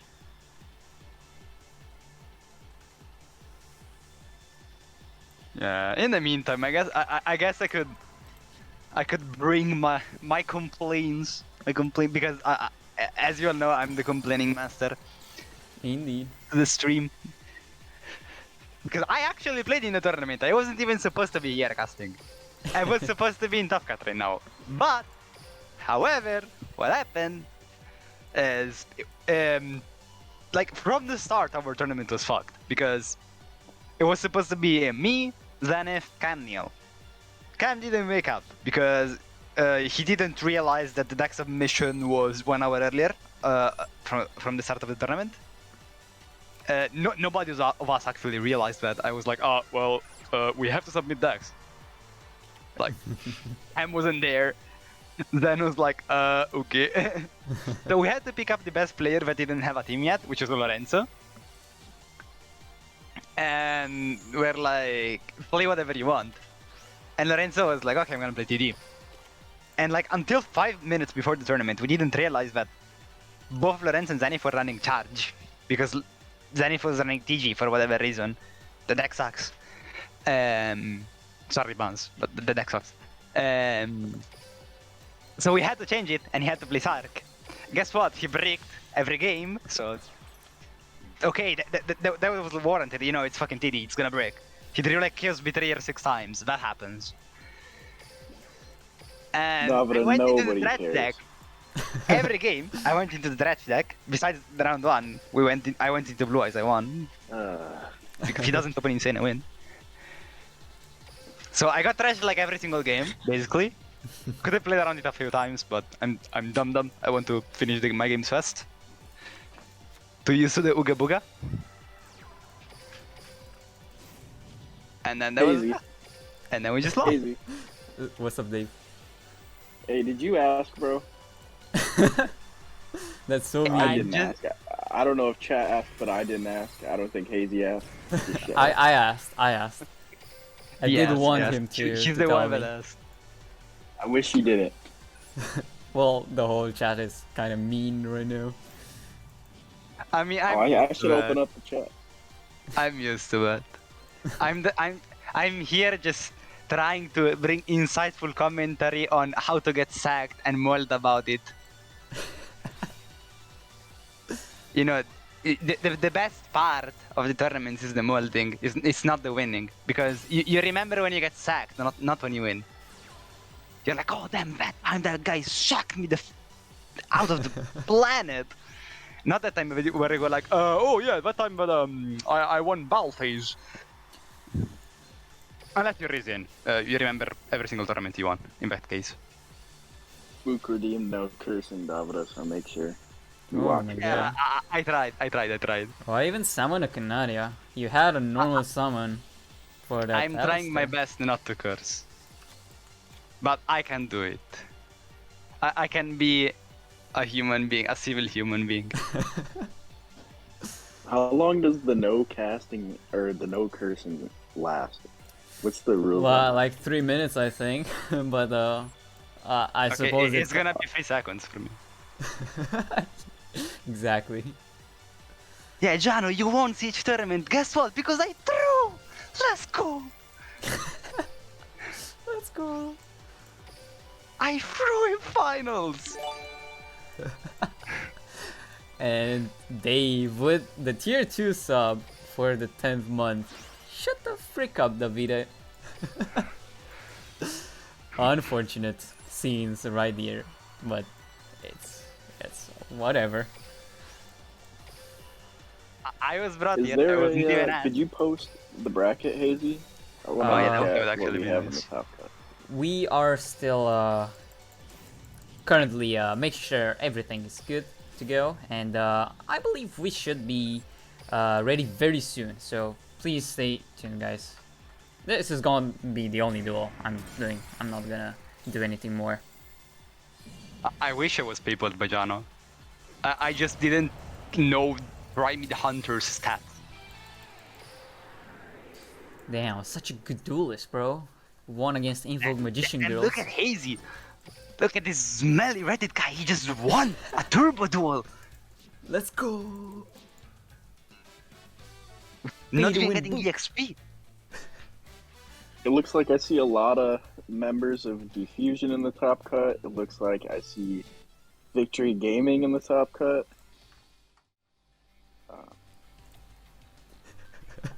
Lots of good teams that look like they locked themselves a top cut spot so far.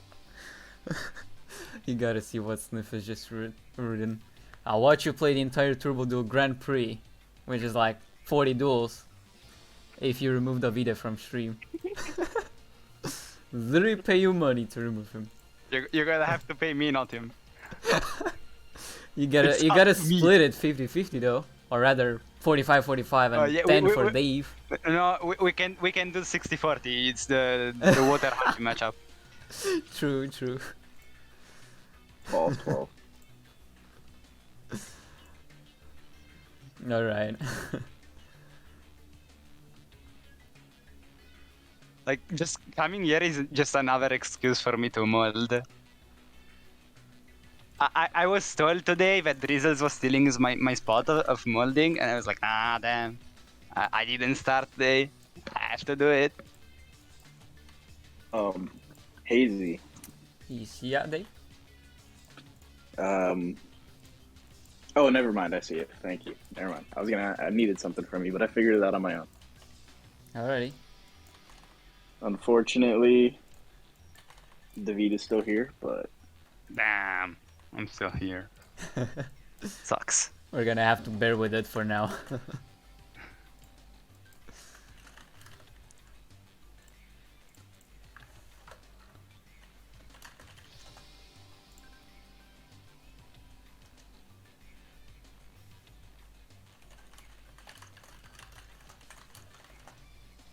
I mean, guys, this is all a strategy, by the way. I'm gonna complain as much as I can, so that you're actually gonna pay me money to stop doing that. That should start. So that I can buy more cards, and I can like go in tournaments, and be like, oh, okay, and then I'm gonna lose, and then I'm gonna complain more. It's just a vicious circle. Yeah, can always acquire even more money that way to invest even more and then complain even more. To losing tournaments. Oh, wow. And when I win, I'm like, damn, I can't complain. What am I gonna do now? and then I'm gonna nitpick like the one game I lost where I'm like, damn, like he opened like that, dude. It's quite did you unfortunate. play water today? Absolutely not. Played hard. Absolutely not.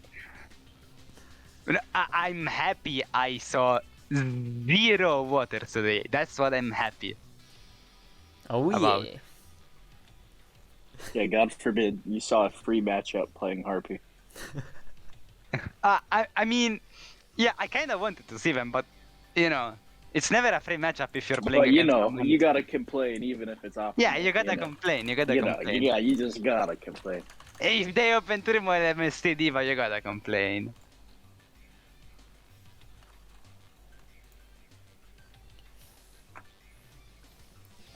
Cannot be a fun tournament without a few complaints, right? Without molding, it's not a tournament at all. Exactly. Because if you're not molding, you know, you're not caring. The more you Exactly. mold, the more you care. Yeah, that's very You're like, true. damn, I zero shoot. Well, next time. No, you're not a player. You don't love this game if you do not complain. What a rhyme.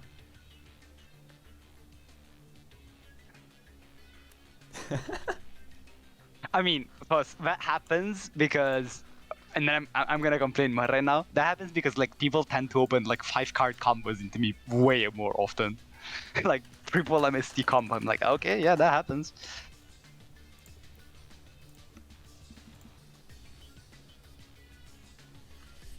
It's quite a long bathroom break, but you know. I'm gonna put all that energy into a Team Wars promo. Tell the people why they need their sub. Tell the people that. Oh they wanna yeah, watch Top Cut with absolutely. No commercials. Absolutely. No ads. If you don't want to be a scrub like me that drops out of every tournament and then comes on stream and complains, if you don't want to do that, what you can do is you can sub to Duel Links Team Wars on twitch.tv. If you do that, you will always be able to see the best content out of the best teams.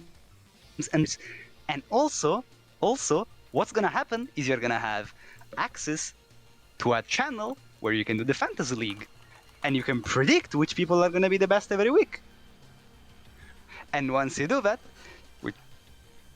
if you get to win, so if you're the one that predicts the best each week, you're gonna get a free sub, and then you can keep going. And at the end of the season, most points gets free money. That's just, you know, that's pretty good. Pretty good, yeah. I would do that. It's pretty good. You guys all heard it here first. Sub to Team Wars one time, make free money, stack your sub, winning fantasy, and never have to sub again. And Exactly. the best part is no ads, right? So nobody has to run ad blocker. Indeed. You guys heard it best from the two. Make sure to subscribe if you want. Access to the Fantasy League, where, as Davide described, is basically just free money if you do get to do your homework correctly and predict the best players who's gonna win, or even your favorite players from within Team Wars.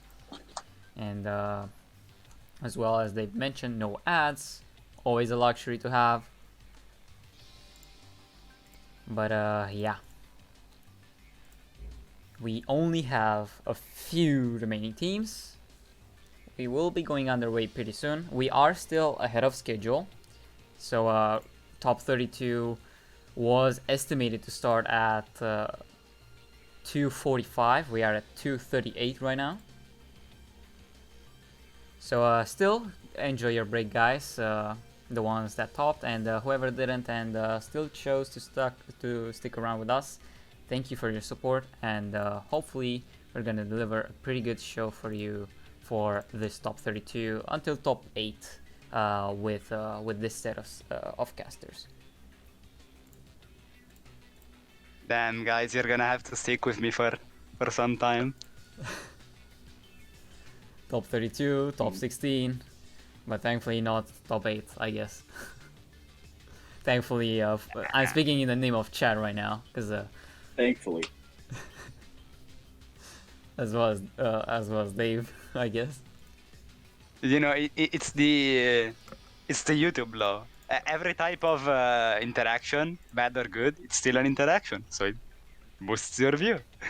Exactly. Negative attention, positive attention, you name it, it's still gonna boost.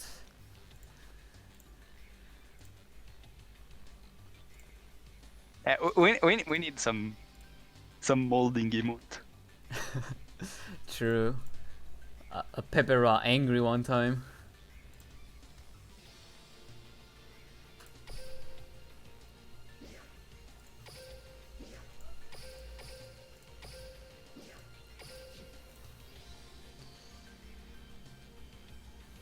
Any far from melts in Hazy, the you chat? should have kept playing 6am. I would start another, but like right now, I think we are pretty close to the starting time. As I said, we are still ahead of schedule. Only 5 more minutes until we are supposed to be getting started with top 32. 5 minutes? Yeah, estimated 5 minutes.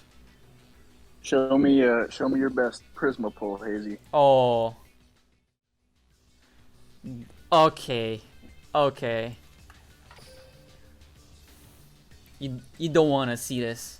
You don't want to see this, chat. You don't want to see this, Dave, Davide. Show me a Jerry Beans, man. Don't wanna see that.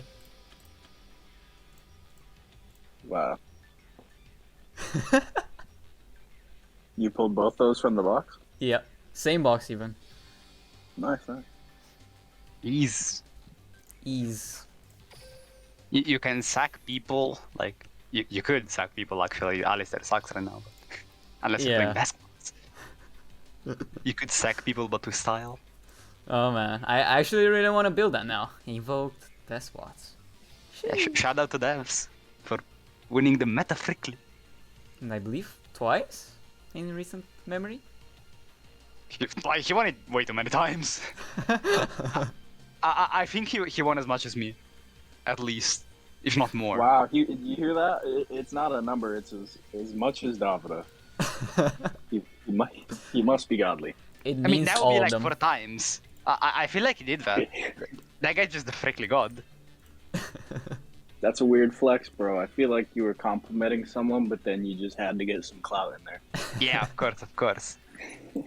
Okay, he won freakly 3 times, so yeah, damn, he's not as close. He's at the Cam Neal level. But I remember he's the only person that like won twice in a row before Cam. Cam did it too later. But like he won with Satellar Knights, so you know that's Goat. a big deal. And then he won with Despots. So.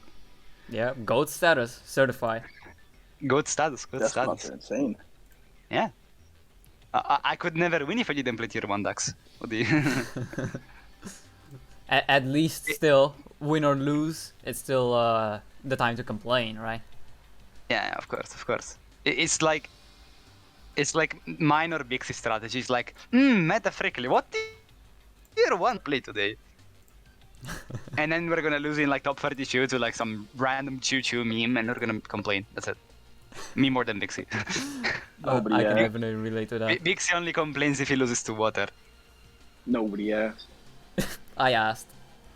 He did. Stop asking, Hazy. Sorry to ruin the Damn. fun of complaining, I guess. Happens, you know, being mean. At least I never arrived at the point of converting my divas. Someone did that. And now he's regretting. Not really. Not really. Water is a terrible deck anyways.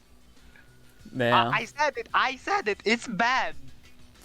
It may be bad, but like mermails, bro. Oh yeah, Top Norman. tier. Top tier.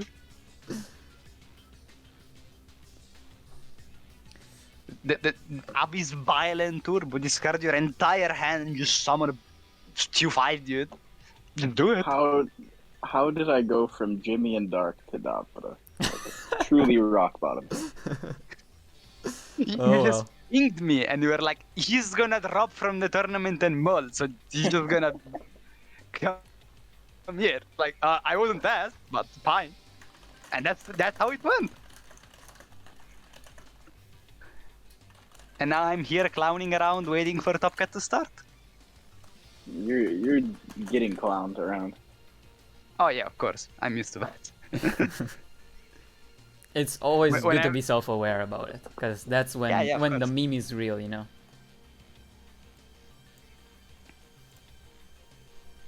Like, I'm not close to that level, but as close as you can get to the weekly level of self-awareness. I'm not to that level. I'll never reach him. All right, so Weekly is just too godly for me. definitely. We have another update Zikwi to topped. we have another update to the top 32 segment. We are currently writing the announcement for top 32 to start shortly. So thank you so much for standing by with us. And yeah, it's gonna be published soon, the bracket. So I can stop complaining. And once again, sorry to everyone for the delays. We just wanted to make sure everything was correct before top 32 started. Chat, you know what it is. You have to give someone the energy. Dave, Davide, do you know who? No.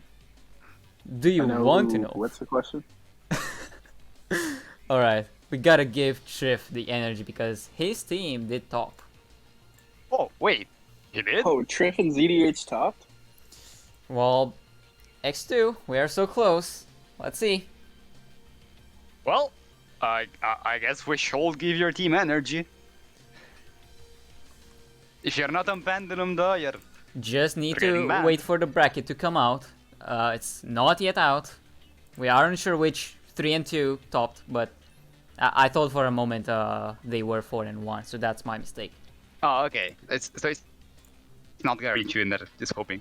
It is not guaranteed. I believe around 12 3 and 2 top and around 20 do not top. I'm not sure who Let me topped. actually calculate really quick. I need to get to the bracket. I actually closed it because I molded. Okay, program. Looking good. Looking good, you know. I'm gonna calculate really quick. It's gonna be up so any it's moment. 124 teams. And from Top Cut Calculator, not sponsored, over 5 rounds and a Top Cut of 32, right? Or like, is it smaller? It should be 9 teams that make it with extra record. But it should be probably even more. Yeah, around that 12 mark, as mentioned Yeah. earlier. It could be like 11, 12. All right, and we do have the top 32 right here on the screen. Let's check it out, boys. So we have hashtag Mini and Valhalla looking for Rico, Bin Soldier OP, Mitsukatana, Daigrunen, Victory Gaming, Crocodile Gens, Kick Wings, Super Team Body Force, Virgin Squad, Pepe Noir, Jano and Le Femier, Impunity, Children Drive Big Cars, FHX, NA Branch, The Puddings, We Don't Want Asta and whoever to see this, SEA, YGL, Mosquitoes, Dancers, KGR, Bulgarian Lions, Rookies, Uchias, Darkness Gimmick, Less Mighty Ones, GOW, Play for Fun, PHX in a Parallel Universe, and Modern Empire. So, They didn't make it. Congrats to those teams. Good job to all those people. Nah, who cares about the teams at top? We care about Drift not topping, you know? It's just... What in the world? that Davide? is very sad, yeah. Well, there are some interesting matches though, but are probably gonna be like two. Definitely. You guys have all the liberty to choose whichever match you want. I saw Honestly, earlier. I'm gonna jump out in front then and say that I would like to show some love to my friends over at Virgin Gaming. Alright, let's go, Virgin Squad! Let's go. Oh, they were actually the first match who actually started as well. So Virgin Squad 4-1 up against Pepe Noir 3-2. We have the room. Let's watch Koala if we can, so we can learn a thing or two. If we watch Dex, we'll just see him throw. Definitely. You watch Koala, you're just gonna see him DC. That's not gonna change a lot. It's all good, Triff. Thank you so much for joining the tournament, and I hope I hope you enjoyed it as well. Taha, what's up? Yo, so thank you to everyone for waiting on Top 32. This is just a transparency update to everyone in the chat and all the participants. There was an illegal deck. There was one extra illegal card in one of the decks, and that's what was holding up the delay. We wanted to make sure that we want to do a double check and make sure all top 32 decks were all legal decks, and so we did find that one deck was not legal with the shared card pool rules, so that's what made it take so long. But all the decks for all top 32 now are all legal, and so hopefully you guys enjoy the event. Sorry about the wait, and we have a great casting lineup in the top 32 and top 8, so enjoy everyone. Thank you for the announcement, Taha, and once again, we are sorry for the delay, but very thankful that you did make sure to stick by with us, and we will be getting Virgin Squad up against Pepe Noir underway at any time. We're just waiting for the Pepe Noir guys to hop into the tables. Yet, it wouldn't take this long. No, not our fault. So we, Nah, it's probably like a genuine mistake. It happens with these tournaments. oh yeah, for sure. It's even bigger than the first one in regards to size. The first one, albeit having a bigger prize pool as well, and it just happens at times that some mistakes slip by with such a small but lovely moderation team. All right, Koala up against Sai. First game, we did spectate Sai. He's playing. I already forgot. Yosenju, I think. But up to you guys now. Oh, You know, I was thinking Taha was going to come in here and start yelling about, and if you don't think Automat's good, then you don't test, and a bunch of other things, but that the announcement we was lost cool. it.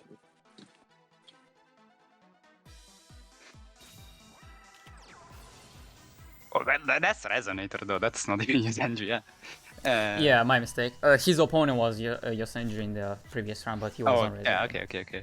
Reasonable. I mean, Resonate. Oh, well, damn. Skill sucks. He bricked. So if you don't know, like the Resonator skill was nerfed. You can now only shuffle back Resonator monsters, which severely limits the amount of attacks you can play. And this happens more often. You just get a Resonator in hand, you can't shuffle back the attacks, and you're like, well, guess I'm gonna pass. He's also playing Koala against... with the darkened hand. Yup. He's also playing against an unfavorable matchup into fun, so it doesn't help to break. What do you think about Thunder Dragons in this format, Davida? They break. That's their thing. They're just the brick deck. However, No, not their thing. What do you think about their place in this meta? breaking. They always break. On a serious note, like DD you open good every game actually has a somewhat of a spot in the meta. Multiple builds were tested. I don't know what Koala is running. We saw Batteryman Solar. We're seeing U-Ball, so it can be Allured, it can be Drosen Spell Trap, can be Fiend Farewell, could be any of these. However, like as I said, multiple builds, and I feel like more people try to get to see what the best build is. It has Fiendish Chain. it has a big spot in like Team Wars format. For side deck format, I don't particularly like the deck, but for 3v3 tournaments it's fine, because you have two other teammates that can win when you break. In a solo tournament, I would never play it. Koala too opened up inconsistent. very good here. True. A hell of a turn one. Interesting to see Fiendish Chain be ran. I guess this is due to the wave of like Yuzenjus coming in the format, and like TD was just caught in the crossfire. He's playing a bunch of traps. Bad aim as well. Very interesting choices of Texas. It was also chained to the mandatory effect of Solar, so it resolved in some of the token, even though he had no space.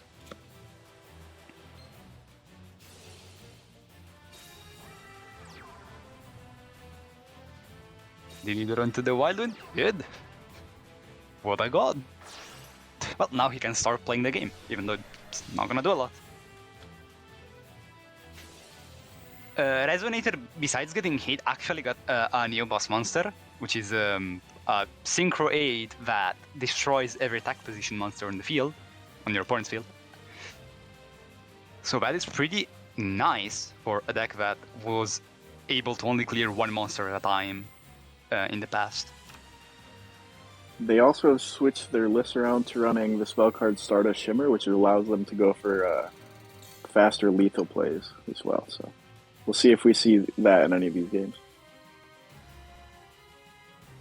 That is also true.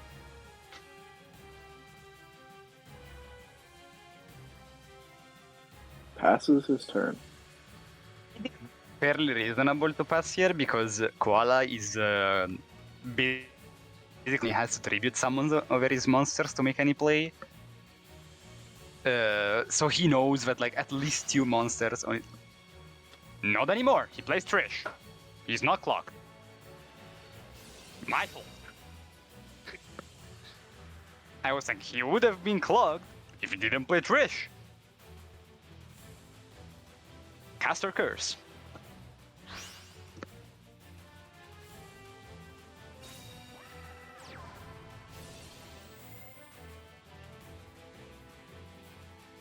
I don't wanna say we know who wins this game, but we know who wins this game now. It's not the very best position in the world for Sai here. Yeah.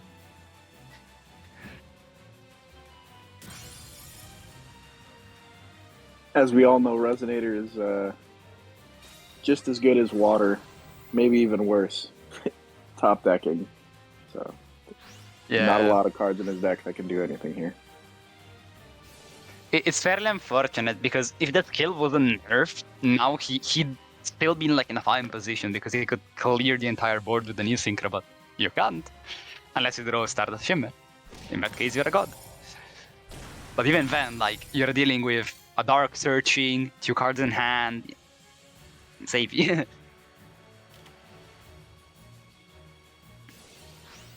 Like the reason why Thunder Dragon was a bad matchup for Resonator even in the past was because they can't deal with like the amount of floating that TD has, and it's very hard for them to deal with even a single Thunder Dragon Roar, which is like something that most decks don't struggle with. But Resonator doesn't really have another file besides destroying, and that works well for TD.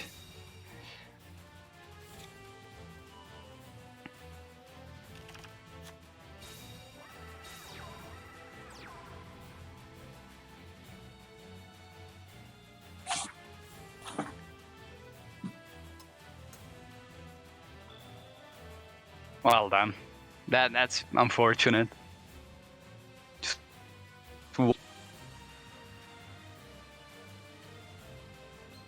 See what the delay is on this back row here.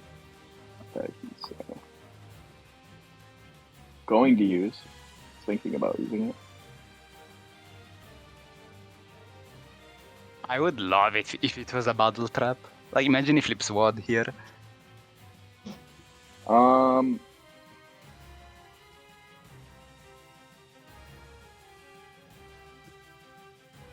mean, it's definitely not a wad, but I don't know what the.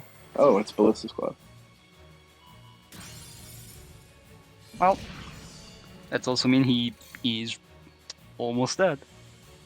Not really dead, but almost.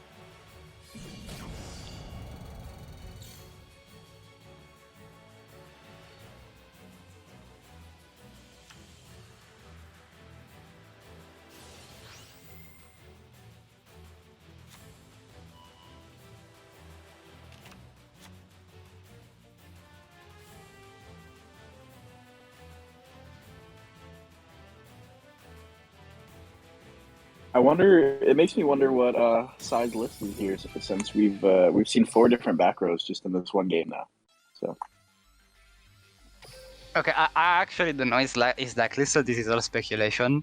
But what I think his list looks like, he plays a bunch of traps in the main deck just to like get a feel of his opponent deck. He also used to do that before Resonator got nerfed. I remember playing against him.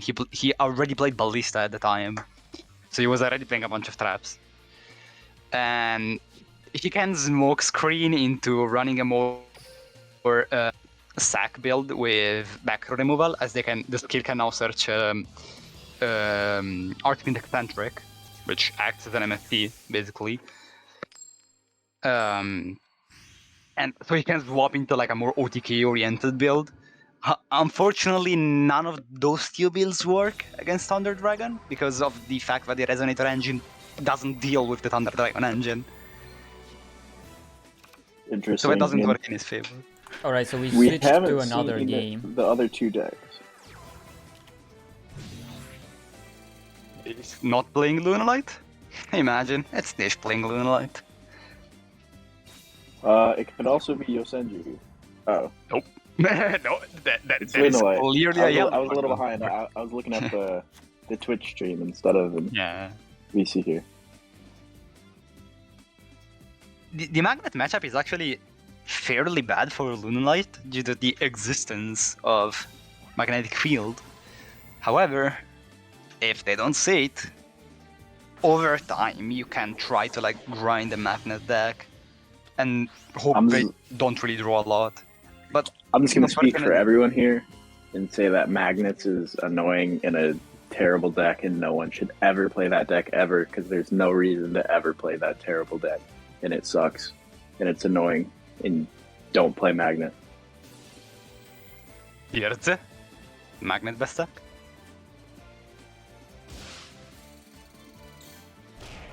No, but on a serious note, like Magnet found a spot in the meta, despite Harpy being the most prevalent deck. And like you'd be like, wow, how does he beat Harpy? It doesn't. However, he found a spot in the meta due to the Exdius and decks like Yosenju coming in the meta, decks like Lunalight. Magnets actually deals with all of those decently well. So they got a boost in their presence in tournaments, which you wouldn't expect from a deck that came out in the Dark Magician box. The first one. Chat says, I hate Not Magnets and you should too. That's a pretty good too long didn't read on what I said. I agree. I hate Magnets and you should too. Like, why? Why?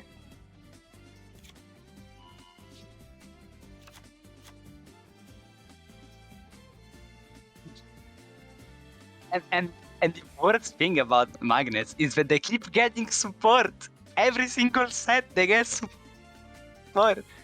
They got Gorgonic Guardian, now they got Oasis of Dragon Souls. They keep getting support. And now in TCG even they released, they're gonna release a new magnet card, but it's not that good, but still. And there it is, the unofficial boss monster of the magnet deck, Gorgonic Guardian, which is able to negate the effect and put the attack to 0. It all, as a quick effect, it also can pop the monster straight up if it has 0 attack.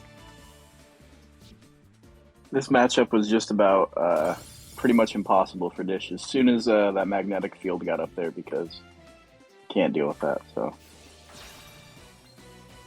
There's a Lancia, so no TK, I guess.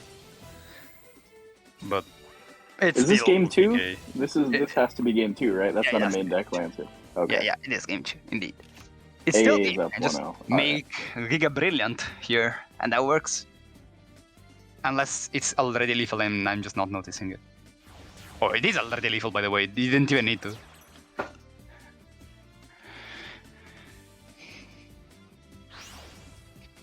Oh well, this is way more than game. Just making the Gaia. And there it is.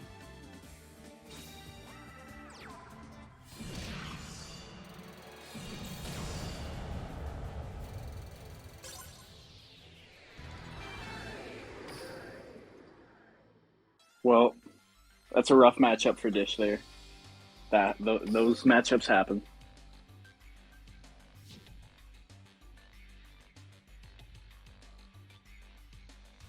Alright, so with that, the other 2 games are still on game 2, so maybe we can check out Trap Decks and Dars just to see what they're playing.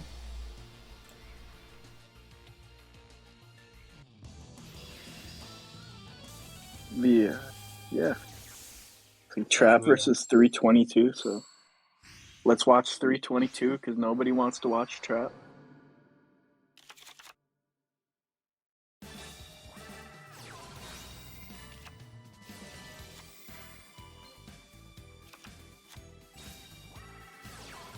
Well, I guess this is a Harpy mirror, if I ever saw one. Maybe they're playing Gaia, Davida. Nope. Not even close. Even the Glyph. With the no. Glyph, wow. Ooh. What a gamer, dude. Well, that's a stretch. So that's not gamer moment anymore.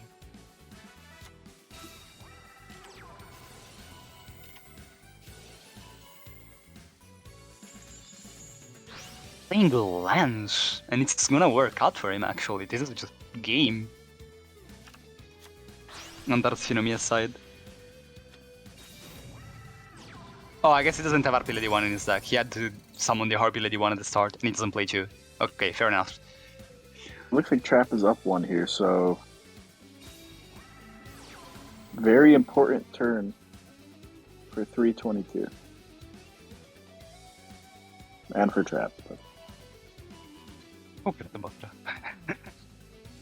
Nah. We love you, Trap. there's no we.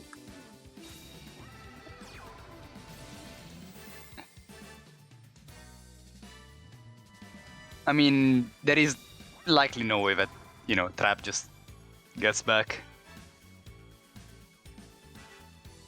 And our call is definitely just nodded.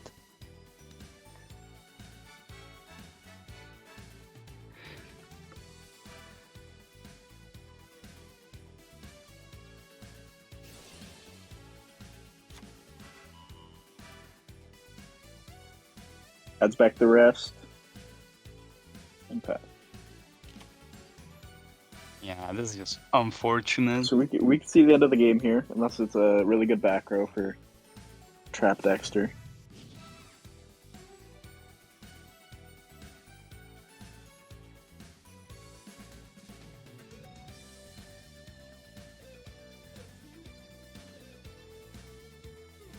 Yeah, we'll likely see a game 3 scenario here, since Hysteric it's very Party. hard for Trap to just get back.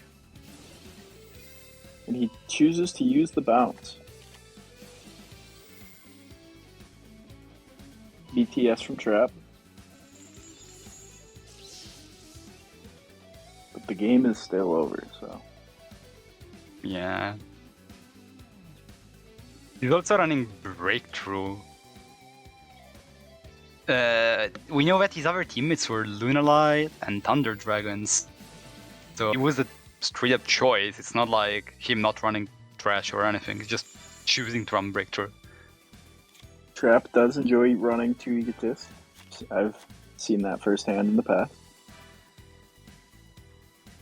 True.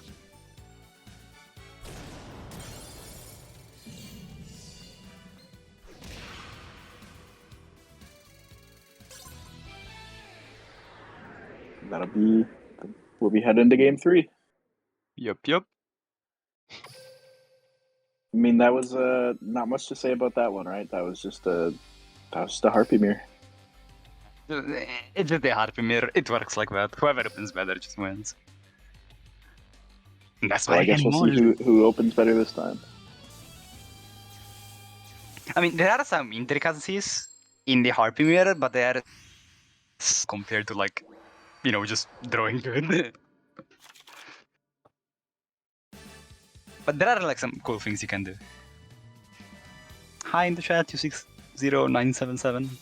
Why is your name a bunch of numbers, but we'll So take it. 322 will go first with his channeler, as he should. We'll probably see a Patriarch setup from him, I would expect.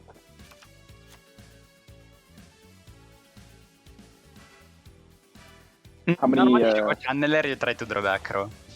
how many back row does he set? 2? Did he set both of them? Oh, What I do you guess he think? just drew. He just drew back row. Yeah, Because that's- normally, if you see Chandler, you try to go for rest. So he just we know already. that, we know what the card in his hand is, or rather, Trap knows what the card in his hand is. So Yeah.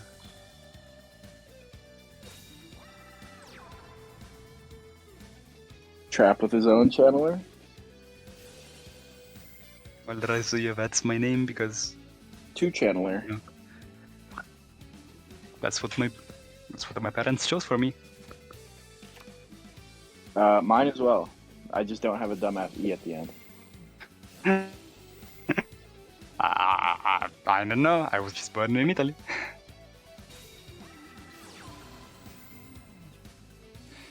Oh, there's the Swallow's Nest. There is one of the intricacies of this mirror. The fact that you can go into Glyph off of the fact of Swallow's Nest. And that's, prevents the heraldry from popping. That is a thing that...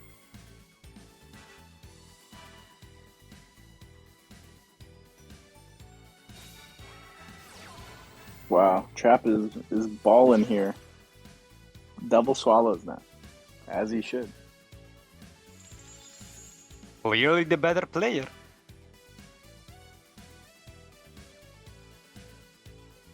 If you open that in game 3 going second, you just deserve to win.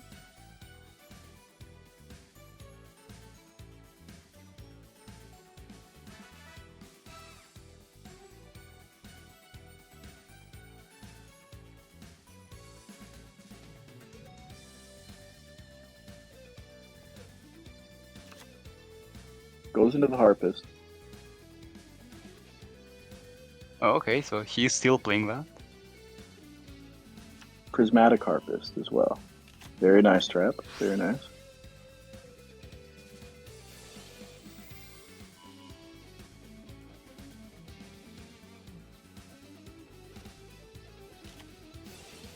Hysteric Party. I believe only Oracle's in the grave, right? Oh, he also gets the Canadia. Okay. Yep. Oracle and Perfumer. Alright.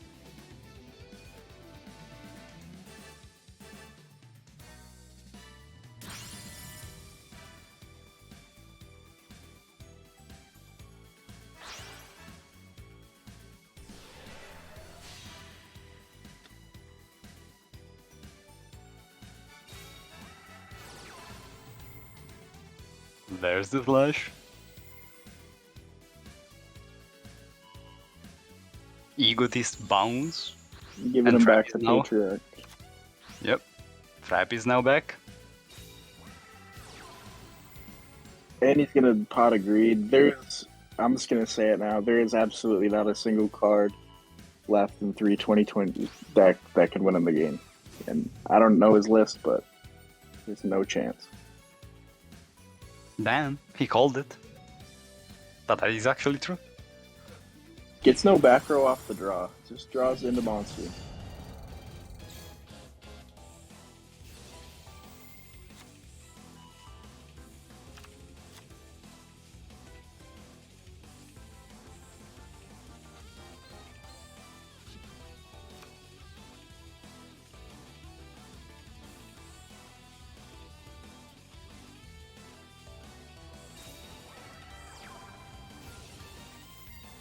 Just a perfumer. This is a whole lot of nothing at this point. In this case, maybe we can move on and spectate the Koala up against Sai matchup from earlier. GG to Trap. It looks like the teams are tied 1-1 overall because we watched Dish lose to Magnets before this. So. Right, and game 2 did take place, so let's go and watch that. Back to you guys. So we know that Sai wins this game too. We watched Koala win game 1. So it's all going to come down to TD versus Rezo in game 3, which favors Koala here.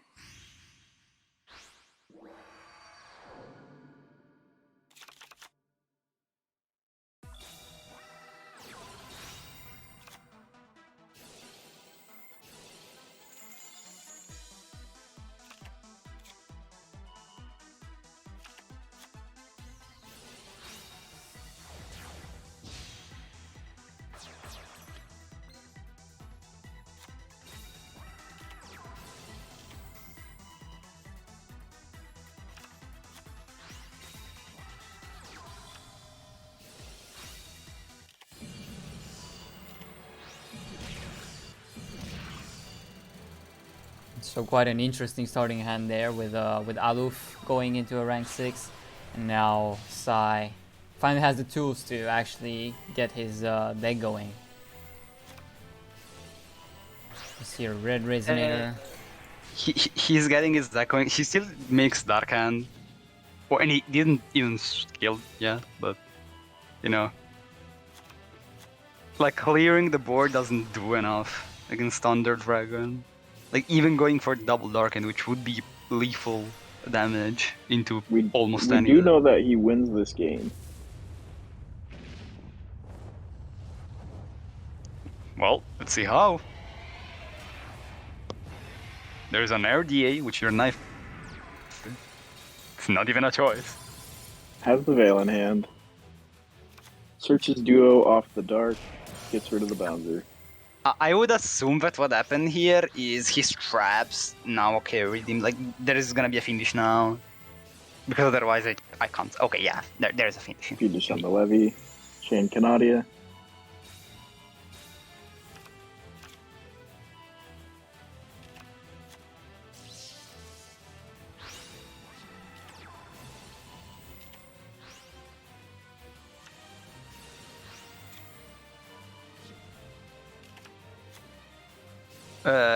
Nope. JDF operative. There's no traction in that deck. Clearly not.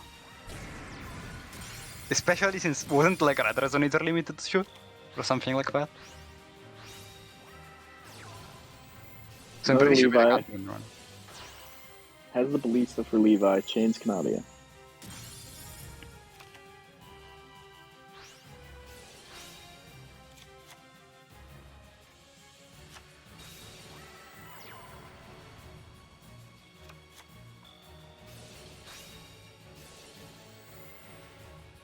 I only. Oh, on the skill got nerfed. Okay. I was wrong. He's still not running trash. He's just running a bunch of trash. Activates Mind Drain. Well, I guess that's how he wins. MST on a Fiendish. Oh, he doesn't win. And Oh. Koala wins. That's strange. They played I thought they were playing a third game. So Koala actually just won flat out 2-0. I thought when Hazy was hitting the replays that they were playing again, so it looked like Yeah. a game 3. Yeah, I did see that Okay. as well. That they were still dueling, but I guess Yeah. Virgin Squad takes this 2-1. GG Virgin Squad. It was my bad on the. I don't know that I thought Resonator is so bad. I thought that they even had a semi limit. So. All right. my bad on that. Who do you guys would like to watch now? We have a couple other games. For example, Phoenix in a parallel universe up against Modern Empire for one. We also have Let's watch that. Let's watch that. Is Victor Lee playing? that also was gonna be the next Victory Gaming up against Crocodiligence. Crocodiligence is the team composed of Kuwabara, Mago, Implacavel, and Edu1. It's not Edu 16. It's Edu 1. It's Edu1, yeah. So between those two, maybe there's another more attractive that you can also I find. mean, but doesn't Modern Empire have Rich Ferrente in their team? That's attractive enough.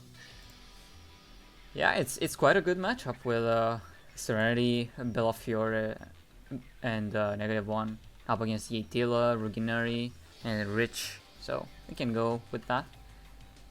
Yup. Sounds good. Still top 32 also.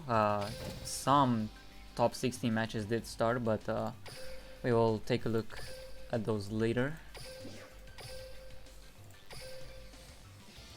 Alright, all duels finished. Just no one reported the score. If you guys want, we can check any matchup that perhaps for example, Neg1 was running Yosenju, Serenity was running Melodious. I'm not sure about Bellafiore, but he is a Blue Eyes kind of guy, so maybe we can watch him up against Rich. He was recently playing Overtax. But we could see that. Let's get some Rich Ferrente content. Yeah. Yeah, let's we go. can. Alright, so this is the first game. Back Nice. to you guys. Let's watch that.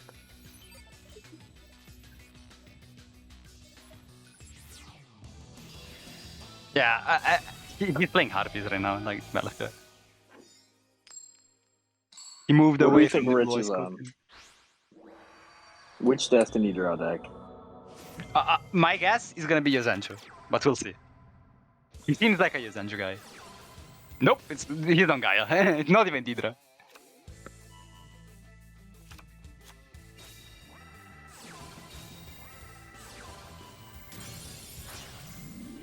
Destroy for HHG. Summons the defense, sets one, and passes. That's normally what you want to. Oh well, I guess Charlie's on Perfumer worked. But shock up the Chalice on Perfumer. Very interesting there, Rich. I mean, it's fair enough to do that.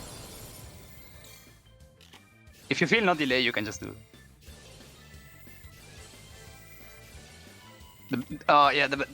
Okay, there is a Chalice, and So there's come the on, TTH. Wow, this is the quite the special. game.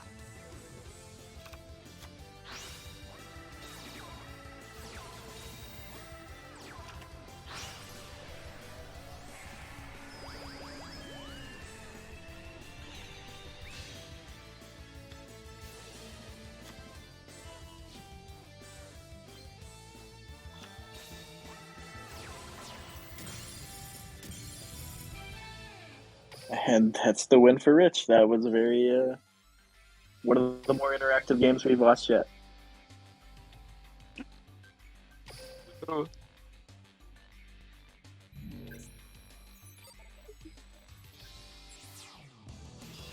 Interactive gameplay, boys.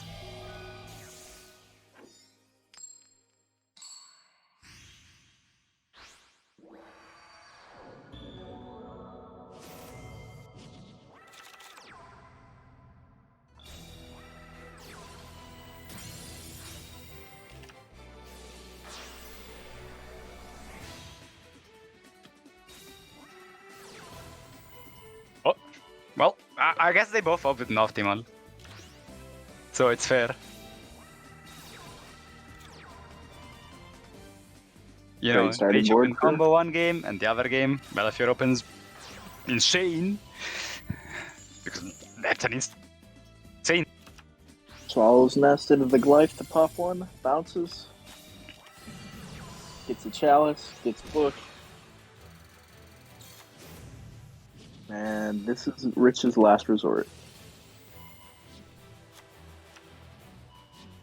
If we were on the LM, like, you know, last resort, as the song would have appeared, but we're not, so. Non-fusion We'll see. area on the summon of the dragon. Well, that's probably enough. Harpy's hunting ground, normal summon, gets rid of the field spell, not the back row. I guess he just felt no delay on the back row, and that's just gonna be it. Normally, you would like to play around Thresh as much as you can in the matchup, but if you just feel no delay, you just go very safe and just go in.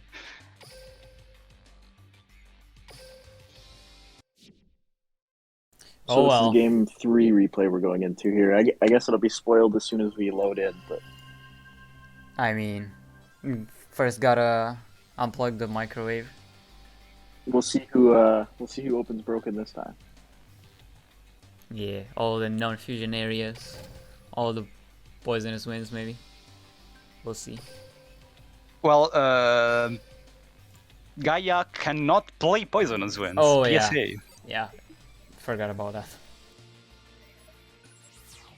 Don't be like Hazy. Don't run Poisonous Winds in Gaia. Exactly. As the Dragon Knight champion is a win monster, so you would be locking yourself out. We have Vic Lee saying in chat that Victory Gaming will win. I don't know if that spoils any top 32 results, but if it does, I hope we get to see him in top 16.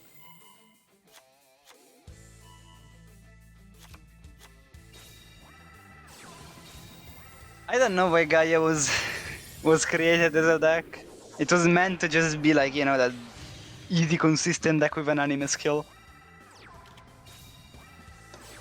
Even though, like, none of the Gaia cards ever appeared in the anime besides, like, the normal monster. And some other, like, useless card that is not being actually run in the strategy. Oh, wow. Chalice damn. on Chandler. Looks the Chandler, summons Perfumer, gets Egotist, use, sets one and passes. Okay. Gets Dark Flare. Reveals Dark Flare, I should say, to get the Gaia. I actually didn't pay attention. Did he discard the RP Lady 1 or something? Oh, he probably just told there, so he felt like he was not even worth to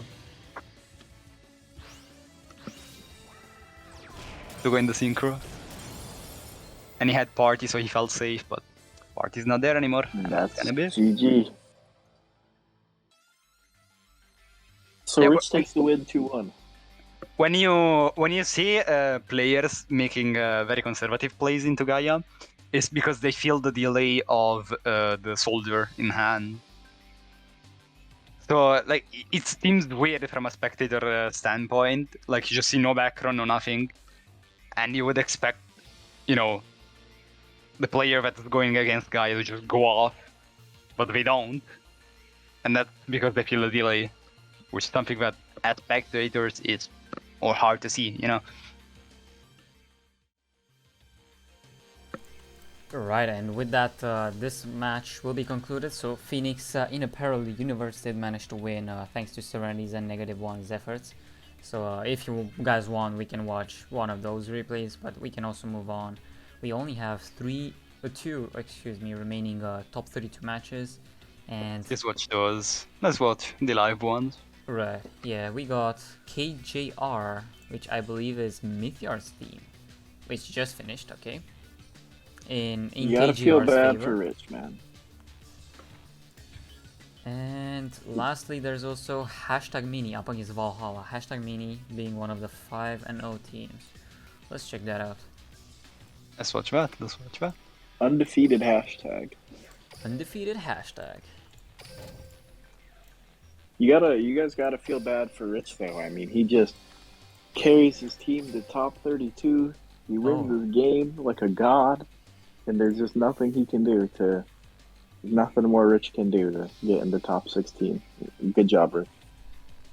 Okay, so apparently hashtag and Valhalla just finished once again, and this time in hashtag's favor, 2-1. I guess we're just gonna watch some top 16 matchups. Indeed, we are now in top 16, and we have Ah, a damn. couple good matchups. We have Mitsukatana up against Victory Gaming. Mitsukatana being composed of. I don't need to know that. I know that Victory Gaming is playing, so let's watch that. Let's go. We don't need to know that. We just spectating Victory. That's just happening. Indeed. He has been spectated earlier as well, and we know he is playing Lunalight. Well, Okay, that's kinda characteristic, but Indeed. So the room was just created because the match started less than a minute ago, and we will be waiting just for the room members to join. In the meantime, I'm gonna edit the info. Yup. I was saying before, like, man, we're already in top 16. You gotta stick with me for one more round, and you're all gonna be happy. I wanted to torture you more, but guess it's not gonna happen.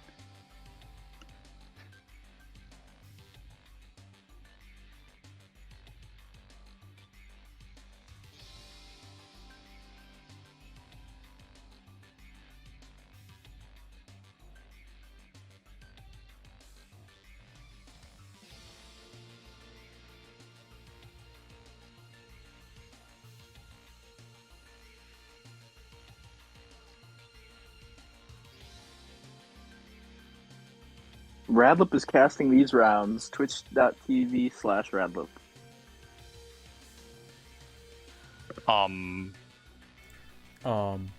Just reading the chat. Cool.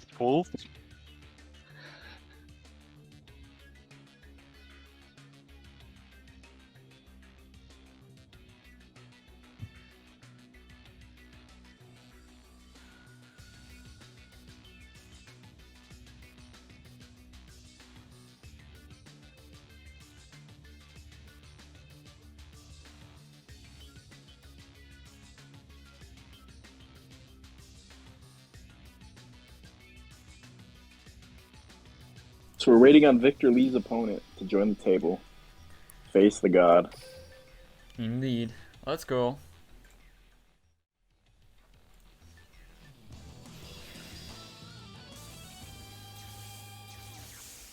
By the way, there is some backstory on the weekly team, as the team was supposed to be composed by Spook, Waweren, and Weekly, but it didn't happen. So Weekly decided to play with the Garcia brothers of Goomba and Kid Meme. They're also teammates in MHC, so that's very reasonable, obviously. I'm pretty sure they're actually named like that. I actually don't really remember it. Hopefully I didn't butcher their name. Vic with Tenki, Emerald, and Martin here. Anyone that's ever played Lunalight? No, that's pretty good. I would Not be pretty good, surprised it's if he didn't the open. best. We're talking about the best player, you know? If he doesn't open optimally with every deck, you're just not the best player. Vic activates his Lunalight Fusion, which tells us... Goes into cat answer, okay. Oh? Well, I Interesting. guess that works because he can add back the White Rabbit anyways, and he's just trying to push for damage here. It's fair enough to go into this because you're recycling your White Rabbit regardless. And you're just applying some small pressure that Harpy has to... Well, he has hand traps in hand. He knows he's going to get bounced. He's opted to end it on 2 bodies instead of 1, and that is interesting. We see nothing from the Harpy player. That doesn't make sense. Must have hard brick. He very likely just had no follow-up whatsoever. And that can happen with Harpy. Like, if you just don't see anything on turn 1, and you don't uptake anything, you're bound to like sometimes just keep passing. And even if you see stuff turn 1, even if you rest, heck, like even if you do all of that, sometimes you're just stuck with no follow-up. We're gonna hop into another game while the two players are siding. So it's gonna be Nosagi up against Goomba, the leaders. That was some paid Oh, acting. this is Water against Witchcrafter, I think. I'm obviously excited to see the Witchcrafter, not the Water deck. Diva into infantry. Set 2. Oh no. Oh no, Mono. But he's not dead. Great. Unfortunately for Witchcrafter, the worst matchups you can face, by the way. Dweller actually does so much against witches.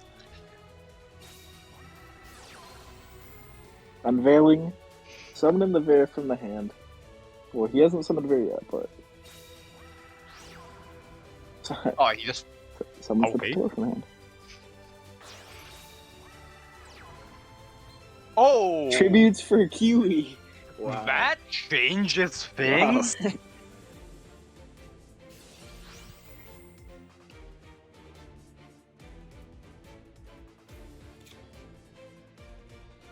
So what he's trying to accomplish now, he's trying to accomplish a Bear setup with Kiwi, and if he manages to do that, which is somewhat likely due to the fact that he just needs one spell in hand right now, which he can easily search with the Patronus,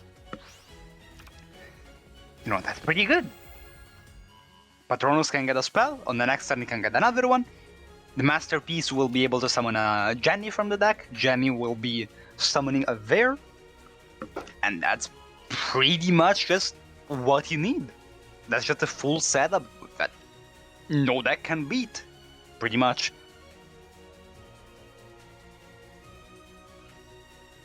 Water best deck, pal. Let's go. Well, I'm sorry, Water just doesn't beat Kiwi Bear unless there is a floodgate. If there is a floodgate, he can beat it. And we know from a fact that in previous lists, Goomba used to run that. We don't know if he's doing that today. Could be. Could not.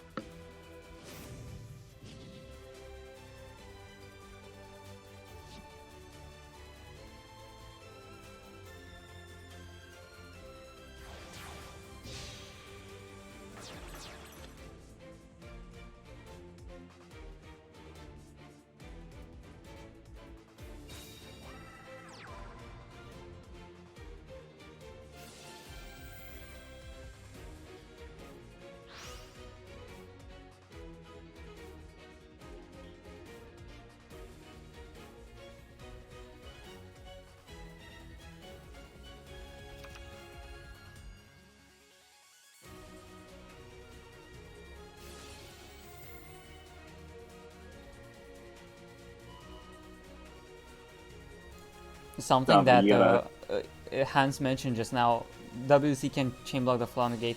This is exactly what we just have seen with this play right there with Patronus and then Ginny chain. This is how you do that.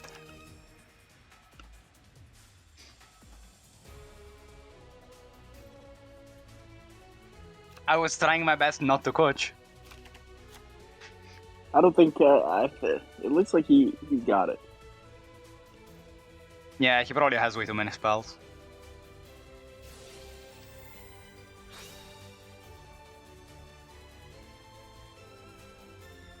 The Vernegate.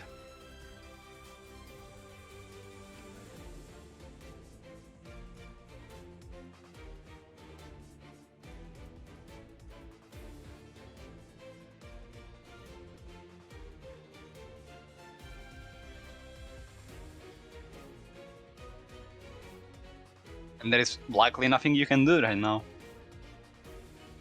Yeah, this might be a long game, depending on whether or not Goomba scoops.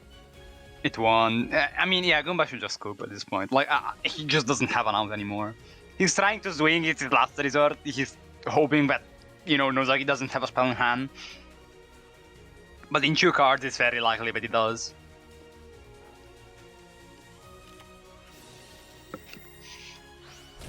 Oh!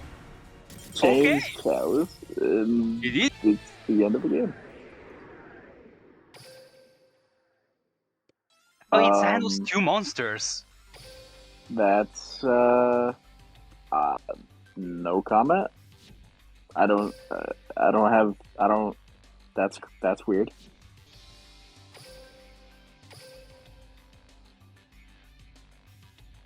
That No, sucks that he opened wait, monsters like that, but when that you see happens.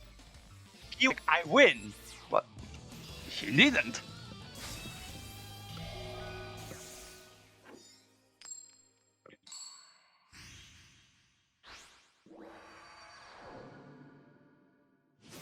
There's Vickley again. Who doesn't watch? Who doesn't want to watch Victor Lee? Nobody. Victor Lee adds the Martin off Tanky. Does this mean he has the Emerald? Of course he has the Emerald. Do we have a Book of Moon for the Emerald? Book of Moon on the Emerald? We already saw this game, by the way. Oh, yeah, this is the exact same game. Oh, no, it's not Oh the no, exact it's not. same It's game. not. It's not. It's not. We have You Saber just Dancer lose this the one time. in both games. It just happens. Vic activating the White Rabbit effect to bait out Oh, that okay, back row, fun, even fun, if fun, he knows let's it works, go, and it's Vic. lethal. Let's go, Vic. It's unreal, Vic. Unreal. The better player. Why are we still playing if Victor is in the tournament? Yeah, that's a 2-0 speed run from the god Vic Lee. Currently, also this game is number 2. Kidman did lose his first game. No, I don't believe you. Aw, damn. You know, I mean, if your Harpy gets sniped by Lunalite, I mean, you kinda deserve to, you know, face the same matchup but reversed. We just watched this, except it looks like for the other team here, they do not open Emerald Martin Tanky. He also decides to play very conservative by not summoning an extra deck monster in his first turn, which is now trying to do. This is lethal through 1 hand trap, not to 2.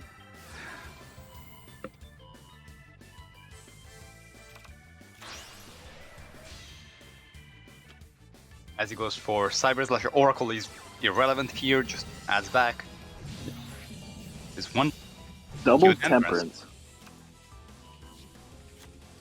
Those are some free-to-play hand traps. I feel you, dude. You're the only MCS winner that considers himself free to play. Daniel is kinda free-to-play, more than me. Because he just doesn't want to spend money. Top Unso TPC. Sure, he's better Top than you. Unso. Yeah.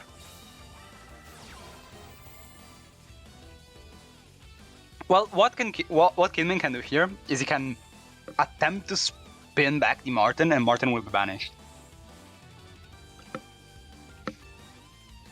There will be one last target. What he could also try to do if... Okay, he didn't do it. Well...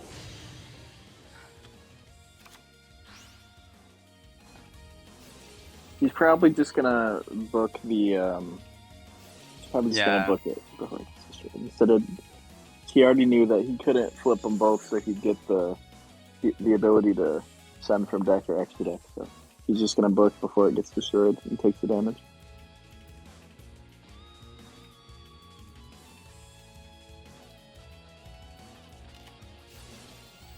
That's what's happening.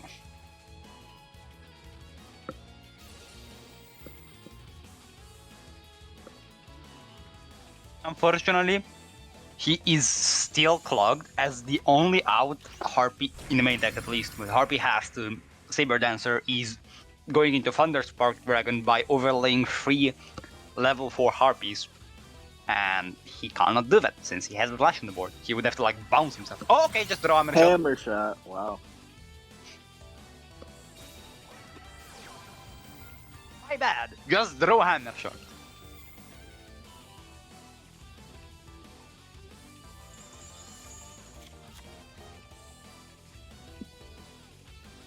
You know, as I'm speaking of like useful information, people just throw it aside. Yeah, this is game 2. Kidmane is down 0-1. I don't know the other player's name. Tayuya is up 1-0, so.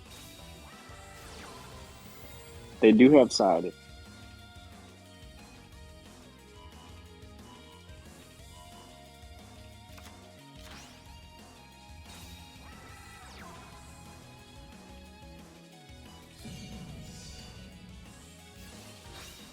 Fear Karibo, does he have 2 hand traps again?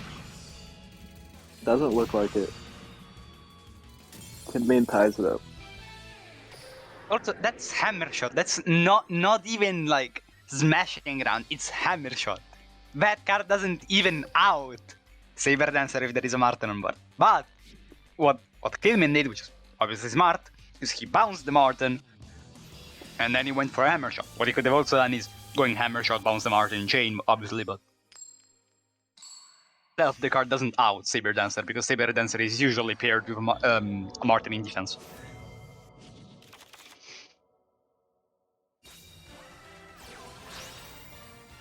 So this is also game 3, Witchcrafter against Water here. Oh, I guess it's not game 2. It is game 2, yeah. Well, it for Victory Gaming due to the fast Victor Leitio.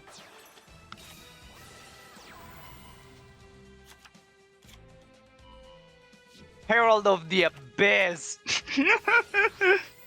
Come on, Wow. but don't do it hurt you like that, dude.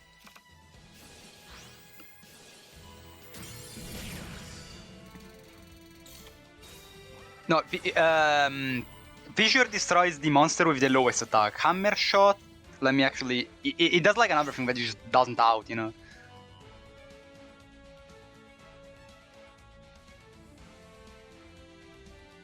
Hammer shot is the highest attack, Lamau. Yeah. That works, I guess. But smashing run is better, Lamau. Because it's a UR. I'm stupid. Just done them.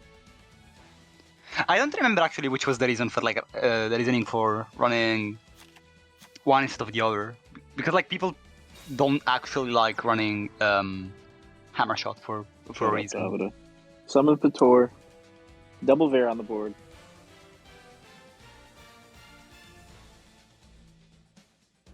Oh well, how the tables have turned. End turn. Gets back to lab in the end.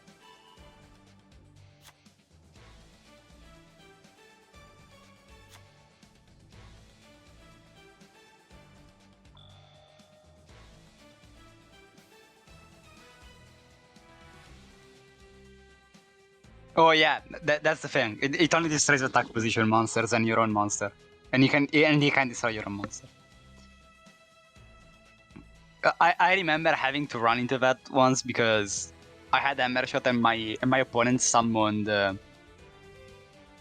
the Saber Dancer and Martin both in defense, and I just couldn't hammer shot. Which is relevant in the Harpy matchup as Harpy... Metro Valley from Gooba. Well, that's pretty normal plus side. The Victory Gaming guys are seeing their side deck cards for sure. That's not a doubt. They're all seeing them.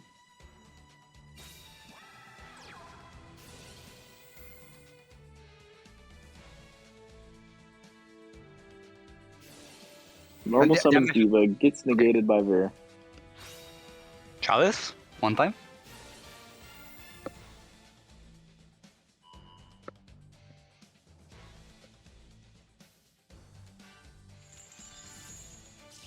Chalice. Are you eating pizza? Gonna mute myself. you? No, I'm not. You are eating. Always talking with your mouth full. I can take over if needed. The Davida special. Always shoving pasta and pizza down your throat while molding. The molding part, so on point. Ah, the molding is always there. Can't stop the molding.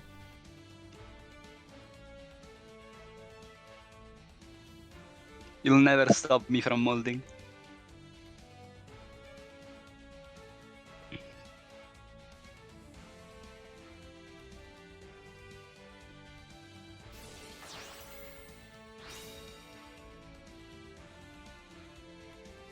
Chat says, imagine if Witchcrafter dueled Luna and Harpy dueled Water.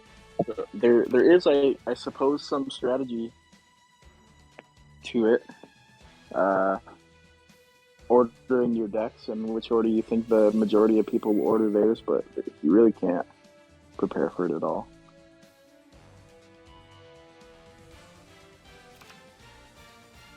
Did you guys give any consideration to that when you were picking your 3 decks, Davida?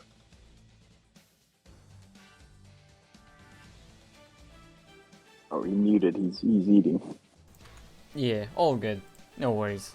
See Edel actually in Nosagi's build. It's quite interesting. Don't often see that every day in Witchcrafter decks.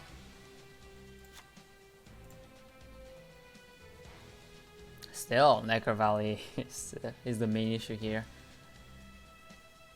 He's gonna have to maybe... Is there any... Yeah, I was gonna say, if there is no infantryman, he can just go into the Helio.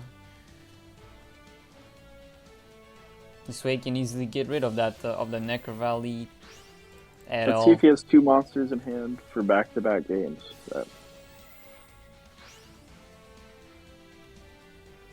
Alright, gives up the Abyss material. Obviously. Tributes that too, and I guess that's kind of it. Oh, there is the Spider Shark effect. Necro Valley is going to prevent that, so... Yeah. This So is lethal for just the game. Witchcrafter player. Yeah. Alright, so this would be going to a 3rd game. But let's see also the outcome of the other games, because depending if Kidmain won his... Okay, it's still underway. So it is game 3 for both of these players.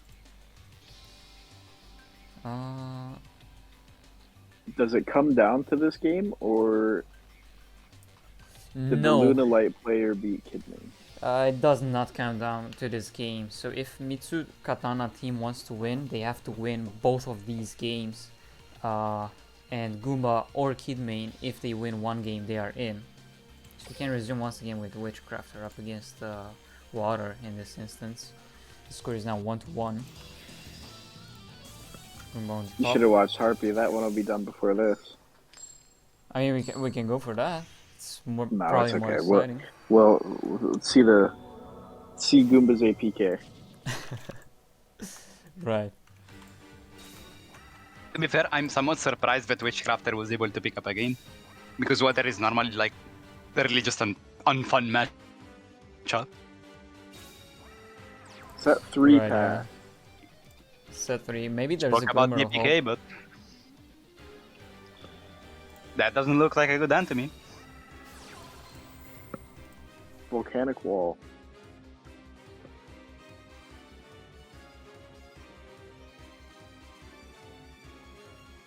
Interesting to still have Volcanic Wall both side. What I like to call Volcanic Wall in Witchcrafter is just an additional spell to rebuild off of that. That card is actually not amazing. Gets MST'd, so did nothing. Just traded the 1-for-1. Has MST set for the Volcanic Wall, so he's not going to get to mill 3.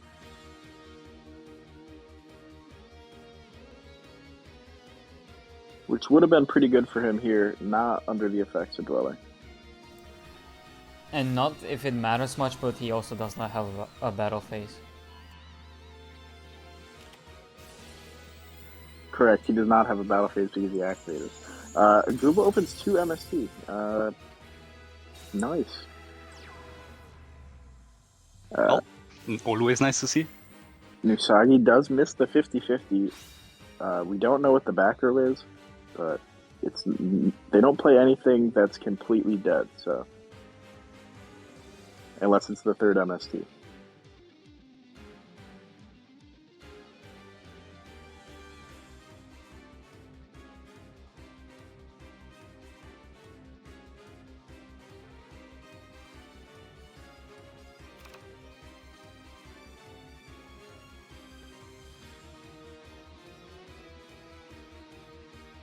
I guess he just didn't have like as many Necro Valleys as you'd think, because Mystical Space Typhoon is normally a card you don't really want to keep in your deck. Against Witchcrafters, he only realistically has like one good target. Wall just happened to be there. That interaction normally never happens.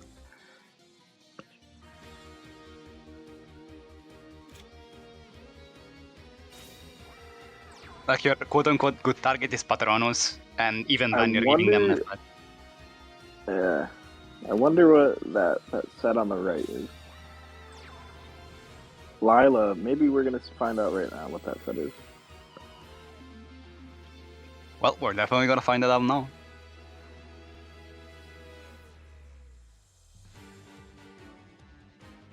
Goomba is going to play it, activates it on the Lila. Book of Moon.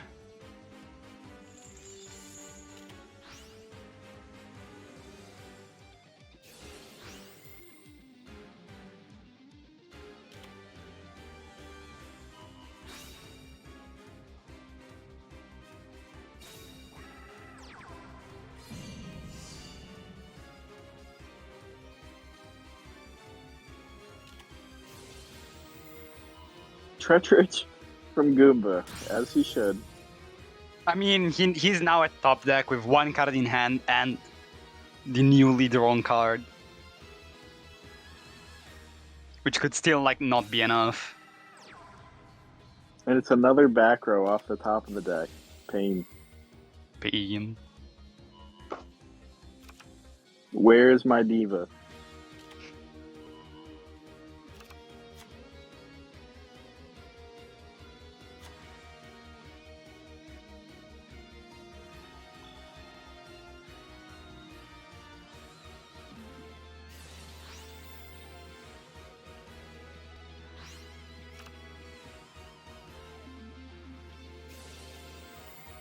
We're going to see a holiday here. Shuffles back to Shmeta. Adds the collab. This is going to be a hell of a turn. Storm. Wow, we're just going for game here. With Set Herald. Yep. He even plays Storm. And this is lethal. He's going to activate. Okay, never mind. I thought he was going to activate collab and have another one.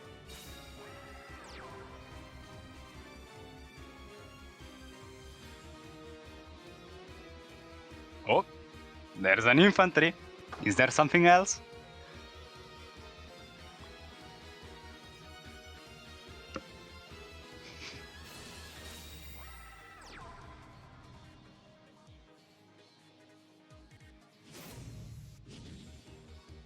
Okay, that outs the Verg. That does out the Veer. I really thought we were ending the game last turn. This is turned around.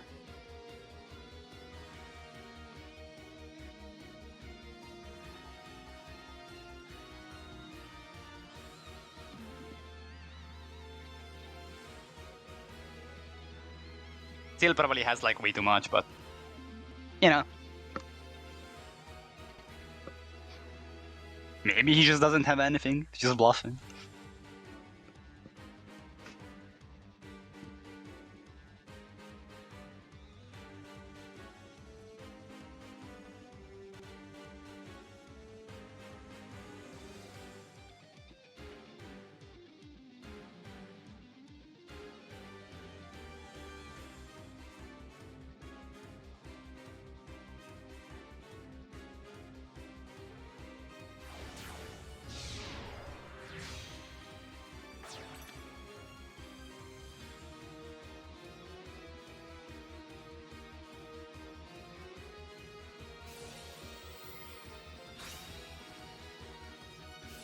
Vernick the Dweller on summon?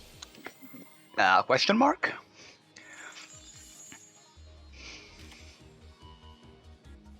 He's okay, he's getting another call-up anyways. He probably just wanted the call-up to be in the graveyard as a target. Because he is out of holidays, so he had no other target if he's only playing one MST. So that is reasonable to do that. It explains the situation. Well, now Masterpiece can be activated from the graveyard during his turn. Dweller has no, has unfortunately like no timing to get to negate that because it can just be changed with the Dweller activation.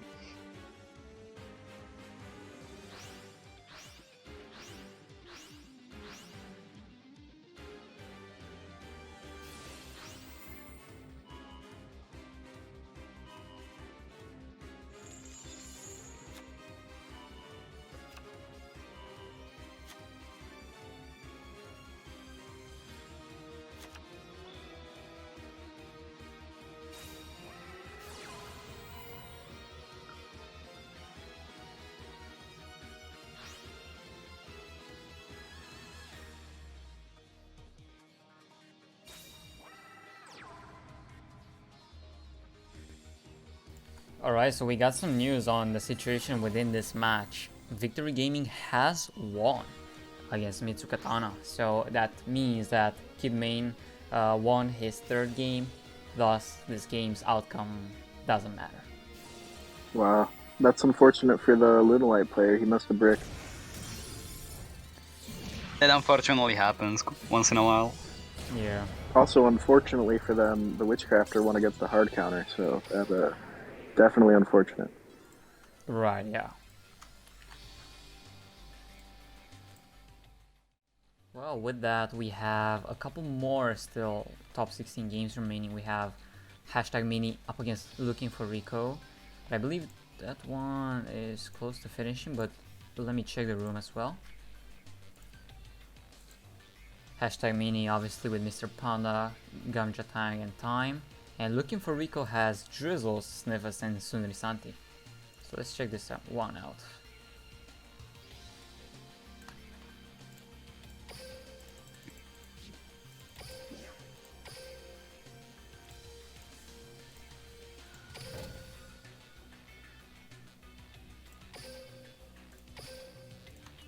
Davida. Yeah. I asked why you were muted. Did you guys give any consideration to the orders you put your decks on your tables today, or you just go at it Absolutely not. saying there's no way we can predict anything? We just went random. Maybe that's why you lost. We lost because we suck. Alright. I heard you lost because you suck. I do indeed suck. Happens, sucking every once in a while. Alright, so That's what it is. the match between Looking for Rico and hashtag Mini did end as I entered the room in hashtag's favor. So Drizzles, Santi, and Sniffus are now out of the tournament, top 16. And now we still have one top 16 game remaining before we do enter top 8. Never mind, this one is also done. Just the scores weren't reported. Oh well. It was nice. Yeah, it was nice. Not sure who won between the Puddings and YGL, but we're gonna see that shortly. Anyway, because top 8 is... got rid of me. yeah, said it best yourself, I suppose. With top 8 approaching, we have to rotate in the next set of casters. So, Dave, Davide, thank you so much for joining in. Hope you had a blast, even though we had the initial issues towards the beginning of the top 32. But hopefully we're gonna see you at another Trials Cup casting Thanks for or having us, playing. Dave. I hope I'm gonna be topping in the next one, but I suck. So That's all here's what good. it is. All good. Good Thanks luck for having next us, Hazy. I want to apologize to everybody watching and everybody involved for having to deal with Davida. Blame Jimmy. That's just blame Jimmy. True.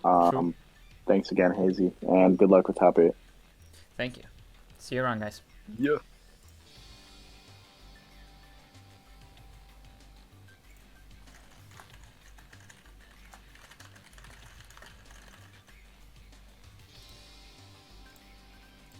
Alrighty, so top 8 should be underway pretty soon.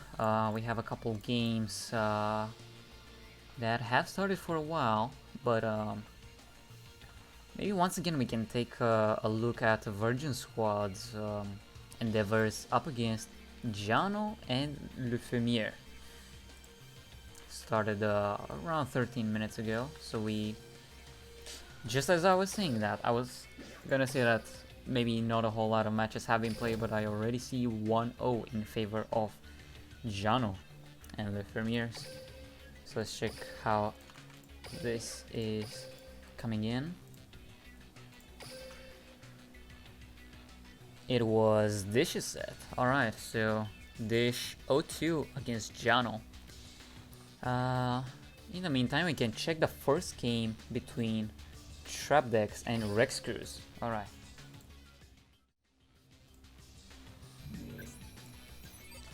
Got Trapdexter on the top and Rex Cruz on the bottom. First game shows 0-0. Just bear with me for a little bit while I change up the scores and the team names. Trapdex with Harpies as we've seen earlier, and Rex Cruz on Thunder Dragons. Quite a cool matchup. We see Solar being used to a good extent there. Look at Moon.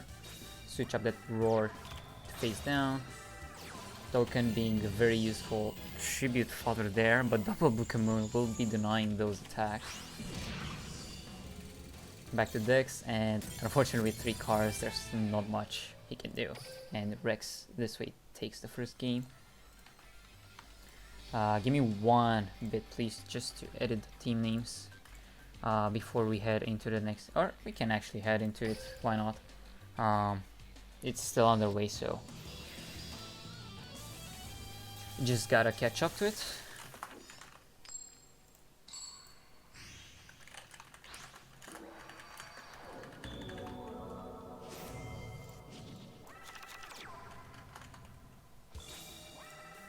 Rex once again with a Solar into Dark.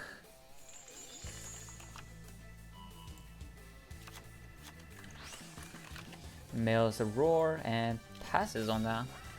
Alright. Chandler, front side of Trapdex, very good. Searches the Feather Rest. Goes for the Slash. Just the usual combos right there that we see every so often.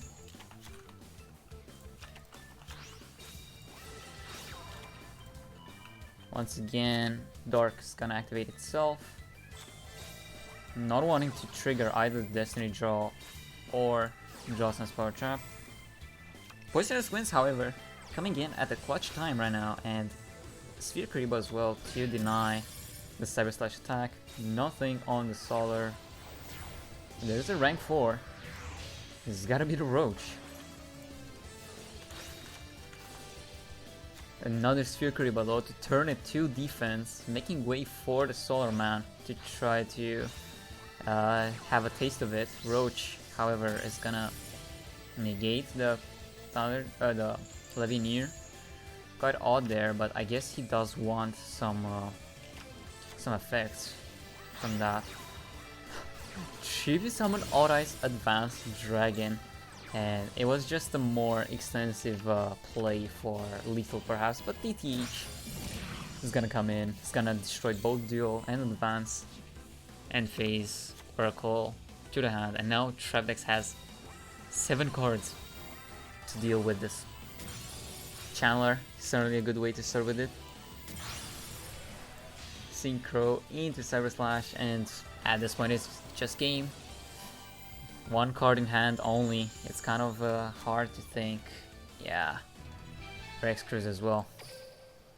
Thinks better of it and will be surrendering. Now they are waiting for game 3. McMurphy and Koala did go with their first game and Koala lost. So still very much in favor of Jano and the Farmer so far. Maybe Koala has to win the next games. Let's check it out. I don't think we have spaded McMurphy thus far. So it's certainly gonna be something new to watch. Koala, I forgot what he was on. Oh, this is taking quite a long amount of time.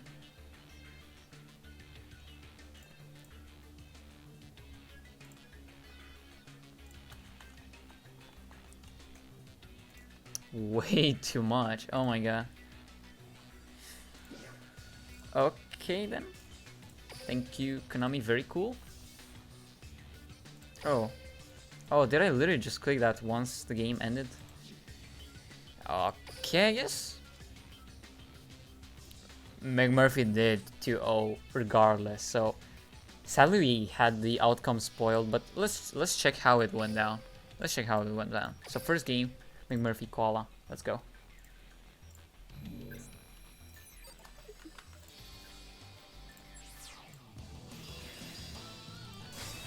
Koala on the top.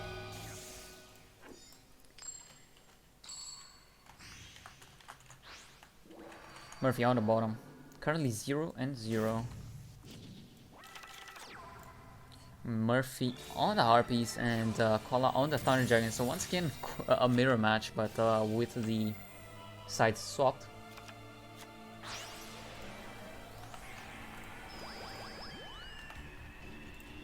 Going for the Cyber Slash. Turn 1, very good. You have the Oracle. You got a Feather Rest.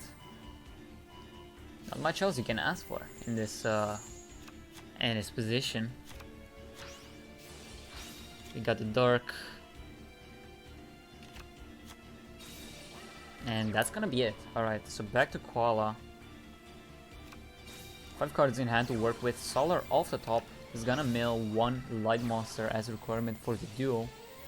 It's also gonna activate the Hawk. And let's see just how many he's gonna mulligan. 1, 2, 3. That's it, man.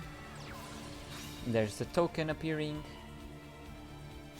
Cannot do anything with it in this turn, but I guess that's the first game.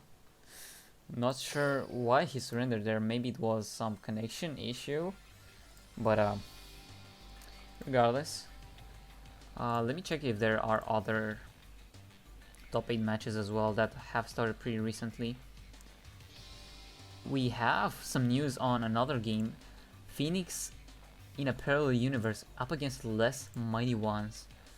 Less Mighty Ones being Saitama, Riku, Snake up against Serenity, -1, Bellafiore. That game finished with Phoenix in advancing to top 4.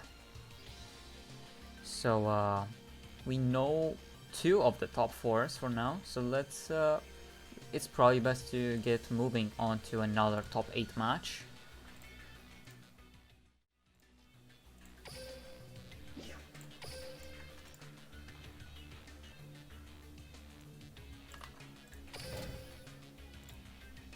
And this one is gonna be the Puddings up against KJR. We have spectated KJR before with Meteor, My Turn, and Alacorn at the front. And the Puddings actually is the first time we do, and it's Kiruma's team, joined by Lostprin and Yato. So let's check if... Okay, there has been no first game thus far, so we can freely check this one. Which will be Meteor up against Kiruma, the team leaders, and I guess it's gonna be double Melodious. Hello Heinz. Good to see you finally within this top 8. Oh, what's going on, AZ? How are you? I'm feeling great. It's been quite a long day, but it's a very entertaining and enjoyable tournament to watch and cast. And hopefully you're gonna also share that same sentiment. You can cast in the meantime while I get rid of the information. Yeah, absolutely. I actually haven't been able to keep up. I was working earlier, so I don't actually know what's going on. So who do we have in the... Alright, so at the top we have Kiruma, and at the bottom we have Meteor. This is the first game, and it is a Melodious Mirror. Oh boy. Okay. So first the Deco. Interesting. Okay. Yeah, pretty much. So Karuma's at 19 cards. So far it looks like he's not in a winning position, although he did have the breakthrough skill. But Mythyard with the Forbidden Chalice, also with the effect negation. Okay, so not gonna go to deck out. Mythyard just takes a W. Yep. Okay. Hey, Karuma, nice enough to scoop it up. Definitely. He probably just realized he doesn't have anything to deal with that. But now, once we get into the side deck action, things will be changing, because I'm sure Melodious players do, if not main deck, at least side deck some answers.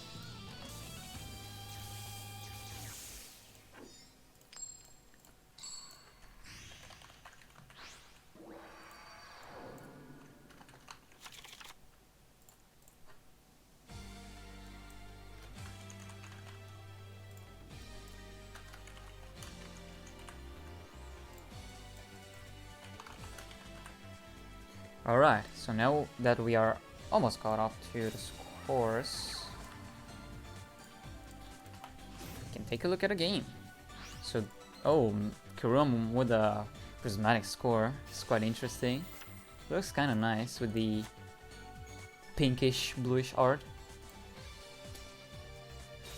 Did normal summon that to send off.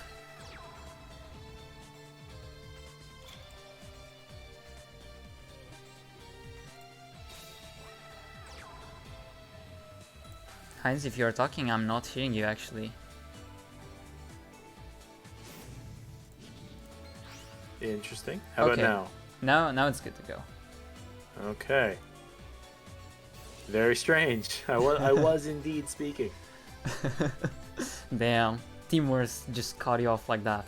You hate to see it. I see my mic indicator up here blinking away, and Yeah, I did notice that as well.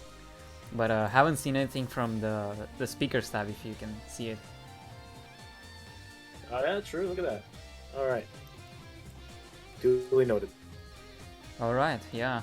So, Mythyard with an interesting solo. It's a card you often see in the 30 card build, but just as often you probably don't see Treacherous Trap Hall on turn 1 from Kiruma. Getting rid of both of those monsters.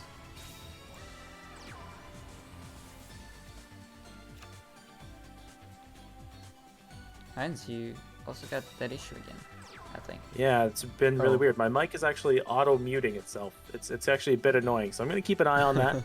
But No I worries. do see that he's got a triple set, so I mean that could indicate that he has a Necrofusion. Yeah, that would be Meteor's best bet right now. While you get your mic fixed, I can take care of this cast. So we got Soprano swinging in blindly, 3 back row. What's it gotta be? It's gotta be some form of Necrofusion if he intends to wall off the attacks.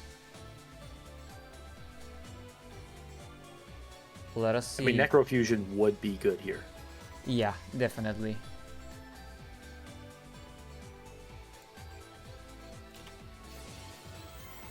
There you go. There it is. Should be fusing imminently for the Bloom Diva. Should be better if he considers something as a threat, but Diva at least puts him into that position where Kiruma only has that one set card to deal with that. He seems to be thinking about what he wants to go into. Do you think maybe there's a better option for him, or is he just trying to make sure he's picking the right one here? Most likely just reassuring that he is definitely gonna go into the Bloom Diva, because that's gonna wall off Kiruma and subsequently end the turn. But there's also the set cards that he's gotta take care of, not just Meteor but also Kiruma. And currently, even though it's back to Kiruma, back to Meteor, Kiruma is kind of in a losing position.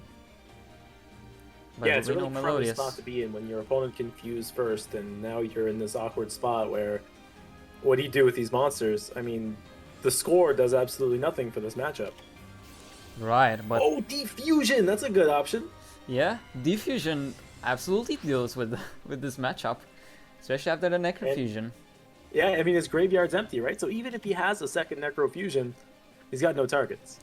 Yeah, only one material, so not even two, and Kuruma with another spell or trap to hopefully change the tide in his favor in case there is another fusion.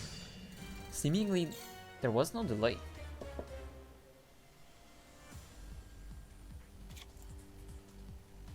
You know, I updated my Duel Links because I just got a new PC and I updated it for this, and it turns out I don't even need it because you're screen sharing and it's so much easier. Yeah, I've been screen sharing. Thankfully, though, I noticed quite a bit early that screen share was lagging the stream a bit, but now it should be good. And yeah, well, thanks Discord for introducing screen sharing.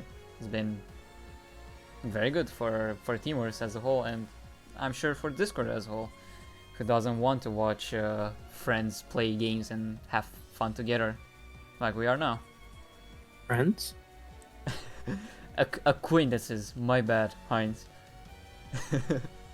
I can't afford friends. Oh. So Mythiar gonna be the one to scoop it up here.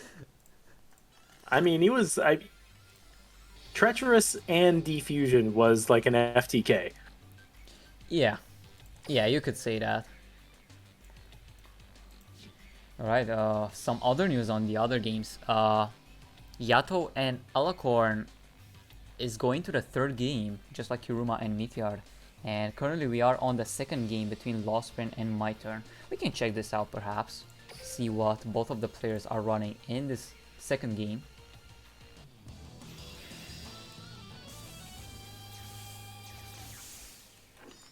My Turn Master on of top. Destiny? Who knows? Or is this going to be the other thing?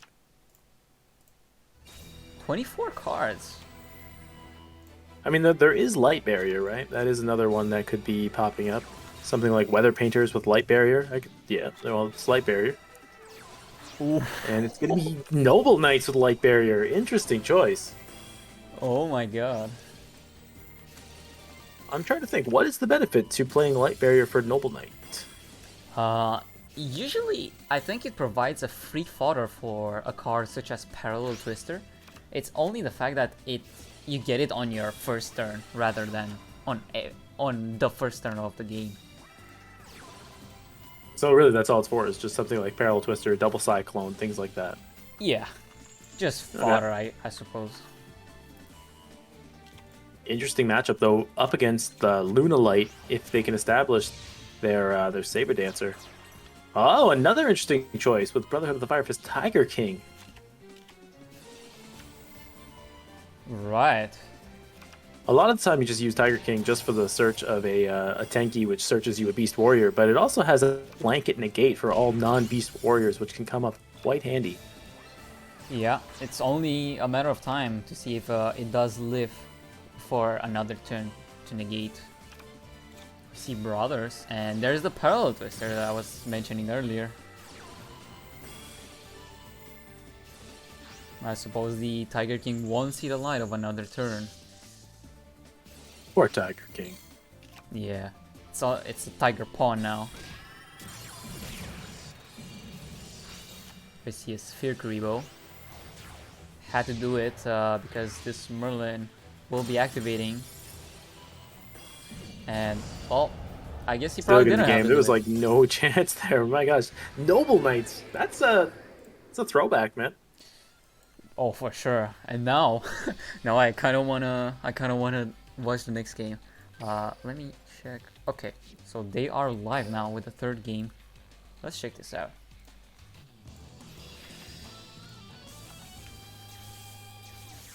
Everyone is 1-1 right now, but game With 3. how weak the meta has become due to the recent nerfs and the new boxes basically not adding anything particularly strong to the game, we do see a lot of older decks like Noble Knights kind of coming back out, even though they don't have balance anymore.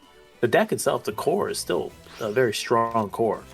Oh yeah, definitely. And as you mentioned, with all the older decks being reintroduced into the meta, we have seen, for example, Ritual Beast, and alongside other, and even a couple of newer decks being tested once again, how they fare against this new meta. For example, Resonators.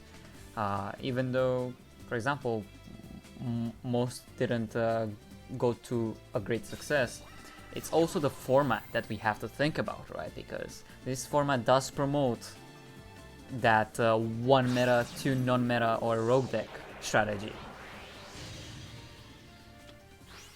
Because of the lack of being able to overlap cards, right? Indeed, yeah. So when one player runs that Harpies with the 3 Books of Moon and 2 TTH or 1 TTH, the other 2 players are not gonna have access to those 3 Books of Moon and just 1 TTH. Probably not going to see a lot of Fire Kings next to Luna Lights either. Exactly, yeah, because of the hand trap overlap. What I really do like about a format like this is, as a player, it requires a lot of game knowledge. You have to be able to identify how decks are built and what deck you need to prepare for, so you can eliminate certain decks by saying stuff like, oh, I know that my opponent is playing Lunalight, they have 3 Tenki, therefore the other 2 are very likely not playing something like Fire King or Yosenju as well. Yosenju, Fire Fist, as an example.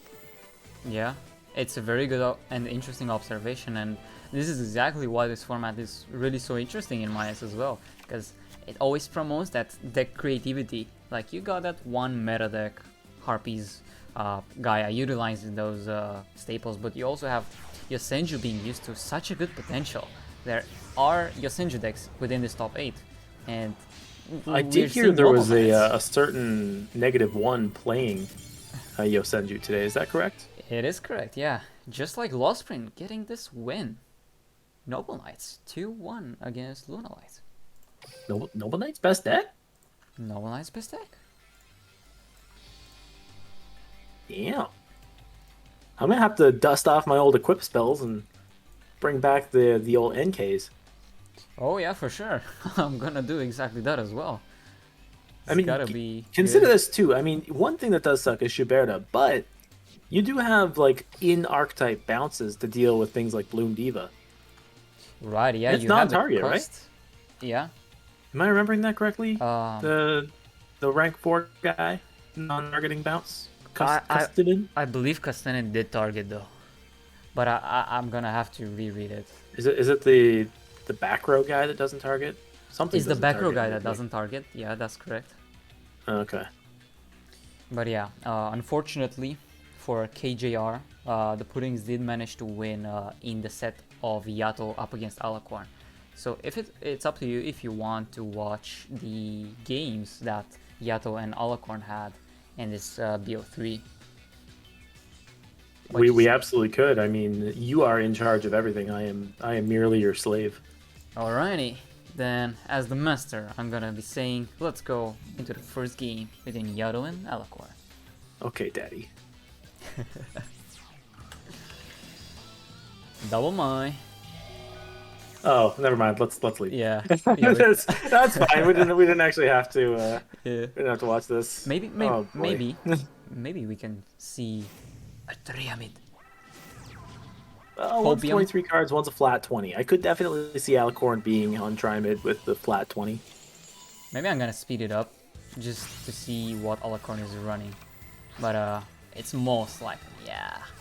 Yeah, and we do see Yato here with the Heraldry Patriarch. Women being held down by the Patriarchy once again. But Book of Moon gonna deal with all that, so not too bad. Right, yeah. So alongside this match, there is one more top 8 game going down between #Mini and Victory Gaming. Currently 1-0 up for Victory Gaming. Now they're the ones that are scripted to win, right? Victor Gaming. Yeah, let me just recheck the script one more time. Yep.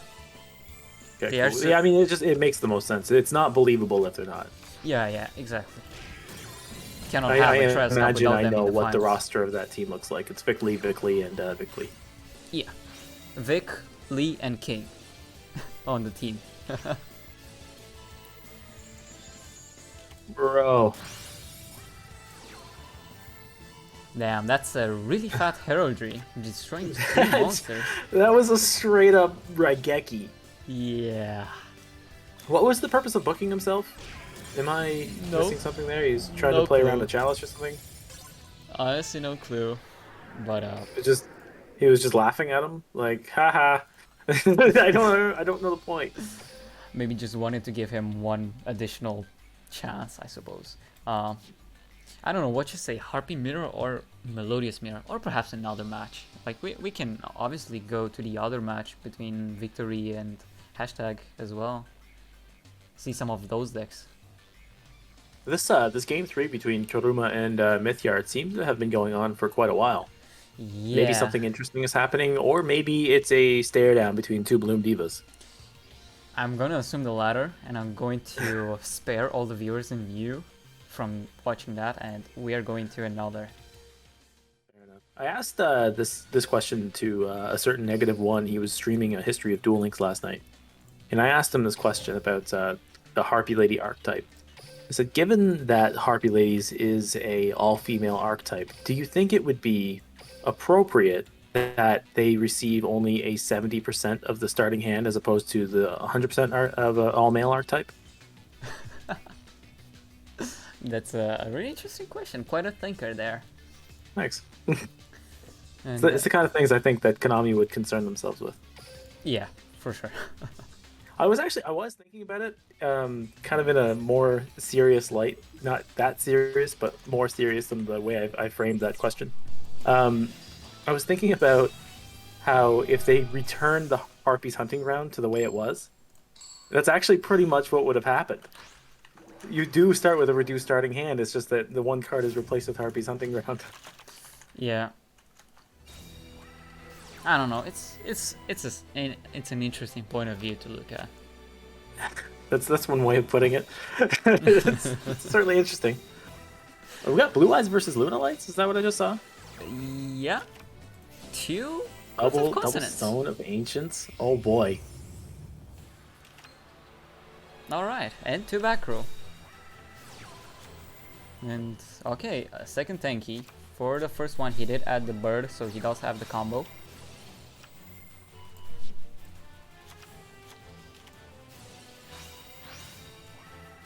Armica does remove the that is the lone emerald bird, right? Lone Emerald Bird it is.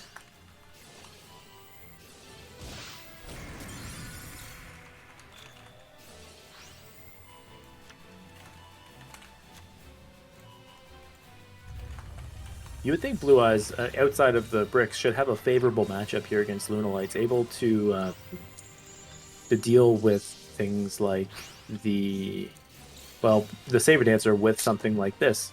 They don't really have in-archetype removal that can just get rid of the Twin Burst Dragon.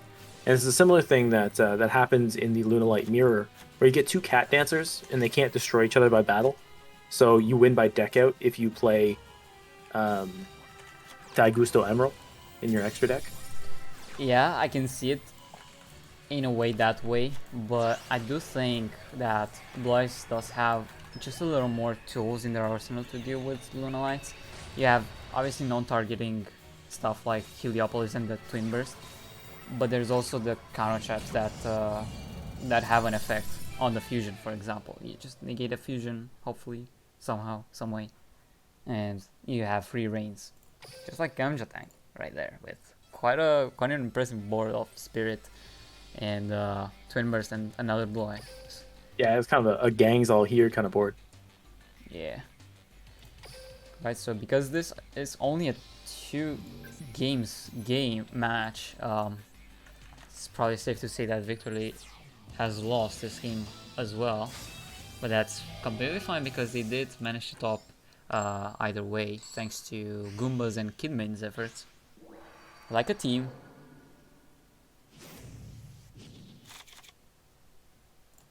So the whole match is best of 3 as well, right? So Yeah. So Goomba probably 2-0, Gitmain probably 2-0, depends. We're gonna have to see the scores for that.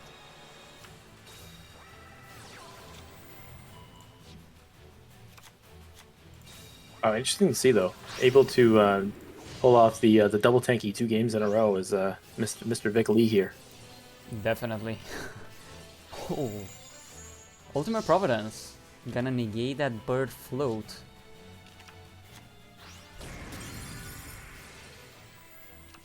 White Stone as well, discarded by the Ultimate Providence, getting back a Blue Eyes.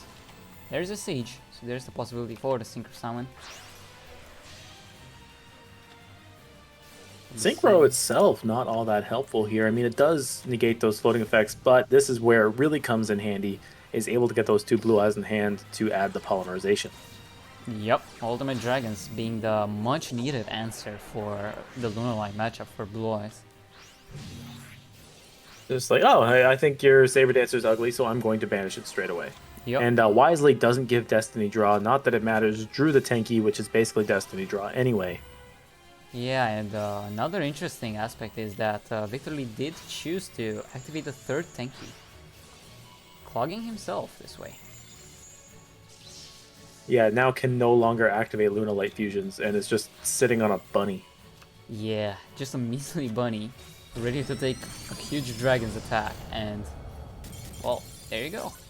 Like the start of the Matrix, he's just trying to follow the White Rabbit.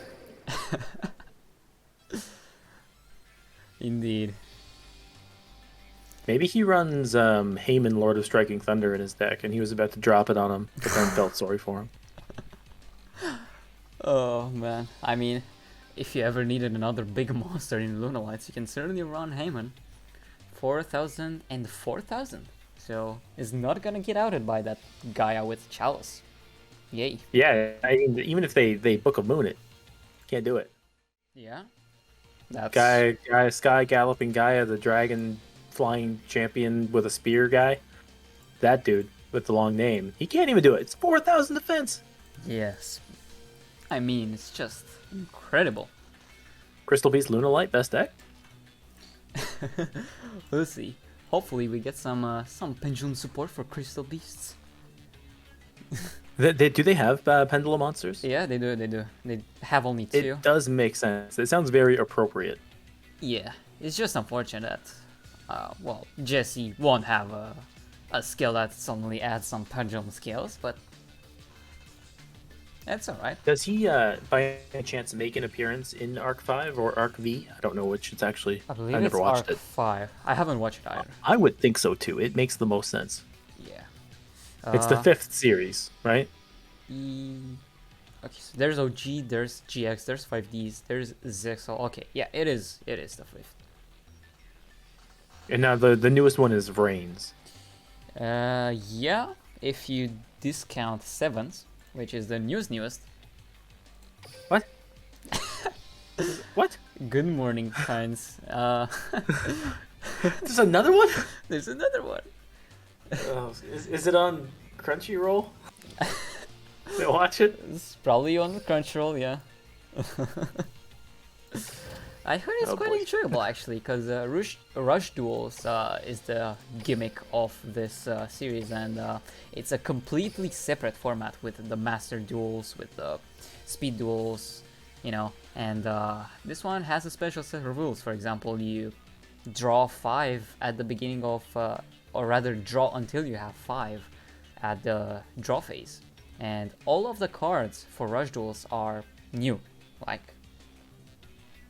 you cannot use any Master Duel format card. So it's really? That's very actually new and very interesting. interesting. Yeah. So do they have other cards that have been released for Rush Duels that previously existed, or are they completely new cards? Oh yeah, there are some OGs returning. For example, you have Blue Eyes as a legend card, which means for legend cards you can only run one legend card within your deck.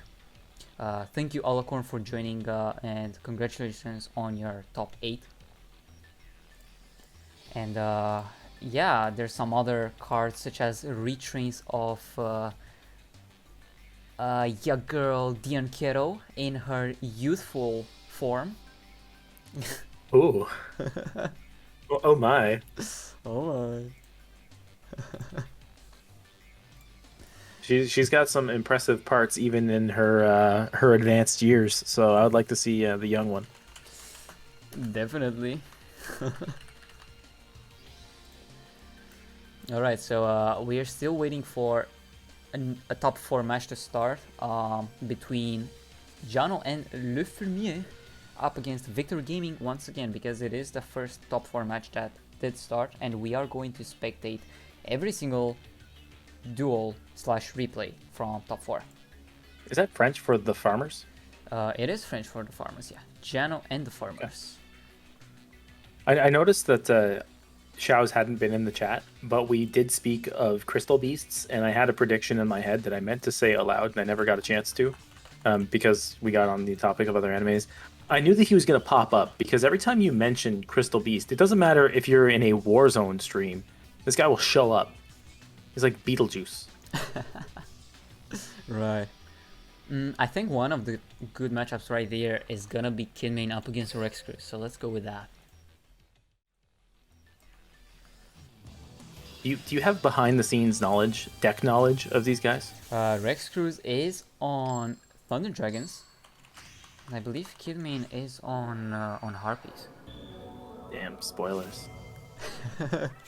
I'm sorry, chat. It is what it is. Oh, but he opens the aloof lupine plus the dark. Oh Free boy. nerf, baby. Is it nerfed who? Any nerfers in the chat? Nah. You didn't nerf Rex Cruz. You must have forgot. That's what he would have said. Yeah. Certainly, turn on bouncer is gonna be very useful up against Harpies. Chandler? Nope. Yeah, that's unfortunate. You know, you open the Chandler and you're staring down. Oh, but it doesn't matter. He's got the chalice. But I was gonna say, stand down at Bouncer, you immediately eat a negate. Right, yeah. I don't know about you, but I've actually kind of stopped building my deck around turn 1 Bouncers. Maybe I'm an ignorant boy. I mean, maybe you're playing post nerf like all those nerds.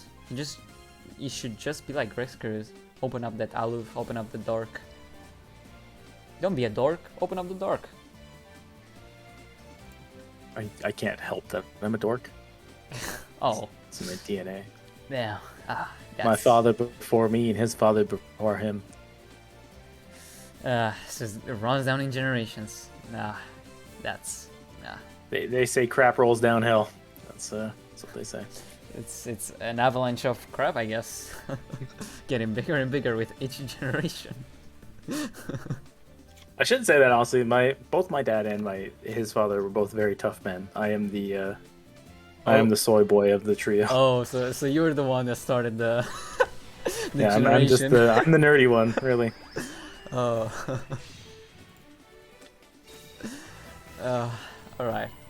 So there's Featheress, there's the Pot of Greed. Should there also be a bounce on the bouncer? Bounce the bouncer. It would have been an interesting choice to bounce the the aloof. That as well, yeah, but I suppose post nerf you don't really care that much on the retrieval of dark, for example, because the chance to really capitalize off of aloof adding a dark is slightly lower nowadays, I feel like. I mean, it does help him thin his deck ever so closer to a Legionnaire or 2 or 1 plus a advanced dragon. Right, and it's also once again another material in the grave. It's the only dark in the grave, so letting him a search for that Legionnaire trouble. Xiao said there's nothing more manly than being a pro duelist and pampering dogs, so that's nice. Pretty well said, Xiaos, and just as well said is the right off the top Legionnaire, greeted by the Oh, it Fiendish doesn't Chain. matter though. Fiendish Chain, he's gonna chain up his dragon. If you ever liked Chained Dragons, well, there's your first. My Valentine stars in Pixar's How to Chain Your Dragon. Featuring Yummy Yugster. As Does the leave this antagonist. Chaos Dragon Levianeer looking a bit toothless, doesn't it? Yeah, a Oh, little there's the toothless. Odd Eyes Advance Dragon. The non-toothless dragon. Yeah, that boy's got some teeth. Look at the bite he just took out of that Slash lady. Right. She looks like she's the type to like that kind of thing, though. You know what I'm saying? And with that alone, advance is enough for game, and even as well M7, sufficiently enough attack, 2700. Yeah, this last back row's got to be something good. Yeah, It's not. doesn't even It's not. doesn't even summon the toothless dragon. I mean, And Rex, also, wasn't the M7 like perfect lethal? He should have swung with that one. it was perfect lethal. Yeah, 2700 up against 2700. You also have the advanced dragon with 3000. So a That's perfect honestly score. something about Duel Links that's always tilted me ever so slightly, was that we have all these duelist assessment bonuses, and you have one for like over 5,000 damage, over 3,000 damage, over 999 damage, but we don't have one for perfect lethal, and that's always bothered me a little bit because there's other Yu-Gi-Oh games that have those bonuses for getting exact game. Like give me the Damn. duel quiz bonus, you know? You know, putting it like that, it really makes me think why we don't have something like that. We have the Konami code or Konami bonus, whatever. It's something with life point requirements, right? You get just 200 points for that. But you have that and you don't have it perfect lethal? I don't know Yeah. about that, Konami. It's unbelievable, really. Acceptable. Yeah, I mean, thank you for playing Duel Links? No. No, thank you. No smiley face. Forbidden Chalice.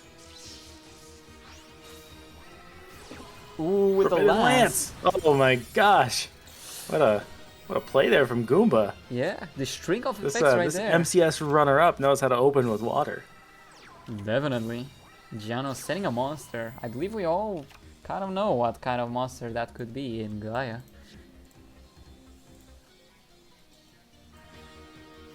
Previously added the Dark Flare. Dual Bahami Shark as well. I do like this play. Able to, if this attack can go through with the full armored Ray Charles Lancer, he can destroy the Galloping Gaia field spell. Yeah, exactly. And we also know that Hope Woven does have both the infantry and the marksman. So it's looking very green for Giano, in other words. There's not a lot of decks that can put out 3 Exceeds monsters on the board, and that's one thing about Water that I do really appreciate. Yeah, the ability to really spam your, or rather flood your entire extra deck on the board. Flood. It's a Water deck. Hazy. Didn't even think about that one. So impressive. Okay, with a field spell gone, with a Dark Flare previously in hand, 1 set card, 1 top deck. What do you have, Giano? And it's also another interesting note that even if he didn't have the Hope Woven, most of the monsters do have 2600. But thankfully Hope Woven does protect, or wait, okay, when any player's monsters. So if he chooses to swing with a Gaia into the Lancer, it's gonna say no.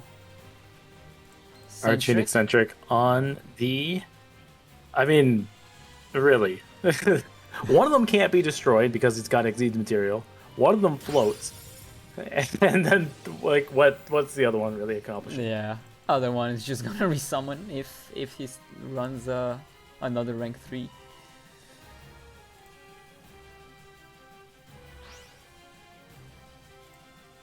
I mean, Alright. you know, of course, that this is the Dark Flare Dragon. Yep. Does have to swing for the buzzsaw. Currently, probably Giano is thinking that the Bahamut has no more rank 3 to summon. I mean, one thing that would be very interesting to see if that Bahamut since it does have an extra material on it. Little Mystic Box play. You know what I'm saying? Oh, Number 30 Acid Golem. yeah, it's quite fun, I guess. Would have been exact lethal on the standby phase. Get that non-existent dual assessment bonus. Alright, Goomba taking game 1. And with that, I'm gonna do a quick check-in. Oops. Goomba taking game 1, not Jano. And as I was saying, with that, let me also check Victor Lee's games. So, Victor did lose. That doesn't sound right. It's probably a bug. Yeah, it's probably a bug. I mean, not gonna lie, maybe we can watch that. Maybe on fast forward The though. visual glitch. Yeah, just a glitch in the matrix.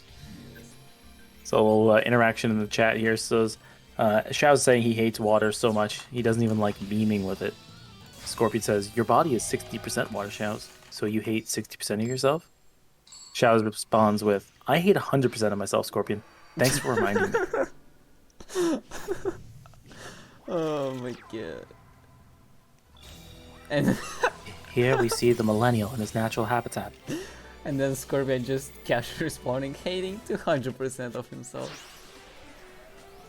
Both of them. Yeah, just... he's a conjoined twin. A lot of people don't know that. Alright, so Murphy with the Harpies and Victor Lee. We did see him earlier with the Luna Lights. So quite a good matchup for Victor Lee. So interesting to see how he managed to lose this game. As we were mentioning earlier, probably a glitch in the Matrix. It's not supposed to happen, according to the script.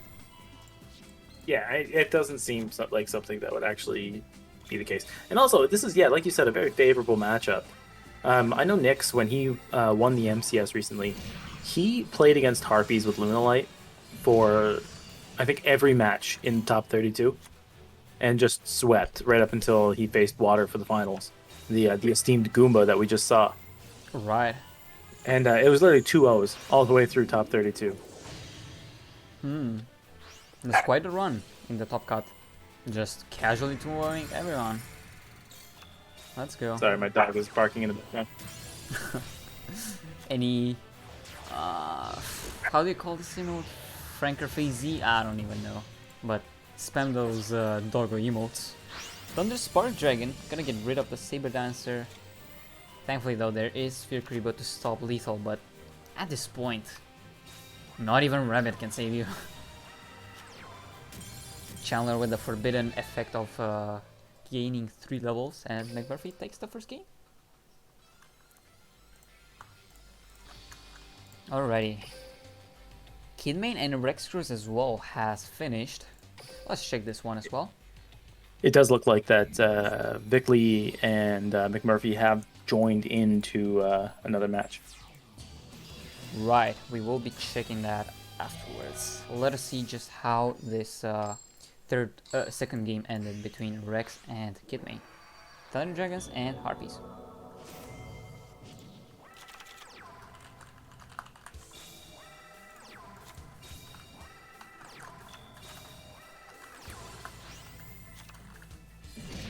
Solar, the good opener. Did you know that tokens can't be targeted by Book of Moon? Wait, really? Yeah, true story. I mean, I suppose because they only exist face up on the field. Yeah, pretty much. Yeah, and I guess Kidmane didn't have much there, but yeah, Rex He had takes the a win. Necro Valley after the board was established. So, good for him, I guess. Yeah. Probably felt really good. Oh well. So that's the first point for Jeannot et Le Fumier. How's my French, Heinz? Because I know you're from Canada. I know you guys, half of the country speaks French, half of the country speaks English. I don't know which one You're is being which. But... very generous with the half and half, but I am from the province of Quebec, which is more French-speaking than any other part of Canada. There's actually only really 2 provinces that speak French widely, and that's New Brunswick and Quebec. Nice, good to know some history with Mr. Heinz. It's happening right now. It's doing and happening. But yeah, it's funny. I live here in Quebec, but my French is actually terrible. So like when I'm at work and somebody wants to tell me, like I'm a dog groomer, so somebody wants to tell me how they want the dog groomed, what they want it to look like, I have to ask somebody else to explain it to me if they speak French. Oh, that's unfortunate, but Yeah, at things least get lost in translation. yeah, at least I'm sure you do a very good job with the doggos. Oh no, I'm as good at that as I am at Duel Links, so take that to mean whatever you wish. Oh, understandable. Have a great day. TTH Wow, also that's, saying just that. Have a great day. Oh my gosh, nice poisonous winds, nerd. Oh my Jesus, god. that was Again, that's the second time a board's been established, and then the side deck card that would stop that from happening comes out the turn after. My Canadian literally curses? I don't know what you mean, Shells. TTH and then Conquer. Jesus. Yeah, oh, that's something. Did you know that in Canada we have bagged milk? I knew that much. It surprises a lot of people, especially Americans. They get really like Oh yeah. blown away by that. Yeah, I Like, heard what? a lot of things. I believe It's in a bag? new technology, boys. Better use it for ourselves. And I also heard Australia is another place that has bagged milk, but I may be wrong on this. Really? I actually didn't know that either. Shadow says bagged milk is a crime. And I think he's from like Harlem, so he knows all about that. So I Yeah. think Merc. Oh, there it is. First turn, first action. I mean, I don't know what these Americans are talking about, as if they don't have a Capri Sun. Like, what? You never seen liquid in a bag before?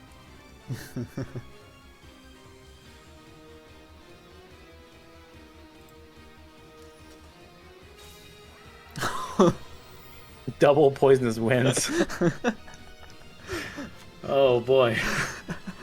I guess that works. Plays through one eccentric. Poisonous Winds is an interesting side card against Gaia because it's not just the special summon effect, right? Like if you do have an established magical Gaia, it can't even use its effect because it can't lose 2600 attack. So it does Wow. have that double feature in effects. Yeah, and even in this case as well, Dweller, 2200. Just 100 over the inverse boosted Gaia. If, of course, it were to be on the field. Yeah, if by some miracle it can make its way out. Well, here's one miracle. Mystical Space Typhoon. Does he have an... Oh, he's targeting the face down. Alrighty then. And they are playing Eccentric lately as well. Yeah, so you can freely choose to pop either the monster or the spell or trap, depending where Eccentric does get played. If it's a normal summon, it's gonna be the monster. If it's a spell, or rather, or a pendulum, it's gonna be the spell or trap. Gaia beat down. Let's go. I mean, Has the addition of Pendulum Summons reignited any love for the game for you? for me personally, honestly, yes. Because I was kind of away, let's say, just before the RV release and even post R5 release rather. First day, it seemed so disappointing with how little everything changed, especially considering the ban list with a day before. But honestly, I watched Thrift. I saw the excitement. I saw the middle weekly run. I was there. It was amazing. I spent like 5,000 gems on Gadget Pendulums, played like 10 games, didn't touch them again. But Yo, but have you got the Dragons? we can maybe say yes. Because Dragon Gadget Pendulums, whole nother level. Yeah, I wish I could lie about this, but I have zero. Still zero my. Dragons. Dude, I checked Atlas, 2 times Atlas, in I don't know if you've been following his adventures trying to acquire Dragons. He has one in like 40 cycles. Wow. He's been updating every cycle. That's twice a day at least. He updates it. Yeah, no, that's painful. I mean, I thankfully only check only twice, sometimes even once, because, you know, I check in the morning for Jagong, and then I get so salty for the remainder of the day that I just don't check a second time. Well, it's got to be tough for you too, right? To like try to remember to check a card trader when you're also moderating half the internet and running Timors. Yeah, can happen. You know, just being a smelly Reddit boy. Did you say smelly? Obviously in the context of smelling good. Oh, okay.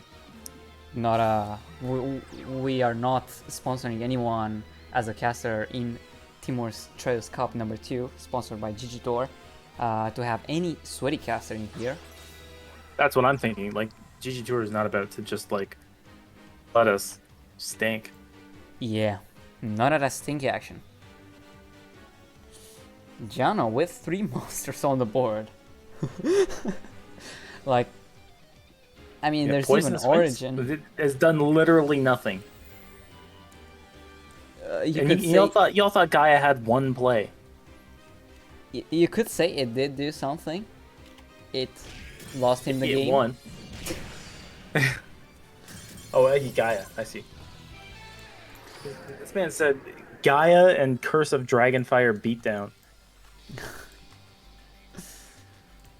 Alright, so with that win right there, we can confirm that Jano and Le Fumier do advance to the finals, but we do want to watch every single game from this match, and thankfully Victor Lee and McMurphy are still on their second game. So let's check this out. Check this out, said Magnite of Ram. So who's the other team in the finals? I believe we don't know yet, but we will be spectating every single of their games as well. Wonderful. It's gonna be between the Puddings, Kiruma's team, and Phoenix in a parallel universe, Serenity's team.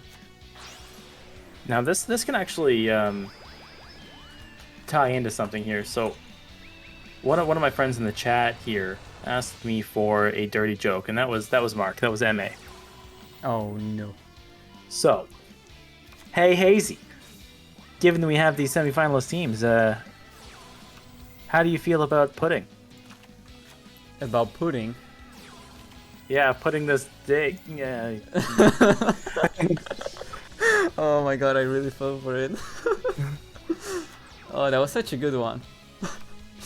Considering that one of the team names is Red Lupscon, there you go. Yeah.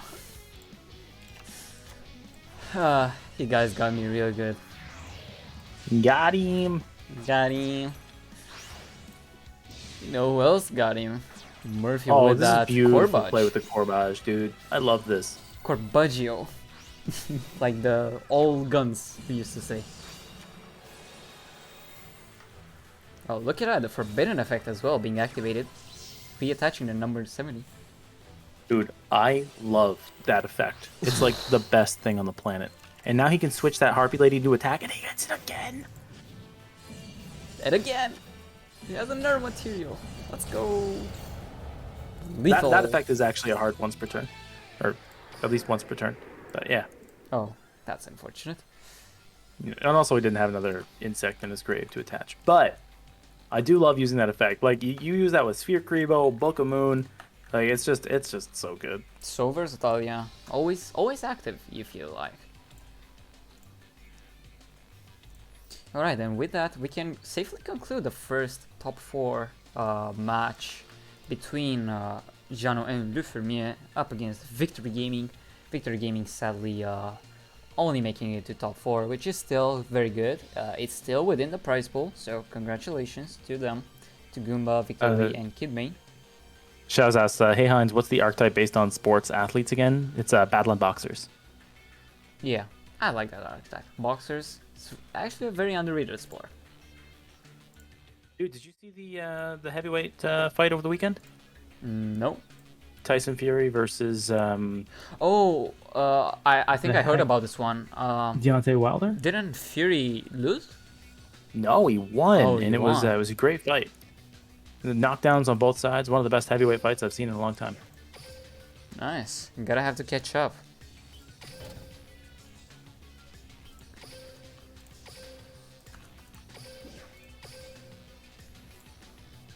Did you say ketchup? Completely unintentional.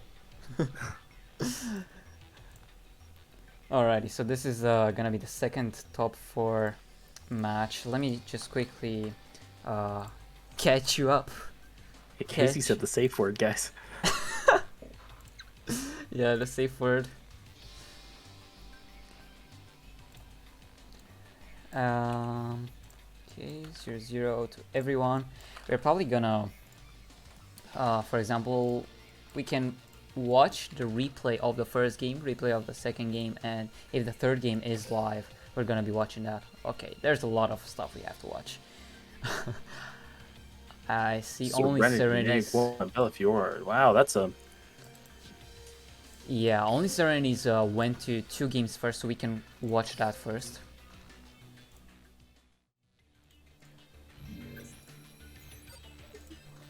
Kiruma on the top, Serenity on the bottom.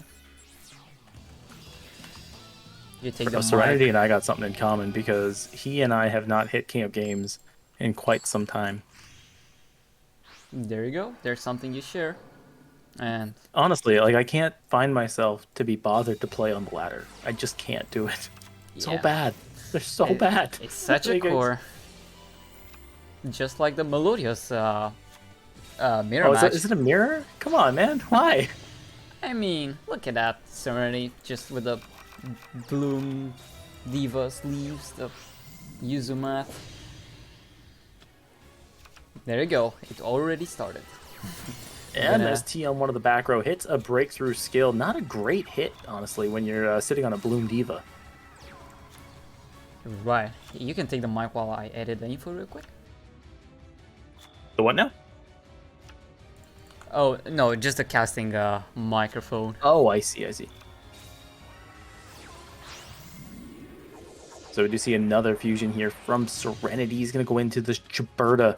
It's actually pretty good. I like this. So able to swing over the Bloom Diva, clear that, and also empty the graveyard to play around a Necro Fusion, and deal an extra little 1,000 damage. Pretty good.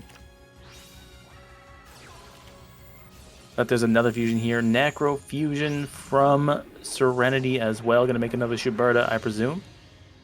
And again, playing around the opponent's Necro Fusion. It's a really good play. Chiberta for Chiberta. Cosmic Cyclone on the final back row. It's going to be a skill prisoner. Targets his own cards here. Necro Fusion chained.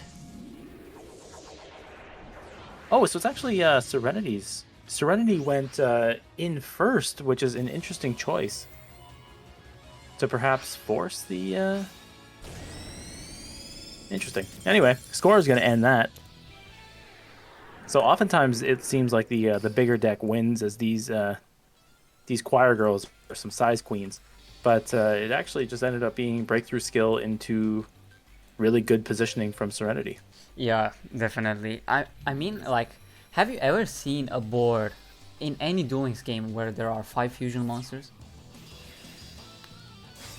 I don't think I have. I think that was actually probably the first time, and I never even noticed that I was just looking through a sea of purple. Yeah. Yankai08 says Serenity is the GOAT, I heard, and you probably heard it from Serenity himself. Always quite a pleasure to be modest about yourself, about being a goat. That's what I'm saying. Maybe the first to tell you. Ostinato from Serenity. Oh, okay, he is the GOAT. You know what? I was teasing a little bit, but my God, he just opened Ostinato 2 games in a row. Yeah, undeniable. Undeniable. Breakthrough sadly is gonna get rid of that Ostinato summon. I don't care. I got another one. Chiberta. Chub. Big Chiberta. Chub is a type of fish, right? I don't even know. Diffusion. Chub? Yeah. Like CHUB? Yeah. Oh, interesting. I didn't know that the nickname I have for my girlfriend is also a fish. Is it like the normal form of chubby? Yeah. Nah. Oh. Okay. Oh my god, Serenity's disgusting. Oh my god. Damn. I actually didn't Guy's even nuts. notice it was his first activation on turn 6 Yeah, of the skill. it was turn 6. He finally decides to use the skill. Yeah. After like defusions over and over. Well, you could say that Kiruma just had to surrender there. Alright, so that is the first game of this match going in the favor of Phoenix in a parallel universe. So, basically Phoenix with neg 1. Alright, let's check out Bellafiore up against Yato now. Neg 1 poached confirmed. Ice emoji. Yeah, Jaime mentioning how defusion destroys the mirror. It's really true, but it's also just a generally interesting card for the deck most of the time. Because like there are, a deck like Gaia that you can use it and just get rid of the Gaia. Definitely. You don't have to summon the stuff back. The mirror match is good. But also, if you use it on your own cards, you can like swing in with a fusion and then just mask change it into the previous two things. You could use score from the hand, bring back the Sonata that you fused with, retrieve the score. Like, it's just, there's some really nice plays with defusion in Melodious. Yeah, and that's already to add on to a deck that had many plays before. Yeah, it's not as linear. I've seen a lot of people try to reduce it to just Bloom Diva. That's what they try to like, okay, well, you have to have it out to Bloom Diva, and therefore you win. But it's so much more complicated than that. The real G's flash fusion first, then diffusion for 50 attacks. If you really wanted to, you could go for the flash and flash. So this one between Bellafiore and Yato will be the Harpy mirror, as we all know and love to see. TTH on both of the monsters. Wow, 2. Oh, but they were straight into a hysteric party. Is this the -1 goat list? Undeniable. Because the -1 was talking about how he likes to play 3 hysteric party. Yeah, because it's the most fun card. Yeah, it's a card you certainly love to draw into after you've done your initial combo. Have a lot of those harpies to resummon afterwards. So that was the first game. Let's check the second one.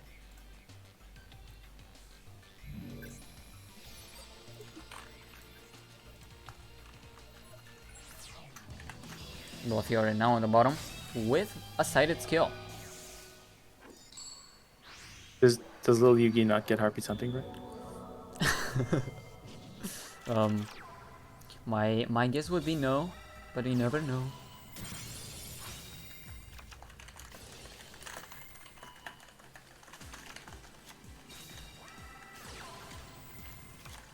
I never get tired of seeing Harpy plays, honestly. It somehow, some way, still is pretty interesting because oftentimes you don't see stuff like 30 card Harpies being relevant once again. In this tournament, obviously, because of the shared card pool format, we don't see 30 cards that often, but we have seen stuff like Glyph make an appearance. Yeah, therefore ruling out the chances of... Oh, there's Glyph right there. But now we know that his teammates aren't playing the great Stromberg threat. Yeah.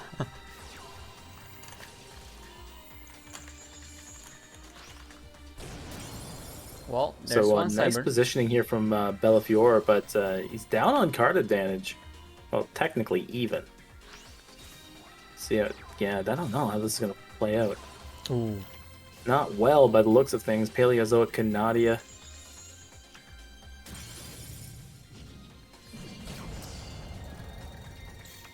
Perfuma This is also not activating because all of the targets were out, but Bellafiore taking the The Book of Moon scoop play. We've all been there. been there, done that. I don't understand. I bought this Book of Moon for $300 and didn't automatically win me the game. Heresy. That's all I can say. Heresy. I thought it was pronounced hazy. You sound like a Pokemon. Oh, now I'm having Saying a your hard own time trying to remember which kind of Pokemon. It's like hazy sounding. That's a good question. That's a good question. Now I'm questioning my own memory now, if there even is one in the first place. Well, Ghastly looks a bit hazy. Yeah. Yeah. Especially the newer models. With all that gas. Older models, you would have thought it was like an egg. The head being the yolk. It's quite a comparison. But at least it's Like not... a fried rotten egg. yeah, at least it's not Gen 1 Golbat. Yeah, that was a mess. Kangaskhan always confused me too in Gen 1. Wait, what's that?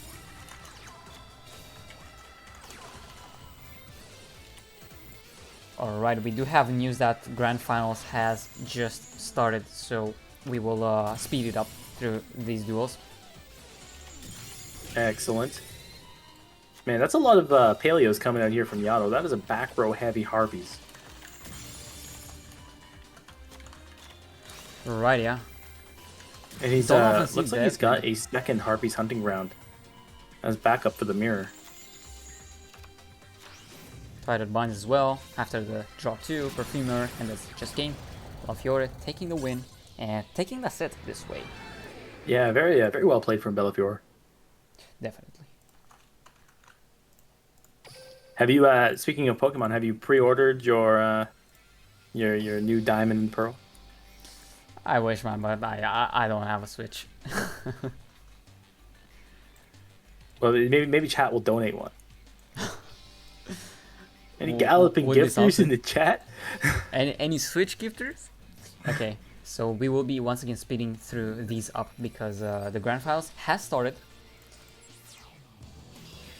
But obviously we will not miss on the Yosenju up against Noble Knight action. Let's go PHX in a parallel universe. Thank you so much, Speaking- James, for the subscription. Let's go PHX in a parallel universe. Obviously, I have to mention that. Yeah, of course. I mean, -1. Oh, we do see that we have Noble Knights on the board once again. I love this. Yeah, This is pleasing me. I don't know. I missed seeing this deck. It's a very dynamic deck. I actually really like this one. yeah, proactive you can say as well. Always with a Merlin stuff in the grave, And, the trap in the grave. -1 getting those pluses with the Isna. And trying to bounce with the comma 1.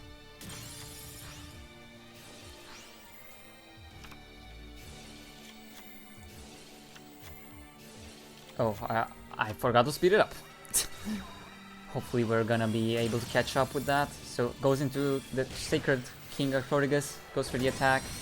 Hand Trap activates of Veil, has a lot more attacks, but so does -1 with the Veils. Does have the Destiny Draw. Comma 1, Special, Isna, Normal Summon Isna rather, Trans, the Dristan. A lot of stuff going on.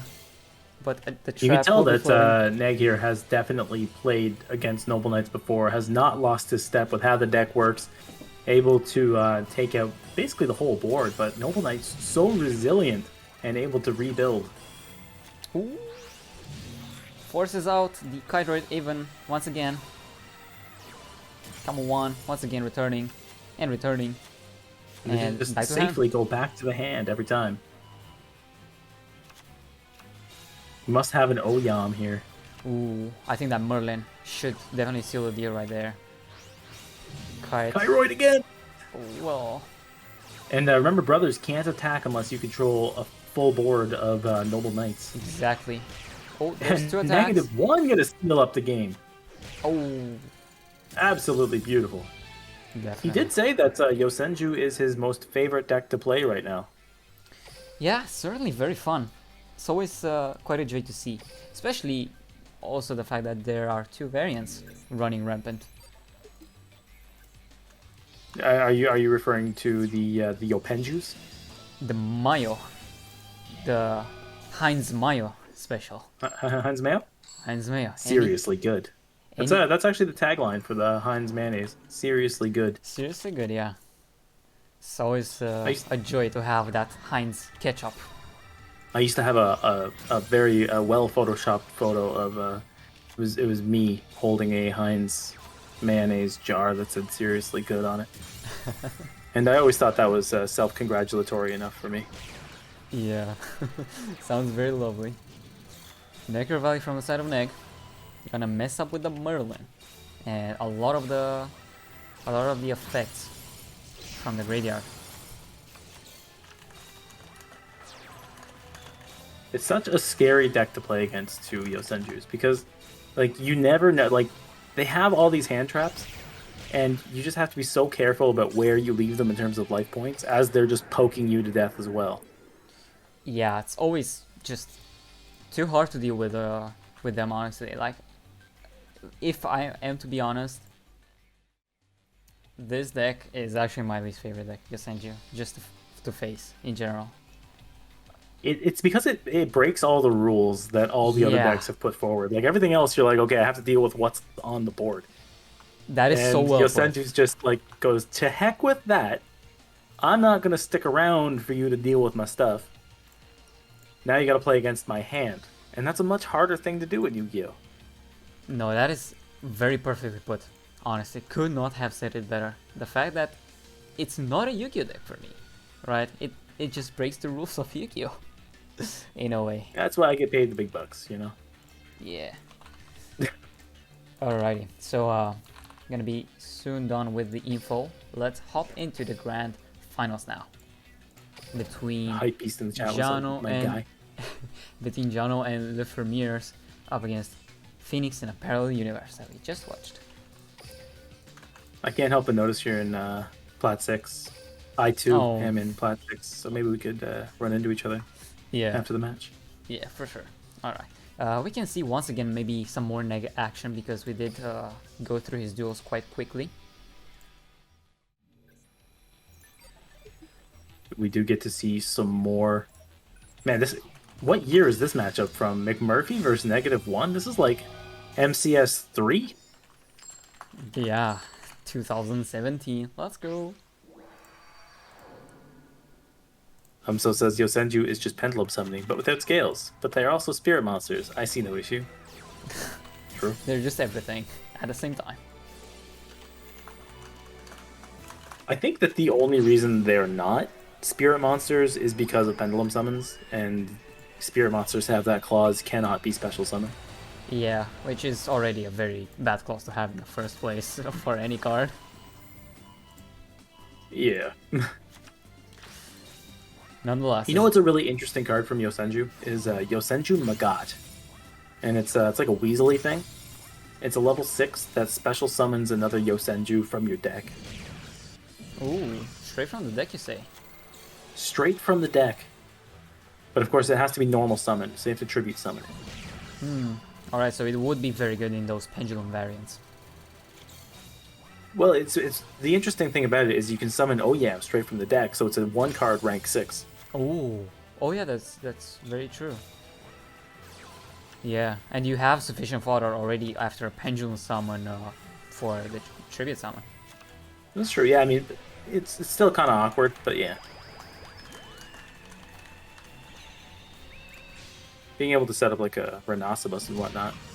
Yeah. Alright, so this was the first game between Murphy and Neg. We're gonna hop straight into the live match that just finished. Now are we? How are we now? Yeah, Tell me more. Okay, Serenity Jano, this is their third game. Okay, let's just Wow, hop these into guys are this. just powering right through these matches. Yeah. Alright, let's check this one out though. So Serenity on the top. This is the third game.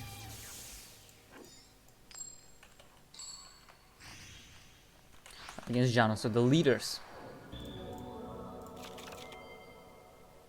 Both at 1-1. So what do we have here?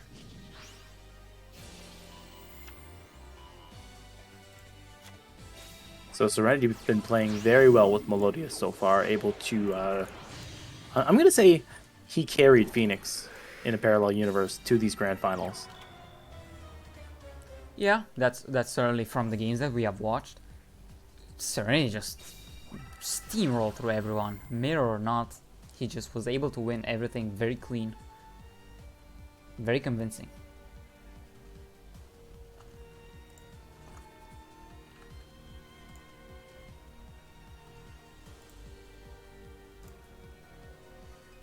So now we are at the live point within the match. Gateway to Chaos. Finally able to watch these players think. Yeah, this is very exciting. Origin. And Serenity, we do know that he's very likely siding Defusion. And that's going to come up very big in this matchup. Yeah, Jano will have to double think each time he attempts to activate the Dragon's Mirror.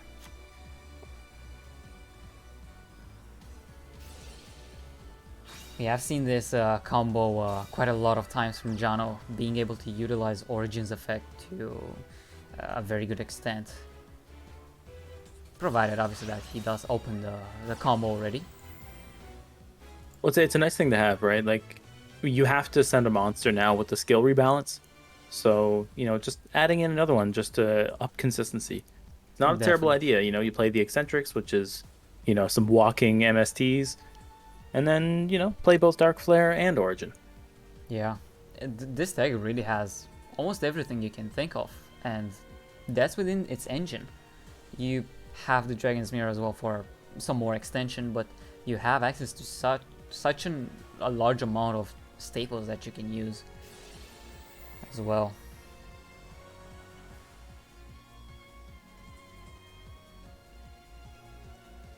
Dragonfire will be attempting to fusion summon now. We have seen breakthrough skill, I believe, from Serenity in the past. Not sure about the finish chain. I think most players are opting to avoid Fiendish Chain at the moment just because of the existence of Harpies. Exactly. Such a prevalent deck that you really don't want to main deck Fiendish. Yep, that's for certain. Oh my god. Into a Tretch, the Destruction Immune Bloom Diva. Goodbye, Gaia.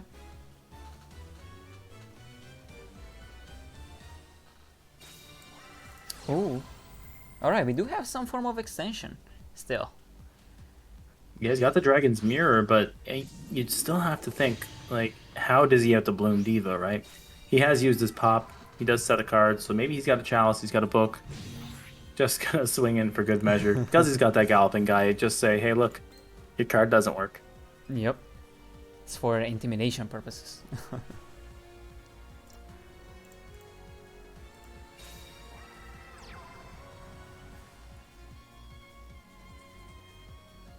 It is an awkward matchup. Like, as Melodious, you really want Mystical Space Typhoon just to get rid of that field spell so your Bloom Diva can put in as much work as you need. But as Gaia, you really want to be able to pop those monsters. And probably quite happy he popped that Skill Prisoner, but at the same time, now it's in the grave, it can still just use that effect on that hard once per turn Gaia the Magical Dragon Knight. So even if you book that Bloom Diva, that Skill Prisoner doesn't discriminate against face up, face down. Oh, that's actually a really interesting point. I didn't know it worked that way.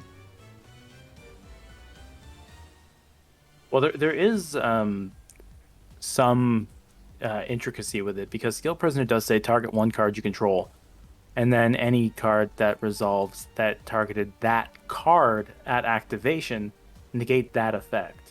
Oh, So yeah, there could be some interesting interactions that happen, but you really have to be familiar with the rulings. Mind you, we are in the grand finals, so we'll see what happens.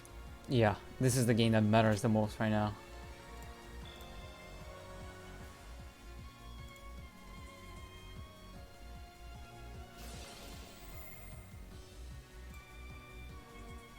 Yellow guy once again. So he does have Dragonfire in hand. Ripped off the top.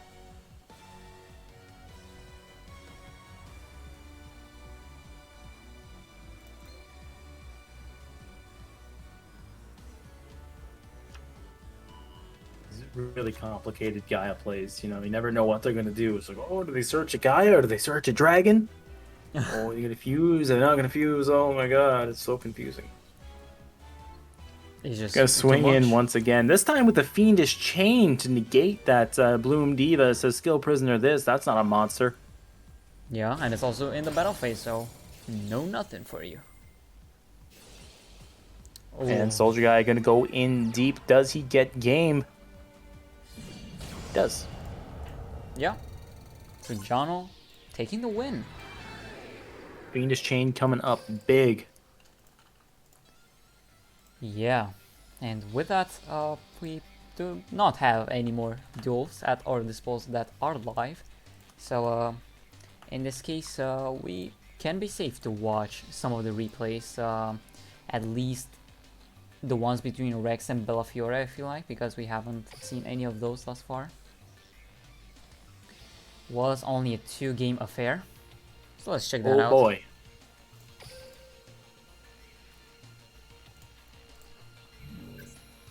Scores are yet to be submitted, so we still aren't sure who won the match exactly and the grand finals as a whole. Yeah, that's the thing. This is the grand finals. And Right. it's been interesting so far. I mean, Gaia and Melodius aren't too surprising to see, nor are Harpies. But Thunder Dragons and Yosenjus makes things a little bit more interesting. Right, I'm actually quite surprised to see Thunder Giants doing this well, having reached the grand finals. I think after the nerf, it has been a lot more high roll, but I mean, this is the second time we've seen Rex Cruz open up a Loof Dark. exactly. So, like, really the lesson here is just be Rex Cruz. Yeah, there's just no other way to put it. Just be Rex Cruz. I do wonder, like, will there be available individual player records at the end of all this? Like, would somebody have to compile that? Individual player records.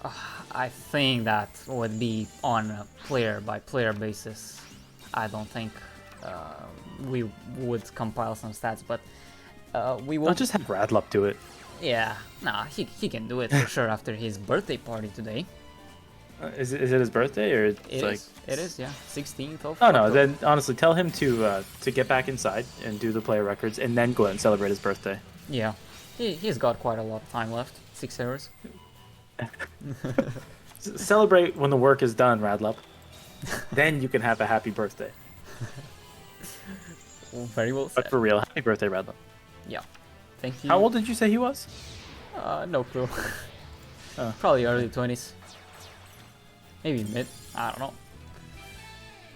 Alright, Bellafiore taking the first game after an impressive hysteric party after getting his own board clear by the levy into advanced dragon play. So let's see if I'd like to see a chat full of happy birthdays and screw you, Radlups. That would be. Screw you, Redlop, the casters meme of last week. Or rather this week.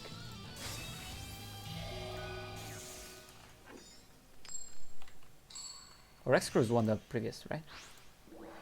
Yes. No. Bellafiore. Oh, Rex Bellafiore, Cruz yeah. scoop. Yeah. Because the Cyber Slash came out with the hysteric party. Right. Alright, and just open the yellow. Why not? Atlas is going to give Radlup a happy birthday screw. So I guess that's one way of interpreting what I said. It's all good.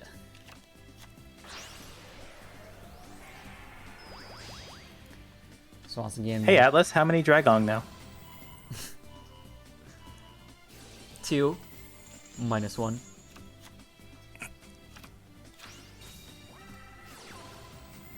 There's the Egotist. Did he side in Ties That Bind? Yeah, I guess it's a little more. Ooh, It does stand to reason, right? I definitely think it does have its place, because just You're not going to earlier- run into a whole lot of... Oh, Mind Drain as well in the back row, being sniped by a Mystical Space Typhoon, but that is going to be a swift 2-0 from Bellafiore. Right, and with that, we have just the last games to watch between McMurphy and -1 to fully conclude before anyone looks at the Smash bracket, whoever won. So let's get right into that. Did we watch the first game? We did. We did. Okay. It was the very first game we watched. Right, and from this epic grand finals. Yeah, and thankfully I do not remember who won, so whoever wins this won the match. Let's go. I was gonna type Yami Yugi instead of -1. Oh my god. Yami Yugi himself? Into a grand final? What happened? Yami Yugi himself versus My Valentine would be a replay of the Duelist Kingdom semifinals. Yeah. Would be quite a feat to watch. Alright, so the Heraldry Patriarch face down, and Chandler successfully will be resolving.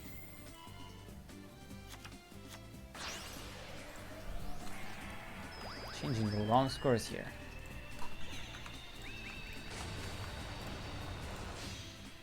Alright, this is the last game, so whoever wins this game wins the match, and thus the grand finals.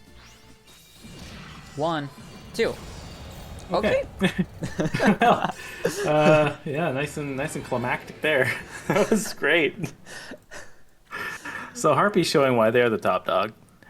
Yeah, and with that, Jano and Le Fermier wrapping up that French roster with only one French person and one Portuguese, I believe, and one Indonesian, and yeah, grabbing the win and the grand finals. So congratulations to them. Congratulations as well to Phoenix in Parallel Universe, and once again to everyone who watched and who was a part of this Charis Cup number 2 Team Wars X GGtoor. Thank you to every single caster who took time out of their day to cast alongside me or just cast rounds or the top cut individually. Heinz, thank you so much for coming by within this grand finals and top 4, top 8 as well. Hope you had a really good time. I did. It was my pleasure. Thank you for having me. And most importantly, happy birthday, Radlup. And congratulations to Jano and Famir. And also, what's the prize split on this? Is there one? Is it winner take all? It is top 4 that will be getting the prize pool. Let me tell you just. Well, congratulations to all those guys. Yeah, and potentially girls. Yeah. We do of course have Serenity on Phoenix and Parallel Universe, so shout out to the ladies. Definitely. So for the enjoy those DMs, Serenity. I'm sure he will, especially if we do get to perhaps interview as well someone from Jano and Le Fermier. We will be seeing soon if Jano, Murphy, Rex Cruz, if any one of you guys want to hop in. But for the pricing question that you did ask, for the first place we have $120 split in 3. That should be, my brain stopped working. For the second place we have $70. That's also not that round of an amount, but for the third and fourth place we do have a more round amount of 30 USD per team, so 10 per player. Oh, very nice. Yeah, you can't complain about that. Yeah, and for such a fun event like this, as far as format is concerned, because it is a fresh breath of air within the over-saturated scene of BO3 side, but only as 1v1s. In a 3v3 format with shared card pool, you do enjoy seeing some other decks as well. Yeah, I mean, it is like you said, just a breath of fresh air. Able to sit down, hang out with some of your good friends from the community, play an afternoon of Yu-Gi-Oh in a fresh format, and also just even making $10 if you make it to top 4. Even that, just to like sit around and play Yu-Gi-Oh all afternoon, sign me up, man. That just sounds great. Yeah, definitely very agree with that.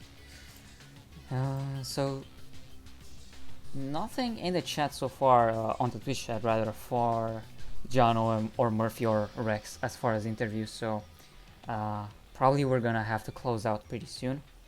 Well, they're probably filling up their Amazon baskets as we speak.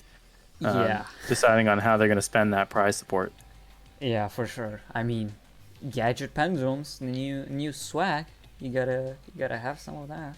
Yeah, they're in the middle of emptying their PayPal into the gadget box. Definitely. So. Gotta get at gold gadgets because gold #1 in the Trials Cup #2 is not enough. Did you know that I don't have any gadget card not glossy or prismatic? So you don't have any non-glossy or prismatic. So you have normal rarities. All glossy or prismatic. Oh. Yeah. Damn. What are the prismatics? Yellow. That's it. Nice. Yellow's my boy. Was he the 1200 and 1200? I believe he was. That is correct. Yeah. The green had 15 and the red had 14. So yeah. I explained to my girlfriend, I was like, there's 3 gadgets, like from the original like stoplight ones, and I was like, there's a red one, a green one, and a yellow one. I was like, guess which one I have prismatic? And she looked at me, sighed, and she goes, yellow. Well, she got it right. Let's go. Only a 1 in 3 chance, but I'm sure she saw something in your eyes. And that Swag Knight is my the we complete each other because he has green and red prismatic. Cool. That's really nice to hear. Green and red. Anyone in the chat who has gold and silver to complete all 3, and maybe we see in the Trials Cup #3 perhaps, if we do get to host it in Each the future. of us playing one gadget. Yeah, just one gadget each. Just all of the prismatics, right?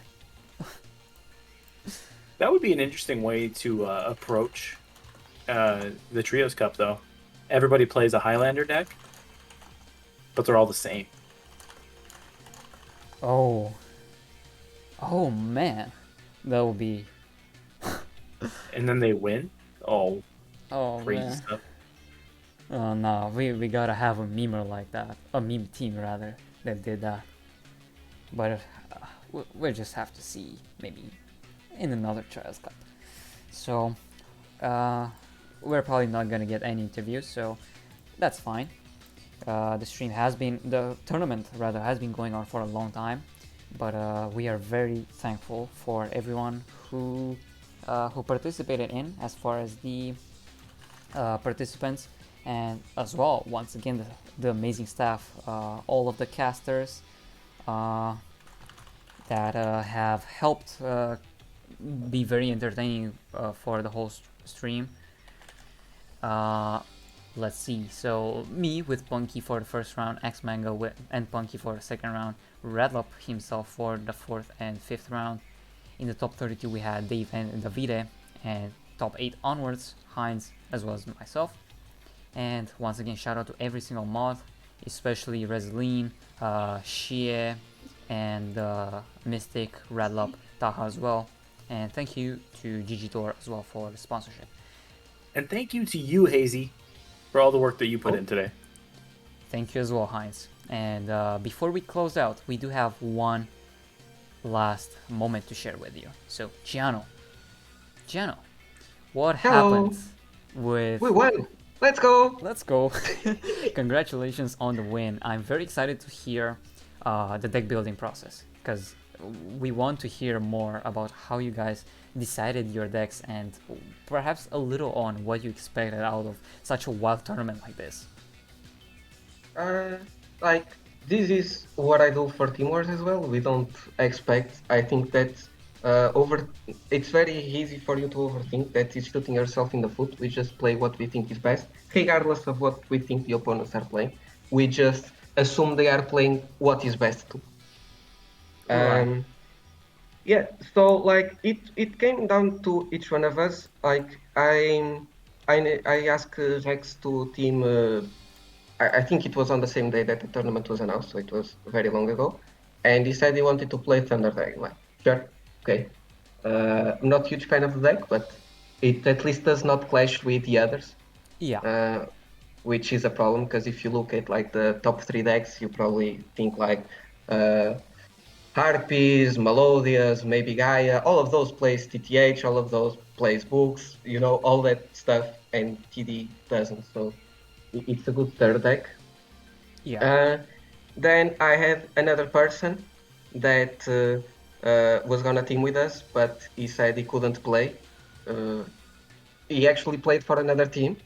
I see you. I know who you are. I know you, Oh. Snake. It's okay. It's okay. I will not put you on blast. It's okay. So it was a little bit tough in the end because I usually with these tournaments, with these smaller tournaments, I like to team with people from other teams that I haven't teamed before. That's why I asked Rex Cruz, and the other person was also from another team. And then I went around. I was asking more people, but it was like 2 days before it was like on Wednesday or something. And like everyone just told me, yeah, I already have a team, or I can't play. And like, well, fuck you. This is not going very good.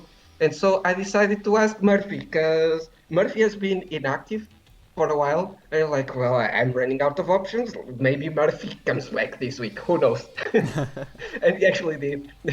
So that was cool. And for the decks, I just asked Murphy what he wants to play. I said Harpies. And I said, okay. Then he showed me his list. And he's like, he has all the good decks. He had 3 books, 2 Shellies, 1 TTH. And like, man, I need cards. Can you cut something? And you're like, okay, I cut 1 book. And so my guy was this abomination. We just random one off back because I had 1 TTH, 1 current, 1 chalice, 1 book. Because Murphy had all the good decks and I just had these ones. So it's like, okay, you are playing the best deck, you are playing the best decks, you are not allowed to lose. Okay? If you win, I give you all the best cards, but you have to win. And he did. He did win a lot. So yeah, that was basically it. Yeah. It's not a bad idea to start out with somebody. You get the best deck. Harpies, you have to consider it the best deck. It's tier 1 for a reason. You give it all the best cards. You say you win every round, and then we only have to win half. It's not a bad. Statistically, it works out, right? Yeah.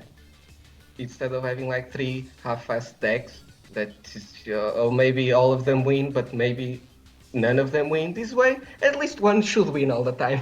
Yeah. Game theory.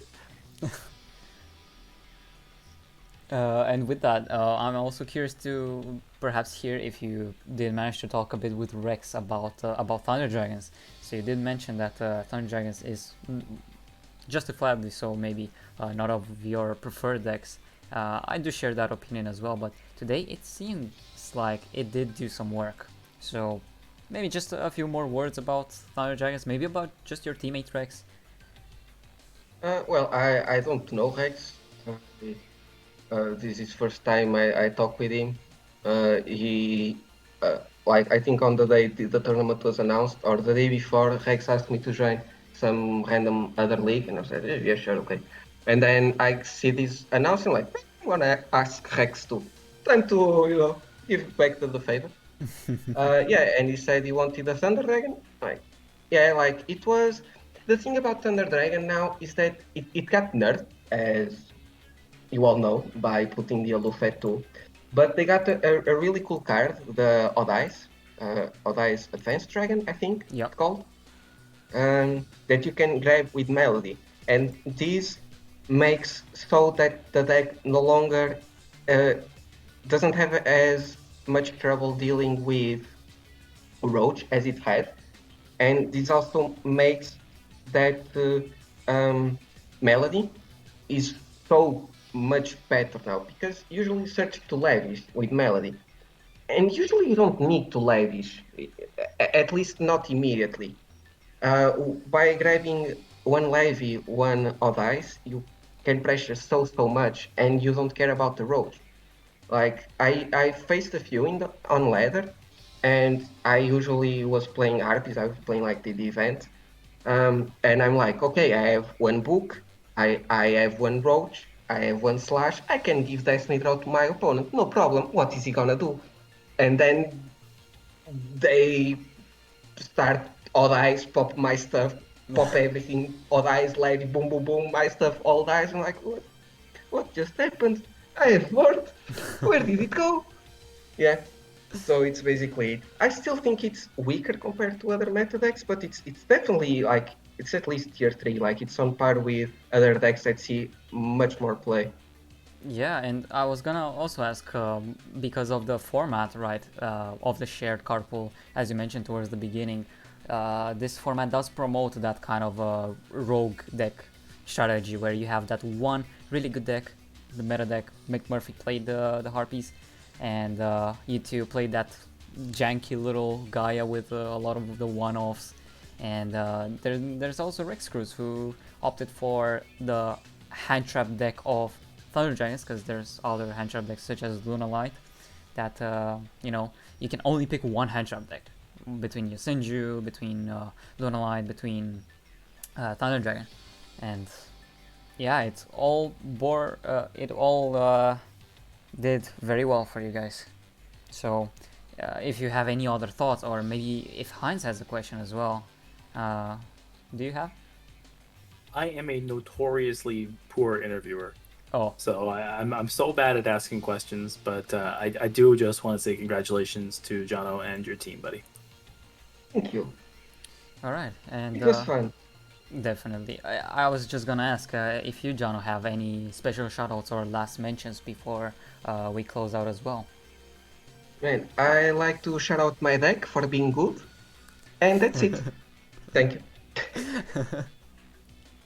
Very well. I'm sure we will be seeing that in the top 4 deck lists coming pretty soon after the tournament fully concludes. So once again, to close it out, thank you to every single of the casters who participated within this Timor's X GGtoor Choice Cup number 2 cast.